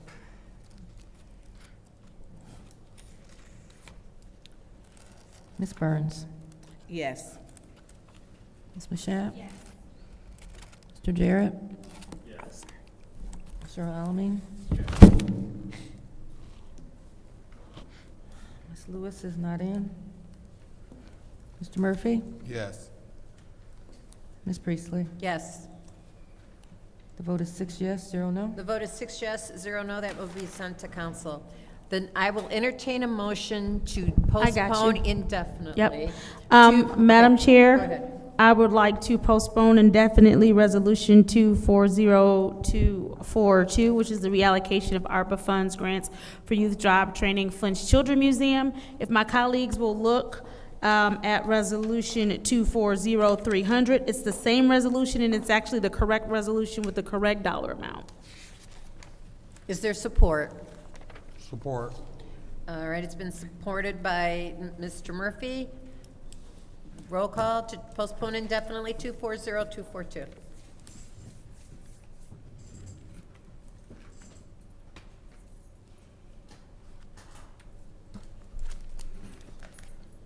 Ms. Mashat? Yes. Mr. Jarrett? Yes.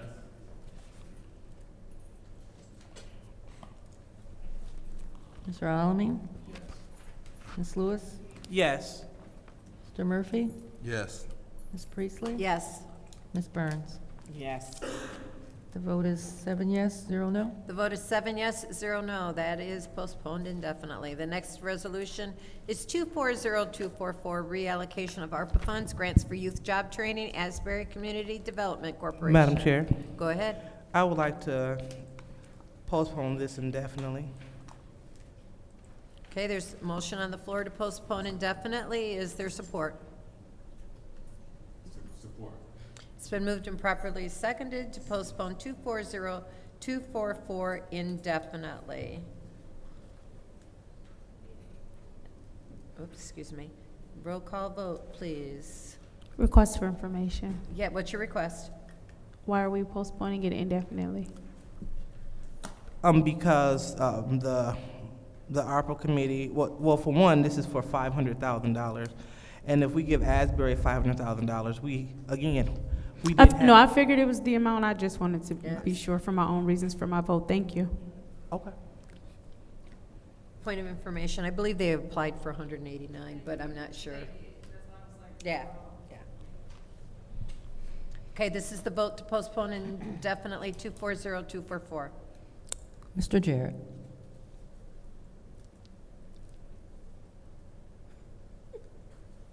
Yes. Mr. Alamin? Yes. Ms. Lewis? Yes. Mr. Murphy? Yes. Ms. Priestley? Yes. Ms. Burns? No. Ms. Mashat? Yes. The vote is 6 yes, 1 no. The vote is 6 yes, 1 no. That will be postponed indefinitely. The next one is, as soon as I look at it, 240278, Donation Fireman's Challenge Tournament. Madam Chair, Go ahead. I move to send this to council. It's been moved, there's a motion on the floor to send 240278 to council. Is there support? It's been moved and properly seconded. Is there any discussion? Madam Chair. Go ahead. What is this? It was accepting a fundraising money. Oh, when they have for the golf From tournament. yeah, Okay. from eternity. Okay, it was, I believe, a Okay. golf tournament. I haven't had a chance to read all of these. Okay, okay. Okay. Is there any other discussion? Any other discussion, second round? Seeing none, roll call vote to approve to send to council 240278.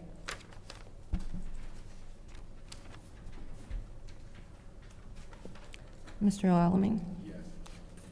Ms. Lewis? Yes. Mr. Murphy? Yes. Ms. Priestley? Yes. Ms. Burns? Yes. Ms. Mashat? Yes. Mr. Jarrett? Yes. The vote is 7 yes, 0 no. The vote is 7 yes, 0 no. That will go to council. The next separation is 240283, Police Management System, Tyler Technology, New World Systems. I'll entertain a motion. Madam Chair, Go ahead. I move to send this to council. Motion on the floor to send it to council. Is there support? Support. It's been moved and properly seconded to send to council. Is there any discussion? Madam Chair. Go ahead. Is there anyone from the police department? Yeah, there's two people back there in the back. I don't think they can answer the questions, for this. Clyde's not here.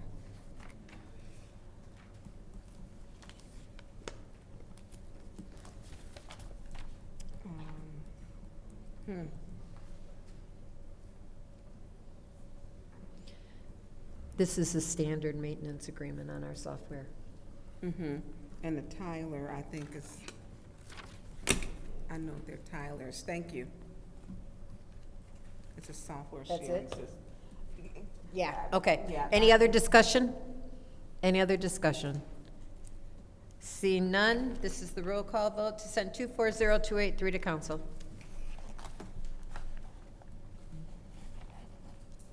Ms. Lewis? Yes. Mr. Murphy? Yes. Ms. Priestley? Yes. Ms. Burns? Yes. Ms. Mashat? Mr. Jarrett? Yes. Mr. Alamin? Yes.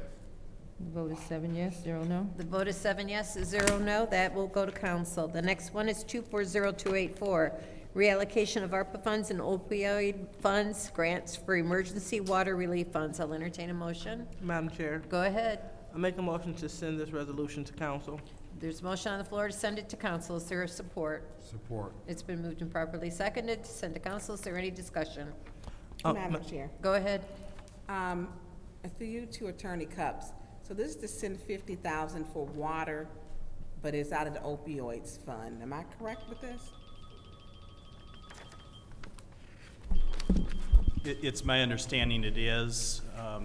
The CFO, Mr. Moore, would be able to provide more clarity. Mr. Moore? I haven't seen him in the yellow tie before. So, Mr. Moore, can you tell me, this says to utilize, oh, that's the wrong one. What's the number again, Judy? 284. 284. Yeah, this is a big agenda.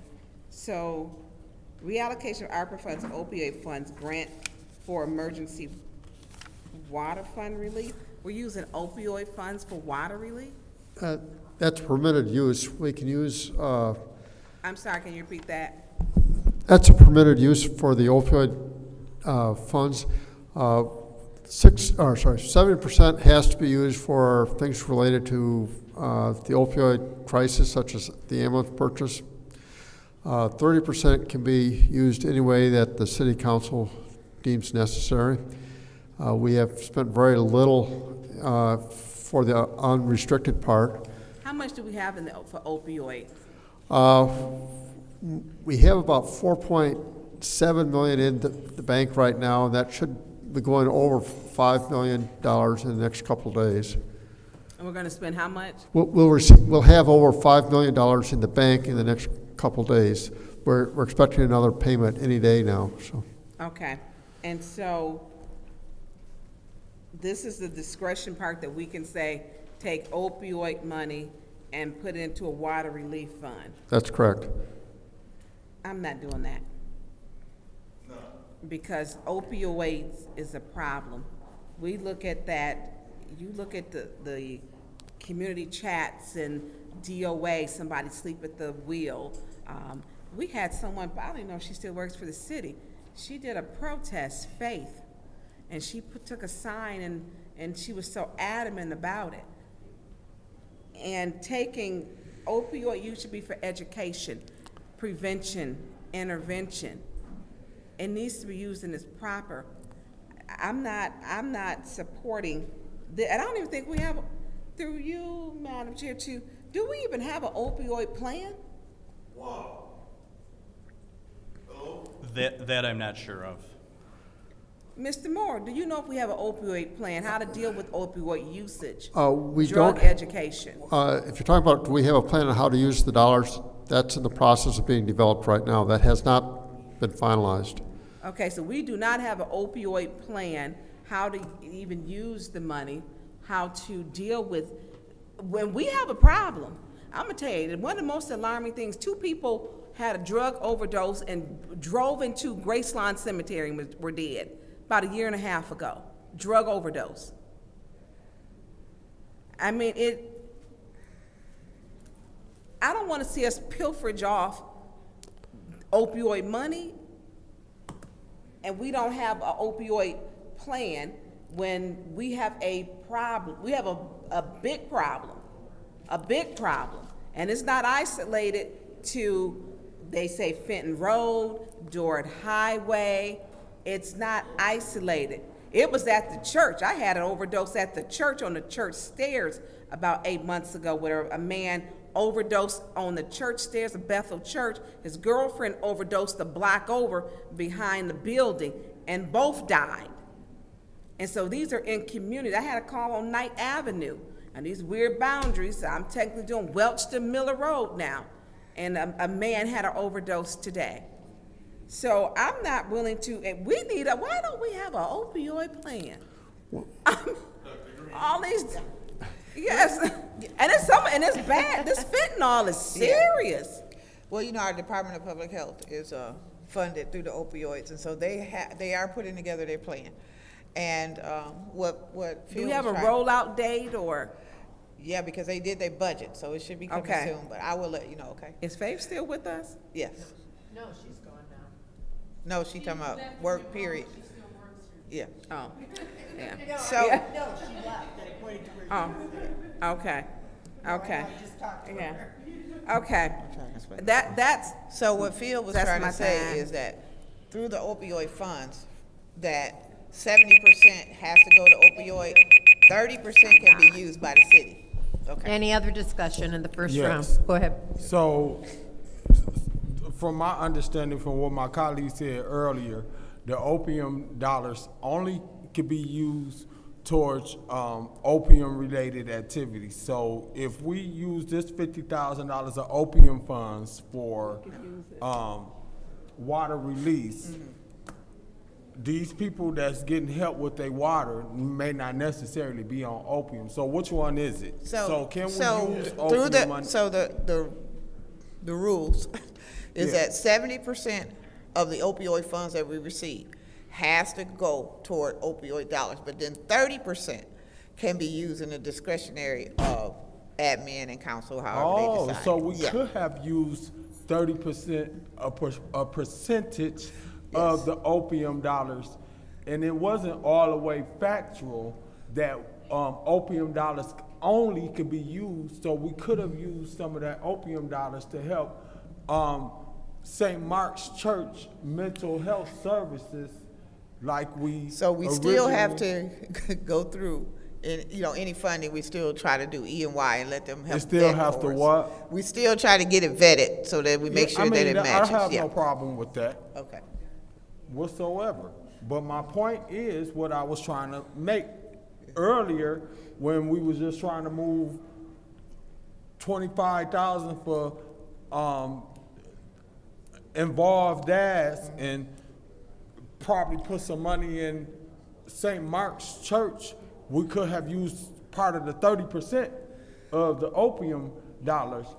Yeah, but it has Thank to be you. approved. Yeah. That's all I needed That's to it. know. Yeah. My case, my point exactly. Thank you. I have no more questions. I support the $50,000 for the water relief for to help people that's need assistance with this is not our first time going down this road. Right, it's a total of 100,000. It's what? It's a total of 100,000. That we asked. It's 50 for, if you look at the resolution, it says 50 from ARPA and 50 from opioid. Is there any other discussion? Madam Chair. Go ahead. Thank you. So I went to the meeting with the Attorney General, and they were talking about things that qualify for funding, and they encouraged everyone to, think outside the box. So just like we thought outside the box with the ambulance, because indirectly, we are transporting overdosing patients. Might not be every run, but they are recipients and benefactors of the ambulance. And moreover, I can also see how this qualifies and not qualifying under the 30% realm. And the reason why I say that is because, unfortunately, drug and opioid addiction is a costly addiction. So a lot of people are forgoing paying bills, which are owed to the city to support their habits.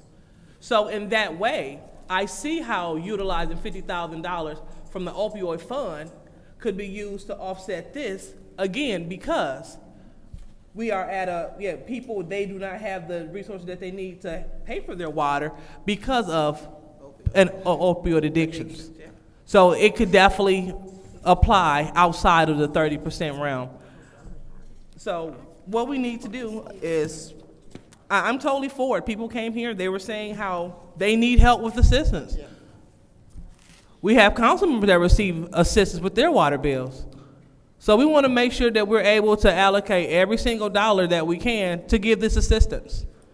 So this sounds like, again, this is what Dana Nessel said do. She said, think outside of the box. This is definitely thinking outside of the box. And also helping us to help residents catch up. Because at the end of the day, whether they pay or not, water used is water used, and we're billed for that. Yeah. And someone has to pay. There's no such thing as free lunch.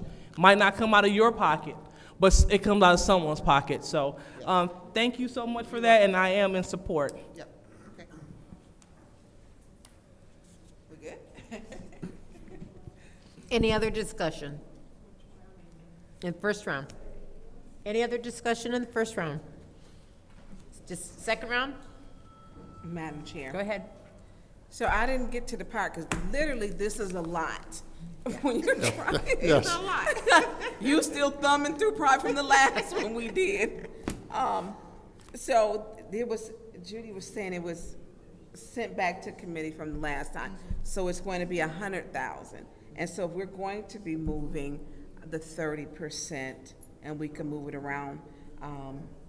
There's value in that, especially for those residents who are really concerned.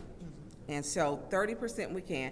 And I want to say, thinking outside of the box with the ambulance, that came from Councilman Mays, and it was voted down in 2022 when he wanted to purchase 4 ambulances, and it was turned down by this council. It was turned down. And we needed them then. When we had people coming in, and, or not coming in, we were going without ambulance service for 24 hours a day. And not having an ambulance that was available, which is a fact, because I spent time over at the 911 center. So the ambulance service, we've been needed that. That should have been done, and I absolutely supported that. So with this one, and I'm hearing what Councilman Murphy is saying with St. Mark's Church too, that 30%. How much is the next payment coming in? The next payment, we're anticipating to be a little bit over $600,000. Okay, and so we'll be adding the 600,000 to the 4.7 million, and we will be That's having right. a plan rolled out for the opioid. We got to have a plan for that. I mean, we should not be at this point not having one, and we received that money. We knew the money was coming 2 years ago. 2 years ago. This is even before you were here. I mean, we were in a conference with C.K. Hoffler, and we knew this money was coming, and we should have prepared for having this money to place it where it needed to go. And maybe we could have saved some lives, because I ain't never see, and then people tell you it's bad fentanyl, we call it bad dope, is what they call it. And people, it's not like, it reminds me of the 80s with the crack. Right. You know, but this fentanyl is killing people. They will lace it with anything now, and so you have to be extra careful. It's a new time. And I don't want us to chip away at this without an opioid. So you said, when again can we should be rolling that out? I'll have to check with them to see when they'll have it done, but I know that their budget is It's done. going to be a comprehensive plan, like what we're going to do, intervention, education, prevention. Partners and everything. Partners, because this is serious. And like I said, it's in every ward, whether they like it or not. It is. Right. I remember someone over in the 7th Ward, I was on the phone with former Mayor Karen Weaver. We were talking. Someone had drove around the corner where she lives and had overdosed in her driveway. Dr. Weaver, her husband, had to call 911. Wow. It's a problem. Yeah. Thank you, I appreciate it. Thank you, yes, it was. Any other discussion? Any other discussion? This is the vote to send resolution 240284 to council.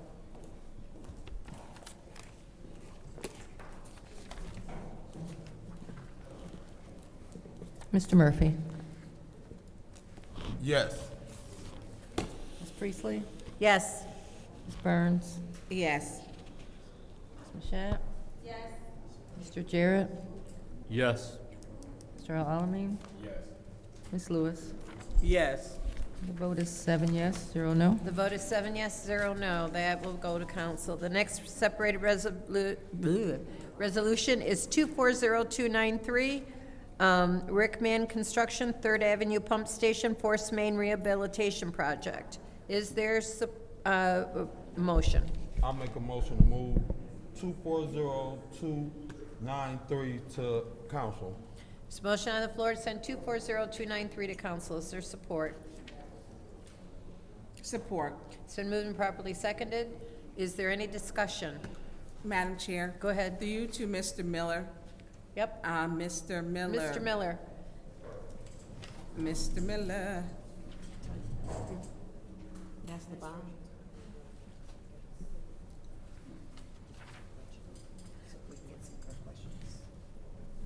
Just FYI.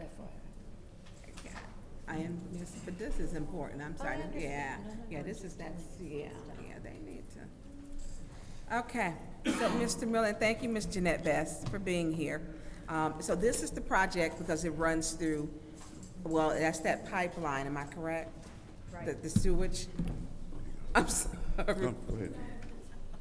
And so this is just the finalization of it? And so, I'm on page 6. I don't know who This is knows the better. construction piece of it.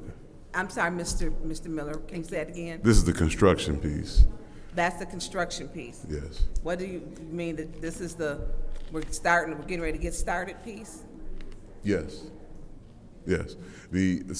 Rickman is the construction. Oh, it's the construction company. That is correct. And so this is He's who the we're contractor. choosing to do the construction, That's to right. start the line. Okay, okay. I know they said it's gonna be going very quick. I'm excited to get this done. So, I'm in there because they said the administration is gonna be leaving, but that $60 million line is important for sewage in our city. We are excited as well because it comes with $20 million of forgivable. That free grant. That's correct. That's right, that they came from Eagle to tell us about. That's correct. Over a year ago. So I'm excited about this. Thank you for doing the good work and making sure, because this is extremely important. And this is probably the last thing, is it both of y'all have on here? I'm sorry, what This you is say? the last thing for Mr. I think this is the last thing that we both Yeah. have, yes. No, I think this is it. So that's what I just wanted to have. So this is the construction company. When will it be getting started? When will the project, Well, we need to get it approved by council. and then and then it has to be looked at, correct? Uh, We'll get the contracts and stuff, and then probably notice to proceed would be mid-October.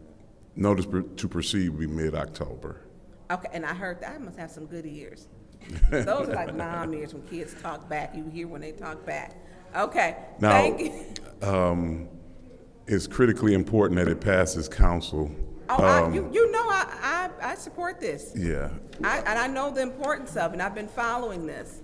And so I absolutely support this. Speaking So, of Eagles, and I know it's grace, gonna be a process. I think it's gonna take, was it 3 years approximately to finish this project? And it's important. So I'm good. And so I can report back to my residents some good news about this. Thank you. Any other discussion? Any other discussion? This is the vote to send 240293 to council.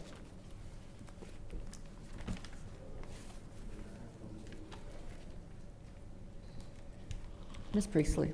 Yes. Ms. Burns? Yes. Ms. Mashat? Mr. Jarrett? Yes. Mr. Alamin? Yes. Ms. Lewis? Is She's not in. absent. Mr. Murphy? Yes. The vote is 6 yes, 0 no. The vote is 6 yes, 0 no. I skipped one, but because administration wants to leave, does anybody have any objection to go to 240304? What's that one? Read That's off. the ambulance. Oh, we can go to that. Does anyone have any objection? If not, I'll entertain a motion to approve I move resolution 240-304 to council. It's a motion on the, okay. Is there any discussion? Yes. Go ahead. Can we have someone in administration that come up and speak on the ambulance services? Is it the fire chief? Mr. Taylor, are you Ed part of Taylor. this? And so,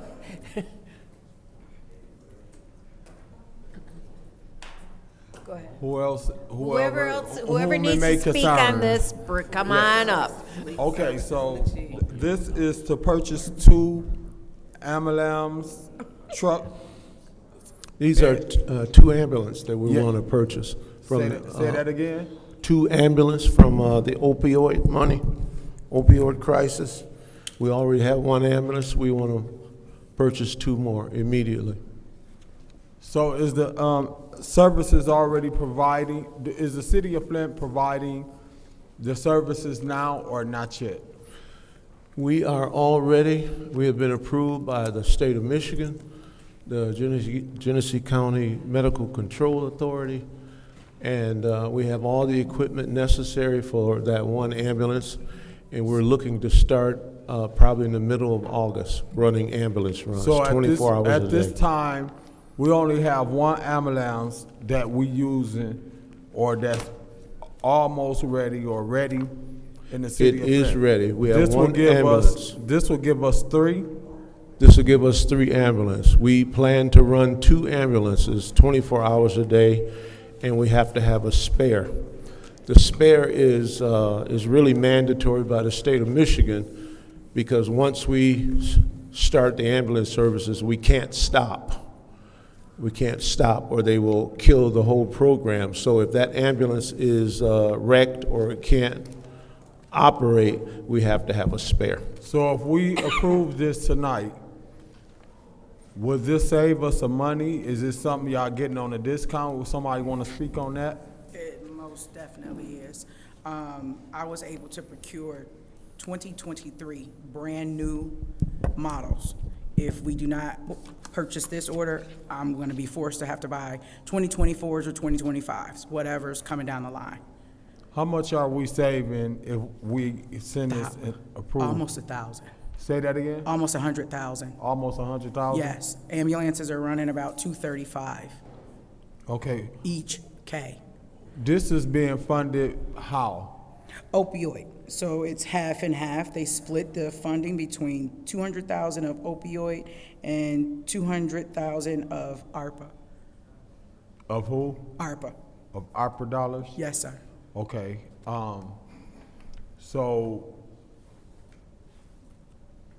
how long will it take for those ambulance services for that to be ready if we approve this? We still got to wait until Monday. Yes, these are sitting. What's the projection of when they will come in? These are sitting. They're in stock. Oh, they already in stock? Yes, sir. So we can get them like ASAP? Yes, these are sitting waiting for us. And then do we got to equip them with some additional equipment? He's going to have to stock supplies. Only supplies. It comes with a stretcher. Power. A power stretcher and also a power stair chair. Yes. And all we have to do is put basically bandages on there and the other paraphernalia. Is that budgeted in this budget, or you guys got to come back to us? No, it's we all already included. have it in stock at the fire department. Okay, so all y'all got to do is just stock the ambulance. So the radios being dispatched and all of that, the technology that need to be installed. Correction, the ambulance radios will have to be installed. Well, it's 2 things that's pending. I'd have to get them wrapped to be identical to the one that we have, the wrap around, the graphics, and the radio system. Is that budgeted in here It or is. no? The ambulances are only gonna run us 3, let me get your total. Hold on. So she maxed us out at 400. The total for both of them are going to cost $364, $834 for 2. But that's not with it being wrapped and equipped. This is gonna be part of the 400,000. Oh, okay. Yes. All right, I'm good. I have no more questions. Any other discussion? Madam Chair. Yes, go ahead. I'm gonna keep it brief because I know they want to get out of here, but I am excited about this. I'm excited to support it. I 100% support our fire department, and all of the work that gets done by our fire department. Thank you so much for working so hard in Fleet and saving us so much money. We greatly appreciate it. Thank you for all of your efforts, and I am really excited to see this take off. That's it, Madam Chair. Thank you. Any other discussion? Madam Chair. Go ahead. Thank you. You secured a deal. Yes, ma'am. A deal. So this will give us 3. It'll be 3 total. And so this is the end of it. This I is the think. end of the fleet. Okay, so this completes what the chief was, Fire Chief Wiggins was saying, he would have 3 working and to be out there. When will they be in service? Do we have the in-service date yet? We're looking the middle of August. Okay, so we still have that one is still not, they're not on the streets yet. And so these are just for transport though, right? Yeah. Treating and transport. Yeah, but I think with these, we can't do oral or give medications, or they don't stock for that, right? These will be basic life support. Yeah, so for paramedic and not EMT. I mean, for EMT, not paramedic. Correct. Exactly. Okay, all right. And we will put 2 ambulances in service, and 1 will be a spare. Where are you gonna locate them at? Which stations? 1 will be at station Main. 6. 5. And 1 will one will be at station 6 and probably somewhere in the south. Okay, well, I have always supported making sure we have ambulance service and making sure when you make that call to 911 that we have an ambulance that can get to us. Not having an ambulance in the city of Flint for 24 hours at a time was just unheard of. Yes. And then with the change with the ambulance companies that we were dealing with. So this is great. I appreciate you making sure, and especially you, Ms. Mayor, for what all you've done. You are an awesome fleet person. Thank you. I appreciate you, and to save the city $100,000. I mean, look, I'm looking at they're ready to go. When do we pick them up? So thank you so very much. Of course, I support this. Thank you. Any other discussion? Madam Chair. Go ahead. Thank you. Good evening. Hi. So, if I understand correctly, currently, all of the ambulance services are privately owned, and they are for-profit organizations, right?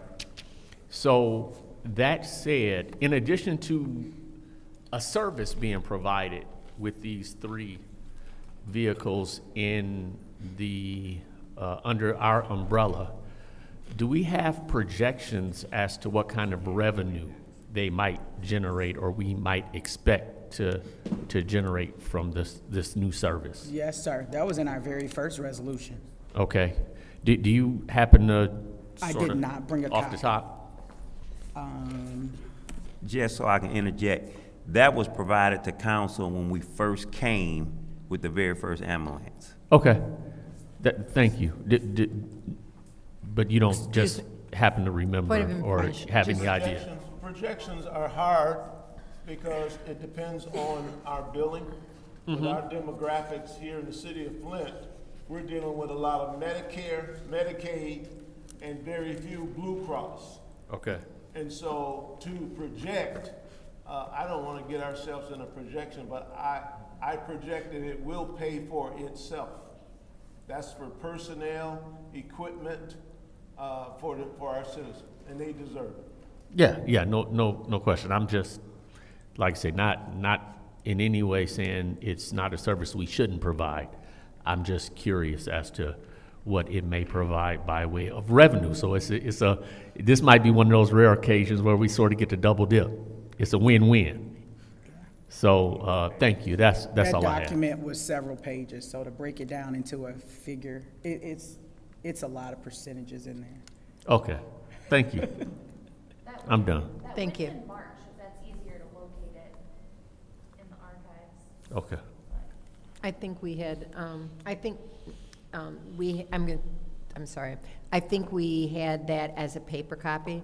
Yeah, because I just checked my email. I didn't see it in my email. In the agenda packet. Okay. Any other discussion? Any other discussion? Hearing none, any other discussion in the second round?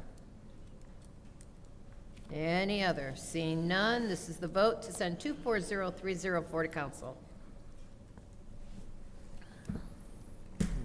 Ms. Burns? Yes. Ms. Mashat? Yes. Mr. Jarrett? Yes. Mr. Alamin? Ms. Lewis? Yes. Mr. Murphy? Yes.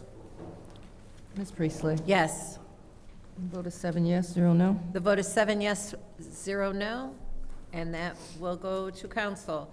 I did skip a resolution on page 5. I gotta find it.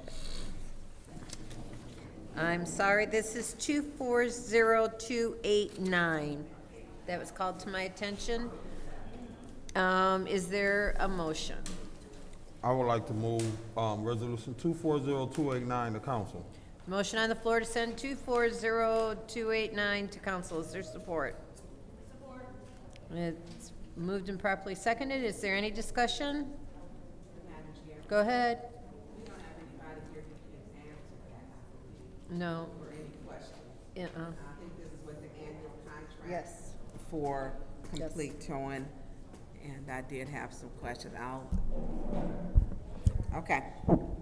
Okay, any other discussion? Any other discussion? Second round? Seeing none, this is the vote to send 240289 to council. Ms. Mashat? Yes. Mr. Jarrett? Yes. Mr. Alamin? Ms. Lewis? Yes. Mr. Murphy? Yes. Ms. Priestley? Yes. Ms. Burns? Yes. The vote is 7 yes, 0 no. Vote is 7 yes, 0 no. That will be sent to council. The next resolution, unless, please catch me if I'm wrong, Madam Clerk, 240295. Is that the next one, according to your records? Yep. According to mine, too. Okay, I'll entertain a... Nope. What did I miss? I think 393. We did that We did already. that one. That was, moved that up. that was the pumping. Oh. I would like to move Resolution 240295 to council. There's a motion on the floor to send it to council. Is there support? Support. Moved and properly seconded. Is there any discussion? Madam Chair. Go ahead. Is this out of our ward money? Yes, this is part of the 30,000 Okay. per ward. Okay. All right, that's all I needed. So this is for second ward for their ward? Yep. Okay. All right, thank you. Is there any other discussion? Yes. Go ahead. Is this in addition to some blight funding to my colleague in the second ward? This is for 2025. Huh? I'm totally confused No. with Go ahead. 2025. I said the 10,000, is this in addition to some funding that you already earmarked for blight? Because I thought we approved some resolution before for blight. That was for Service Park Association. Huh? That was for Service Park Association. That's separate? This the first ward account? No. That's what I'm saying. Okay, so what I'm saying is that this is for lawn maintenance and blight remediation for 2025. So we passed 2024, and so I'm using another 10,000 for okay. next year. That's what I was saying. Okay. In addition, I didn't get the 2025. Yeah. All right. Okay, any other discussion? Any other discussion? Hearing none, this is the vote to send 240295 to council.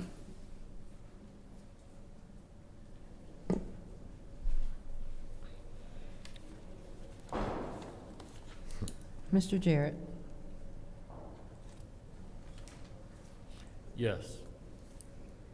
Mr. Alamin? Yes. Ms. Lewis? Yes. Mr. Murphy? Yes. Ms. Priestley? Yes. Ms. Burns? Is not in. Ms. Mashat? Yes. The vote is 6 yes, 0 no. Vote is 6 yes, 0 no. That will go to council. The next resolution is 240300, reallocation of ARPA grants for youth job training, Flint Children's Museum. Is there a motion? Madam Chair, Go ahead. Since they are not here, I would ask if we could leave this to finance. There's a motion on the floor and properly seconded by Ms. Mashat to leave this in finance. This is roll call to leave 240300 in finance. Mr. Alamin? Yes. Ms. Lewis? Yes. Mr. Murphy? No. Ms. Priestley? Yes. Ms. Burns is not in. Ms. Mashat? Yes. Mr. Jarrett? Yes. The vote is 5 yes, 1 no. The vote is 5 yes, 1 no. That will stay in finance. Motion to adjourn. We have one more resolution. We're kidding. I thought that was the last one. You want to rescind your motion? Or Yep, I'm rescinding. Okay. The next resolution is 240301, reallocation of ARPA funds, grants, youth job training, the Greater Flint Health Coalition. 301.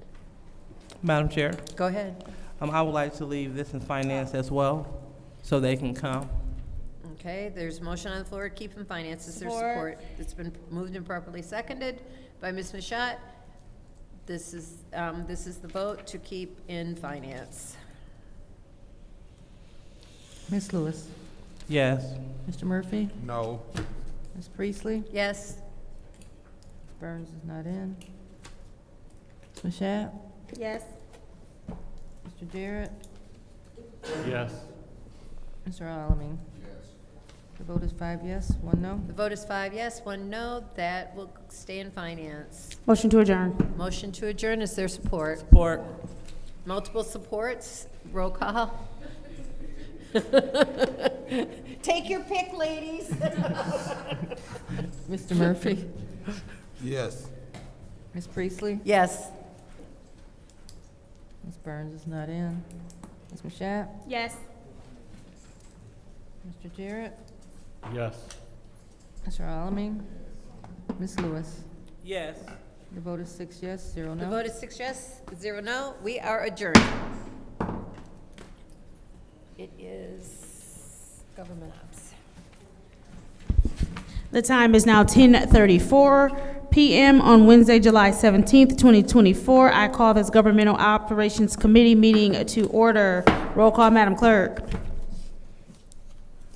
Mr. Alamin? Ms. Lewis? Present. Mr. Murphy? Present. Ms. Priestley? Present. Ms. Winfrey Carter is absent. Ms. Burns? Present. Ms. Mashat? Present. Mr. Pfeiffer is absent. Mr. Jarrett? Present. We have 7 members present. There There- are 7. Oh, sorry. Yeah. There are 7 members present. Are there any requests for agenda changes? Seeing as how there are none. No, Madam Chair. I would like to move, appointment, 240275. Where would you like to move it? I would like to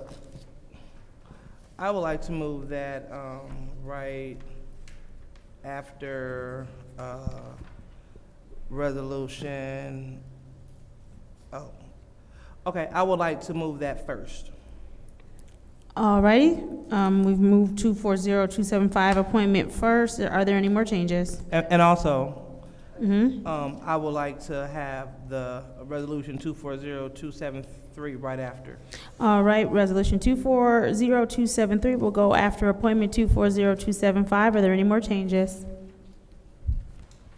All right, seeing as how there are no more. Wait.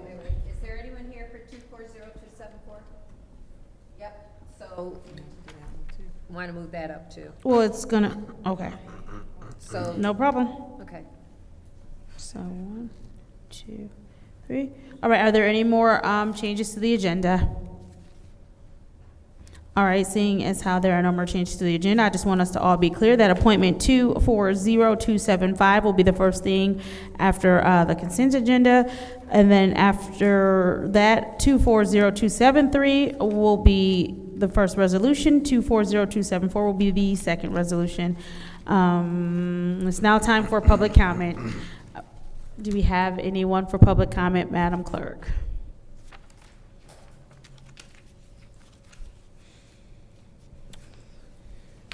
Okay, the first speaker is Kawana Mack. Next speaker. Next speaker is Rich Jones. Next speaker.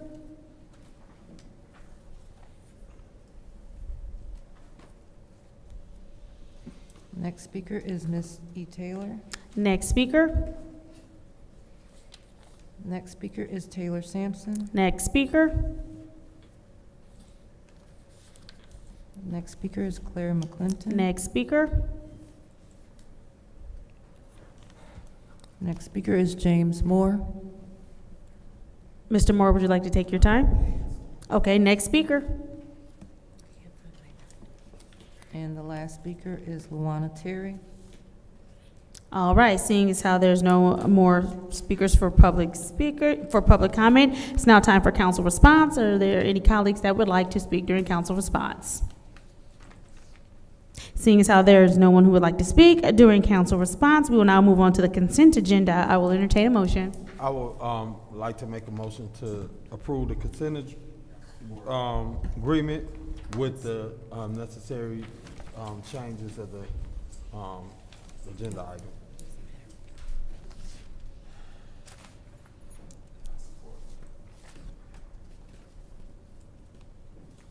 Supported by Leon. Not heard that, but it's like nothing was really separated. Oh, what, you want me to add? What, There's any no separation? separations. No, it ain't. You don't need to say it. Yeah, so I'm good, right? Yeah. Yeah. He was just talking about the changes in the agenda, moving things Right, so if we're around. not separating anything, then that means we just approve it. All right. we didn't No, we didn't. separate. We We just did not. changed the order. So it has been moved and properly supported. Are there any separations? Madam Chair, Councilwoman in the 6th Ward. so that we have all, I know we moved them up in order, but I want to make sure all of these, the marijuana dispensaries are separate. Okay. To separate those, which would be 240232.1. No, that's not, that is not one. That's not one? No, that's a street vacation. I do need to separate that. Okay. And then 240273. Mhm. And then the other one is, that's the marijuana one too, I believe, isn't it? 240274. Separate anything else? No, I think only thing else that we have are appointments. And I'm not separating any of the appointments. Is there anyone else who wishes to separate anything? Seeing as how there are no more separations, the consent agenda will consist of appointment 240275, appointment 240276, appointment 240277, appointment 240296, appointment 240297, appointment 240298, appointment 240305, and appointment 240306. Roll call, Madam Clerk. Mr. Alamin? Yes. Ms. Lewis? Yes. Mr. Murphy? Yes. Ms. Priestley? Yes. Ms. Murphy Carter is absent. Ms. Burns? Yes. Ms. Mashat? Yes. Mr. Pfeiffer is absent. Mr. Jarrett? Yes. The vote is 7 yes, 0 no. The vote is 7 yes, 0 no. The consent agenda has been approved. Moving on to Resolution 240273. Yes, Madam Councilman. Chair, I would like to move 240273 to council. We have a motion to move 240273, which is Marijuana Retail Group, Marijuana Retail, Adult Use License, CFMJ LLC, to council. Is there support? Support. It's been moved and properly supported by the councilwoman in the 4th Ward. Is there discussion? Madam Chair. Councilwoman in the 6th Ward, you have the floor. To you, to Montez. Mr. Menifee, will you please join us at the lectern? And his attorney also, I believe. Sir, would you Mr. please Bruce join us Leach. at the lectern and introduce yourselves? He's Mr. Bruce Leach, so if I could have him up here, am I correct? Yep. Okay, so how many more you got of these to go through? These two today. That's it? Today. Okay. Okay, so was this one already one before? No, it wasn't. So this is a new facility? Yes, ma'am. And this one is going to be Robert T? Yep. Robert T and what? What is the cross? It's between Dorton Center. By the train tracks, by like 651 down in that area. Is it where that Sweet Leaf Tea or? No. I don't know exactly where it is. No, it's not Sweet Leaf. I'm just gonna look it up right Oh, now. I didn't call it Sweet Tea. Mr. Leach, where is it at exactly? Good What evening, building? everyone. My name is Attorney Bruce Leach. This is at 2926 Robert T. Longway, right by Timothy's Pub. Pub. It's like 2 doors down from there, Okay. right near the train tracks there on Robert T. Okay, okay. And so is it before you get to the train tracks? Yes, just before on the right-hand side. Okay. And so this one, how long has this been in the works? 3 years too? Yeah, almost 3 years it's been since we started the application process. But So has this Montel's been- been very helpful to get things completed. So you've already did renovations, We're pretty much finished. All we have to do is pass inspections and we'll be ready to open. and then you'll be ready. How many people will be employed? Probably 15 or 16 employees plus management. What are the hours? The hours would be 9 a.m. till, I think probably 8 p.m. would be, I know we're able to stay open until 9, right? Yeah, you can actually open at 8. Okay, so, 9 excuse to me. 9? Yes, ma'am. Okay, for all the people who smoke, that's the, or edibles. Well, it's a good place to be. So, and you're almost, so when would be your expected date for your opening? Once the council, assuming you guys would grant our approval, then we'll likely be open within 60 days, hopefully. Okay, so in approximately 60 days. Yeah, we have to pass final inspections with the city, as well as the state will come in and do a pre-licensing walkthrough, and then we open, and then they come back and do a follow-up walkthrough once we're open after about 2 weeks. How many marijuana facilities have you advocated for? Lots. That's my business. I'm a I cannabis know. attorney. Yes, ma'am. Thank you. Yes, a lot. many here as well as around the state. Yeah. Okay, those are all my questions. Thank you. Thank you, ma'am. Thank you. Is there anyone else who would like the floor in the first round? Seeing as there's no one else who would like the floor in the first round, I'll take my time. What ward is this? 4.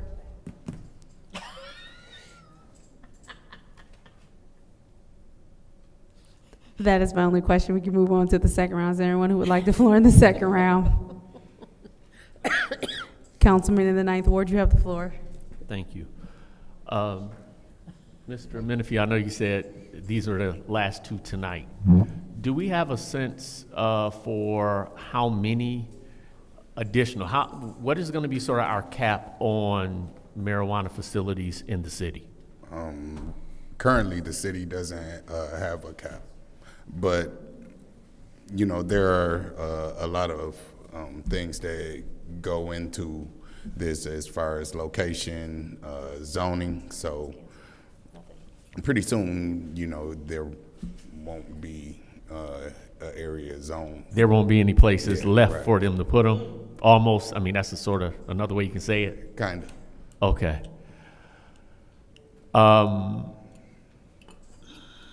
And how, I know this generates for us revenue with the Absolutely. fees. Well, So with the fees, with and our the state taxes revenue and share. stuff, so before they even open, about how much are we gonna have, what we have collected in applicable fees? I mean, through this process to man. now? Well, I mean, there's a lot of things, you know, there's $5,000 for the total application from start to finish. The police department gets $150 per background check. So it's everything from management to employees. It's $150 per employee. They get $250 per inspection. Fire department gets money for inspection. Building and safety gets money for inspection. And now I've written Blight into our master fee schedule, so I'm showing Blight some love too. Okay. Okay. Thank you. Welcome. Is there anyone else who would like the floor in the second round? Madam Chair, Councilman in the first ward. I just have a quick question. How many of these dispensaries is black owned? Currently, well, one has black ownership in the actual building, but not in the actual marijuana business. And do you know how many we have in the city of Flint and Genesee County? I don't know about Genesee County. Flint, we have 11, I believe. We have 11? Yeah. I'm all for it, but you know, one of the things and issues I have is that we put so many hurdles when it comes to black owners or individuals trying to get into this industry, and then we have a lack of employing individuals of color to be in these spaces. And so, you know, I really want us to consider paying attention to that and looking at that. I'm not trying to, it's too late to be really going all into detail, but I think as someone who's experienced the other side of what marijuana and why they doing it now, absolutely, you know, it's very important. It's something dear to me that individuals that's black and look like me have an opportunity to benefit from where they're making billions of dollars in this industry, and you don't have black ownerships or a certain amount of individuals in these dispensaries that come from these neighborhoods that have felons and trying to get their lives back on track. I think it's important that we make sure we employ individuals and giving them opportunities just like everyone else too. Oh, absolutely. And, you know, for me, that's big for me as well. Every application that comes through the city comes through my desk. You know, I work with these applicants to make sure that, you know, we're hiring within. In fact, you know, it's come up, one of the things that I'm doing to try to at least get minorities in the door, because it's not the local fees that is really the hurdle, it's all the money and the things that you have to be able to prove as far as income through the state, which I think is the biggest hurdle. Here, if it wasn't for that, I think that we would see a lot more, but one of the things that I'm working with the Planning Commission on and with the attorney's office, the city attorney's office, is temporary licenses where, you know, it would give minorities, you know, some leverage to actually like host events and, you know. I think that's important, and that's something I would love to work with you on. Absolutely. Definitely, even on, especially on the ownership side. Oh, absolutely. You know, just, I seen in some areas, I think it was in Detroit, where they had like a community benefit piece or something. Social equity. Social equity or something like that, yeah. So, you know, it's a lot of individuals who are entrepreneurs, got a history of the marijuana industry and so forth. So. Sure. Thank you. Councilwoman in the sixth ward. Thank you. So that was my question. Do you have a community benefit agreement? Yes, ma'am. We have a social equity plan as part of our operations. Our manager is an African-American gentleman, and he has got an opportunity to earn ownership in the business through performance. And So your equity plan is to provide that he can eventually have ownership? Yeah, that's just I was just responding to Mr. Elohim. Oh, no, this is my question yes, now. Yeah, but our social equity program, we focus on almost exclusively on hiring City of Flint residents. That's the focus in that area. We've always, all the businesses So I've your been involved community with. benefit program, are you giving anything back to the community? Oh, yes, ma'am. What are you giving back to the community? Every Thanksgiving, we do turkey drives where we give away 400 or 500 turkeys. We do a coat and toy drive in Christmas time. And every springtime, I spearhead a feed the community. It's called Love for Flint, which we've done for 3 years now, where we feed at least 1,000 people, just get food donors to give free hot meals, and anybody can come in and pick them up and take them out. But we love being a part of the community, and certainly. So you give away turkeys? Yes, ma'am. As part of your community benefit agreement? Yes, ma'am. Turkeys, coat drive, toy drive, warm clothing, and free hot meals, as well as hiring. How much are you spending to give back with that? Every year it's pretty significant because the cost of turkeys has jumped up tremendously in the last couple of years, but it's probably north of $10,000 every year, at least. I'm gonna tell you, just for the turkey Reed, drive. I wish you hadn't even said that we give out turkeys, because in a community that is striving, that's a poor community, people coming here want to give a ham and a turkey, and they put these facilities in our neighborhoods, and they're not owned by black people. They're not. We don't have ownership, the loopholes, it's almost incapable, and it's difficult. And then to hear you say, you come in and give a turkey a coat drive and we feed the hungry. And that is not what I consider to be a community benefit agreement. I would implore you to do something greater than that. Yes, ma'am. Because really helping the community, I mean, that helps, but that's a immediate need, but how, dig deeper, I would say. And I think we had talked about having community benefit agreements. The turkey drive? Yeah, it's not just turkeys, there's canned food, there's all kinds of stuff, so. This community, yeah, thank you. On Mondays in my neighborhood, they are. At Bethel, Tuesdays is Asbury. Thursdays it's, Thursdays is Asbury. No, Thursday is not. Thursdays is Greater Holy Temple, because I volunteered out. And then you got the other community organizations. So, you need a better community benefit agreement. We would love to work with the council. We would love to work with the council. Yeah, I would like to, yeah. Thank Yes, you. ma'am. Absolutely. Is there anyone else who would like the floor in the second round? Seeing as how there's no one else who would like the floor in the second round, we're gonna go ahead and vote to send resolution 240273 marijuana retail group, marijuana retail, adult use license CFMJ LLC to council. Roll call, Madam Clerk.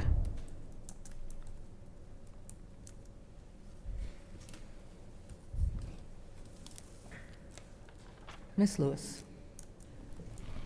Yes. Mr. Murphy? Yes. Ms. Priestley? Yes. Ms. Burns? Yes. Ms. Mashat? Yes. Mr. Jarrett? Yes. Mr. Alamin? Yes. Thank Vote you all is very 7 much. yes, 0 no.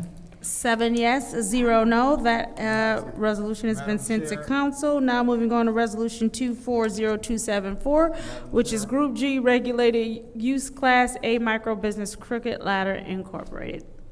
Madam Chair, Councilman I'd like to Murphy. move Resolution 240274 to council. There's been a motion to send this resolution to council. Support. It's been moved and properly supported by the councilwoman in the 4th Ward. Would anybody like the floor in the first round? Madam Chair, Councilwoman in the 6th Ward, you have the floor. I hope he ain't giving no turkey away. Huh? So, through you, Madam Chair, to Mr. Manavy, and then his attorney. Well, this is actually the owner. Oh, you're the This is owner. the actual applicant. Tell us about what, I know you've seen a lot of marijuana businesses as they, just allowed them to exist at all. So you've seen a huge flood in. I bet you haven't seen any micro businesses, which is what I'm representing. It's just myself. This is just a mom and pop. We bought a blighted property on Dort Highway. we're at on Dort Highway. It's the old Dale Gray's Barber Shop. So it's right next to the drive-through Coney Island, across from. They just closed the It Duke's used to car be the stereo. tent place. Yeah, they The sold flower flowers and place. Christmas trees and that sort of Yeah, stuff. yeah. That building. So we're gonna, That's a little building, isn't it? it is, we're gonna add on a little bit in the back. We've already had all that stuff approved. We're just waiting on the last signatures on it in the building department for the permits. Is this your first facility? Yeah, this just me. Yeah, that's it. I know a lot of marijuana businesses have came in, and these are multi-state, multi-facility operations, big, deep pockets, like you said. There's so many, There's so many They're like hurdles. The biggest hurdle, I think, is actually that there's little to no access to any traditional funding whatsoever in the marijuana industry. Yeah. If you don't have somebody backing you, good luck. The banks aren't interested right now until there's Do some you banking live in this reform. area? I do. I'm from the 9th Ward, born and raised, graduated from Southwestern. Are you a knight or a colt? I was a knight. I was a knight, yeah. It was back then, but Yeah, them Wildcats. It should have been a Wildcat over Northwestern. Was you a Wildcat, Judy? Yeah, I was. Oh, there we go. That Wildcat song.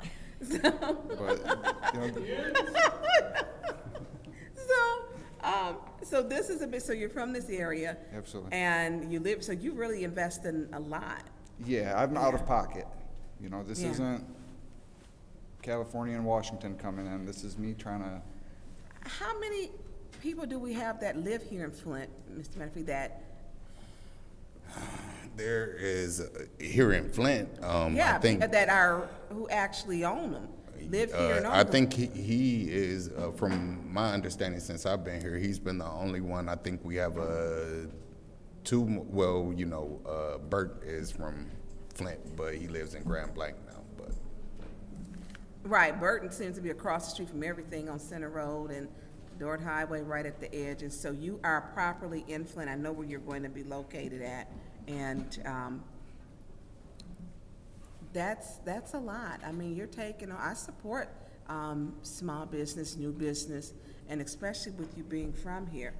I'd like to see other type of business. I know we have other things that are coming, but marijuana is a popular industry. Yeah, absolutely. Wherever you go, I don't care where you're at. I mean, even in Florida, where it's legal, you can see people selling Disney stuff in Florida right next to a marijuana dispensary. That's just the way it is. And so, do we have any community benefit agreements with someone? Because what is your community? My community benefit agreement involved beautifying the property and providing added security to the area, because I'll be installing tons of lights and security and that sort of thing, so the general space surrounding the property will be improved dramatically. Obviously, there's tax revenue, that sort of thing. That's a given. I've also gone to all the neighbors up and down the road. Everybody supports my addition to the neighborhood. I've partnered with, I don't know if you're familiar with Steady Eddie's Veggies. They're in the farmer's market. They have the best produce in town. And we look forward to trying to set up some type of vegetable stand out front, something like that. If you're out of pocket, so you're like a one-man show, you and your wife. That's true. And so a community benefit agreement is really difficult because you may not turn a profit your new business 5 years. And so to be able to look back to say if it's something that you can give back, to do, because you have to get established. We look at that, what's the U.S. Citizen over on Averill, nice building, went out of business. Exactly. Common Citizen, yeah. I look forward to, on my That's balance my time. sheet. And I'm sorry. That's my fault for, No, you're fine. Thank you. Is there anyone else who would like the floor in the first round? Yes. Councilman Murphy, you have the floor. Use my time to finish the question that she was asking. I'm very community oriented. I intend to have on my balance sheet a line item for community outreach or support, whatever I can do. I know I've worked with some of the people at the Freeman Elementary, that's the neighborhood I grew up in. What can I offer them? Like you said, I need to have something coming in to have something to give out, but I mean, it's electric, water, community service. Like, that's a part of my overhead, in my opinion, so.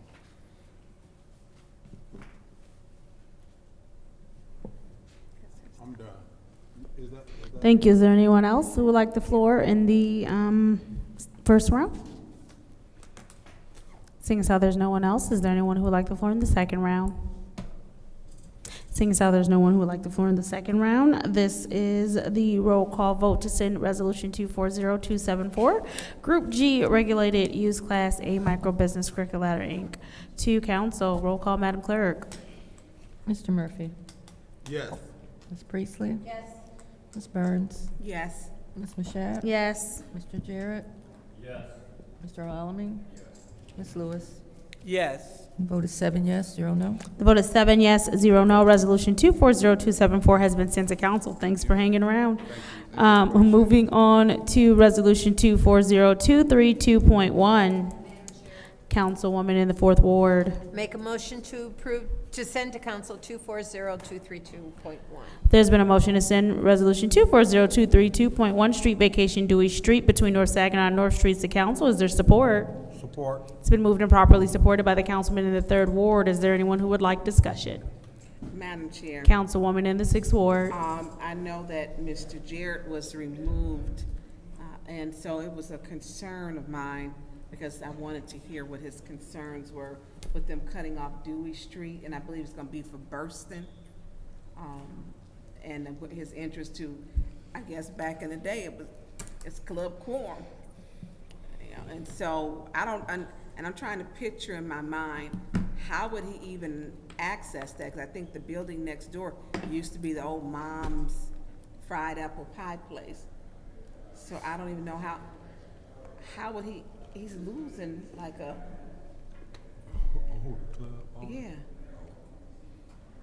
And so I don't know, I'm trying to figure, how would you get into it? And then parking there, it will eliminate any street parking for him, actually. Send it to special affairs. Okay. Madam Chair, I'd like to make a motion to send this to special affairs. Support. It's been moved to send special affairs and properly supported. Roll call, Madam Clerk.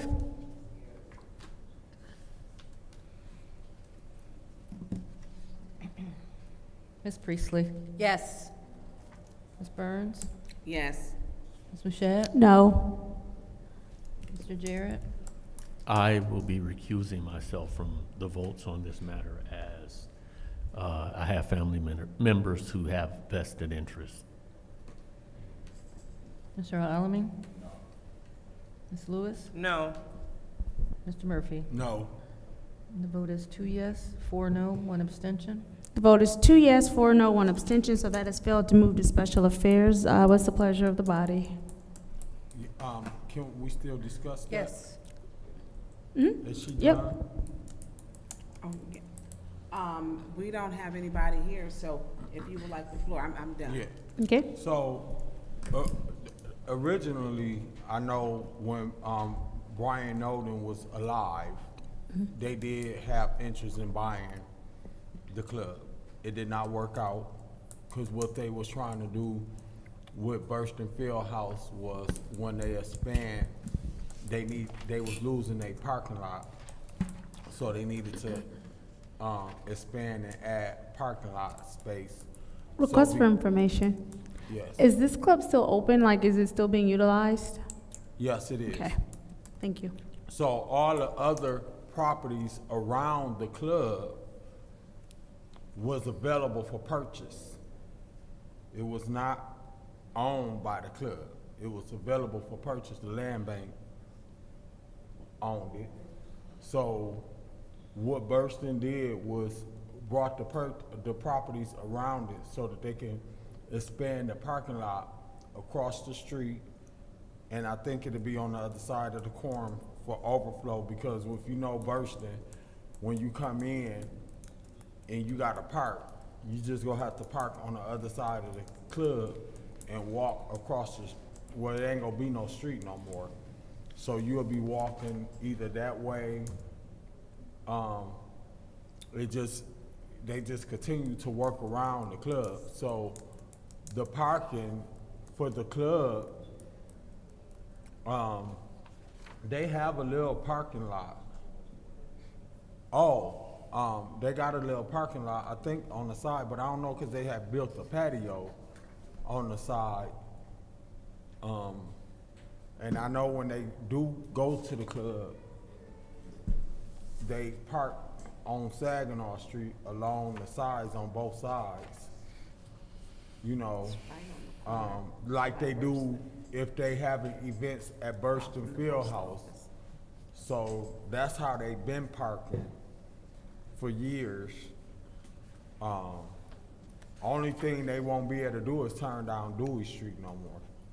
And I don't think at this point in time, with them being knee deep in the project, they already tearing down the building next to the quorum and getting that land clear.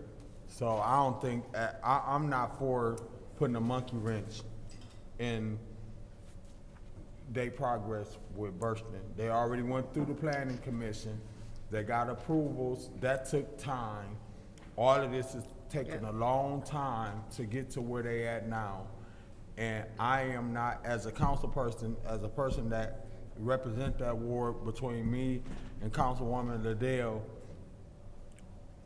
I just think we done came too far to try to throw a monkey wrench. And that's where hell go break loose. And I'm not trying to say it that way. If we try to stop them for building on the north side of Flint when we ain't really got no kind of development, and a lot of us is excited about Burston Field House. I think the Corn should just continue to park how they've been parking on the street, fires on both sides. It's unfortunate they, you know, but he don't want to sell his club. I ain't mad at him. He want to continue to make some money off of it. So I understand his sentiment too. But there's no law that he get to have vacant lots or vacant land that he don't own for when people visit the club to come and park at a vacant spot, building and park there because he got a club and they want to park at a vacant spot that they don't own. Only thing I think is different is them being able to drive down Dewey Street. They just got to go up and down Saginaw and park down Saginaw Street. But it's some buildings across the street that they could park at too if they. Trust me, them folks go find somewhere to park to go in there and get their club. Yup. They is not about to not find nowhere, but I support. I can't.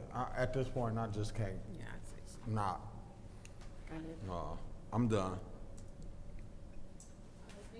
Anyone else who would like the floor in the first round? Madam Chair. Councilman in the Ninth Ward. So,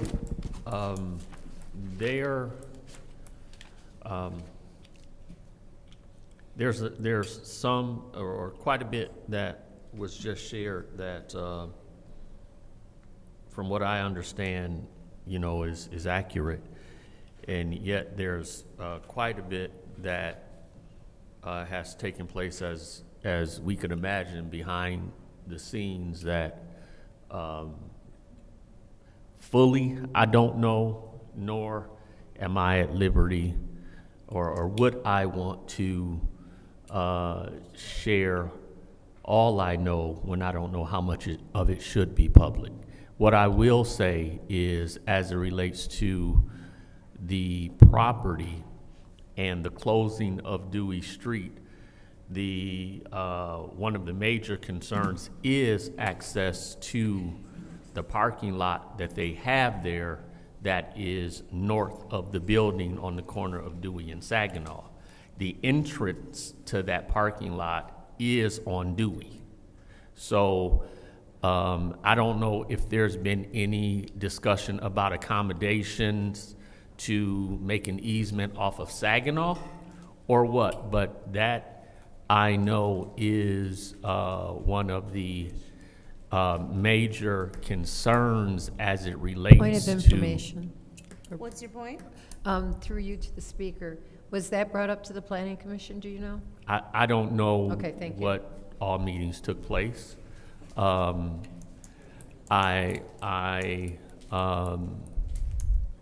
do know that, and can say because, or am comfortable saying, because a lot of this has been public, my uncle, Wilbert Jarrett, has for years been a supporter of Burston Fieldhouse. I remember as a preteen doing a basketball camp there when Trent Tucker was early in the NBA, and have, you know, a shirt with my uncle's name on the back of it as a sponsor of his program. And for years he has contributed to that organization. So it's more so, as I understand it, having access to the business for the patrons that yet support that business, and outside of that, neither I believe I can confidently say neither my uncle nor myself want to be in direct opposition to the progress there at Burston. There just may be some things that still need to be worked out, or ideally some accommodations made for. And I'll stop there. Thank you. Is there anybody else who would like the floor in the first round? Anybody who would like the floor in the second round? Madam Chair. Councilwoman, 6 more. So we don't know if there is an easement or if there was an accommodation made, and even for the properties which are adjacent to that. And I don't like squeezing out business on even for new progress. And I would like to, I guess it's gonna go to council, and hopefully they can have someone here on Monday who can speak to that. And I will reach out to Mr. Jarrett to ask him, you know, was that done? I don't want to squeeze out black businesses which have been here and not, you know, give them or afford them the opportunity, because parking is real, you know, and especially with that planning, you know, you gotta have so many parking spots available for your business. What does it do if he doesn't have these access to the parking to get to it? So, I'm not gonna support it here today. I don't know what everyone else is going to do. That's, of course, a personal choice. And as I'm looking, you know, I'm thinking, you know, people park on Dewey Street and they would, you know, drive. That's the same where they would park for the baseball games. So as we have, let's say demolition means progress, and we have new buildings that are coming in. So I will not be supporting this tonight. If it goes to council, I will reach out to Mr. Jarrett. He's a business owner. We need to make sure we're also dealing with, you know, how do you marry those two together and kind of make them both happy? Burston and then Club Quorum, which that was around, I know, when I was in high school. So it's been around, and I've been out of high school some decades. So. Not as long as I have. Judy, I quit counting. It's been over 30 years that I've been out. So I'm 55, so I know your birthday is, I know. So I just don't want to squeeze out businesses, and so I guess we'll deal with it on Monday. I would hope that as we are having and dealing with this, new businesses, that we pay attention to existing businesses and not pushing them out of the way for progress, and to try to accommodate in any means that we can. Thank you, Madam Chair. Madam Chair.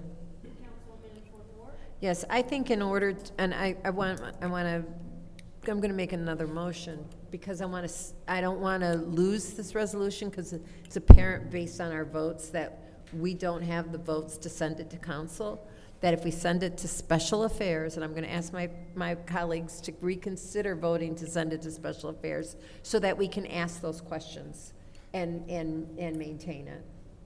And I don't see any I see no vote to do that in looking at faces. So it's going to fail. I'm just saying, if we don't send it to special affairs, it will not go to council. And so I'm done. Yeah. So, thank you for clarifying that. I don't mind sending this to special affairs, because we can get some clarity from the planning department between now and special affairs. And then we also need to bring the new executive director for Burston Fieldhouse before council. We have not really officially met the new executive director, so I think it'll be an opportunity to extend the olive branch for him to come to council and introduce himself to us and give us the progress of what Burston Fieldhouse is. And I won't support approving this to move forward if they do not have a contingency plan to accommodate opening up the parking lot for the quorum in the front of Saginaw for people to come in and out the parking lot. If they closing Dewey Street, it just seemed the right thing to do. So even though I said I support, I don't support stopping this project. What I don't support is closing that street out and then they can't have access to the parking lot that they got on side of the club. So I won't go with that. And long as Burston Fieldhouse, and I guess they just have to take some of their money that they got for Burston Fieldhouse and pay for it to have. Request for information. Yes. Madam Chair.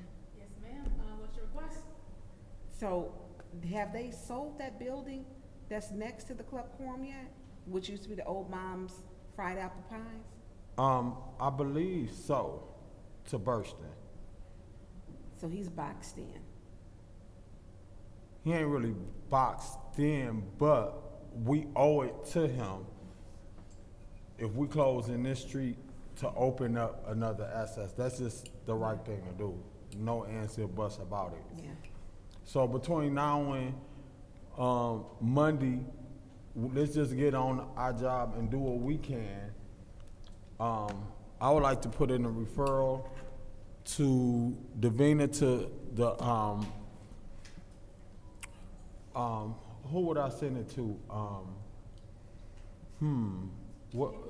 Emily Dorr to, yeah. Let's do all things necessary to make sure we accommodate that parking lot situation. Yep. Madam Clerk, thank you. Yep, she'll put in the request for Emily to have them here. Yeah.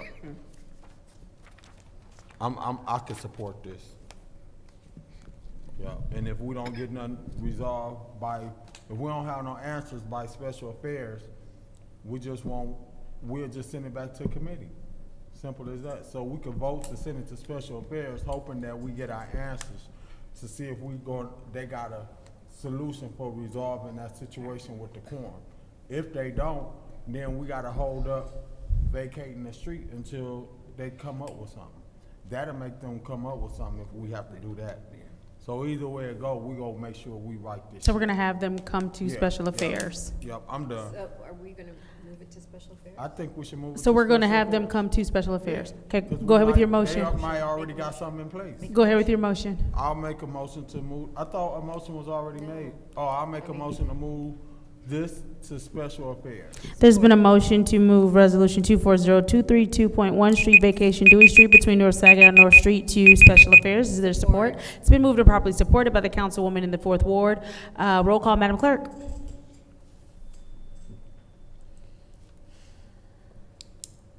Ms. Burns? Yes. Ms. Mashat? Yes. Mr. Jarrett? I'm abstaining. Mr. Almeida is absent. Ms. Lewis? Yes. Mr. Murphy? Yes. Ms. Priestley? Yes. The vote is 5 yes, 0 no. The vote is 5 yes, 0 no. Sorry, 5 yes, 0 no, 1 abstention. 5 yes, 0 no, 1 abstention. Motion to, This resolution has been moved to special affairs. There's a motion to adjourn on the floor. Is there support? Support. It's been moved and properly supported. Roll call, Madam Clerk. Ms. Mashat? Yes. Mr. Jarrett? Yes. Mr. Alamin? Is not in. Ms. Lewis? Yes. Mr. Murphy? Yes. Ms. Priestley? yep. Ms. Burns? Yes. Vote is 6 yes, 0 no. The vote is 6 yes, 0 no. This meeting is adjourned. My niece used to say she was ghetto.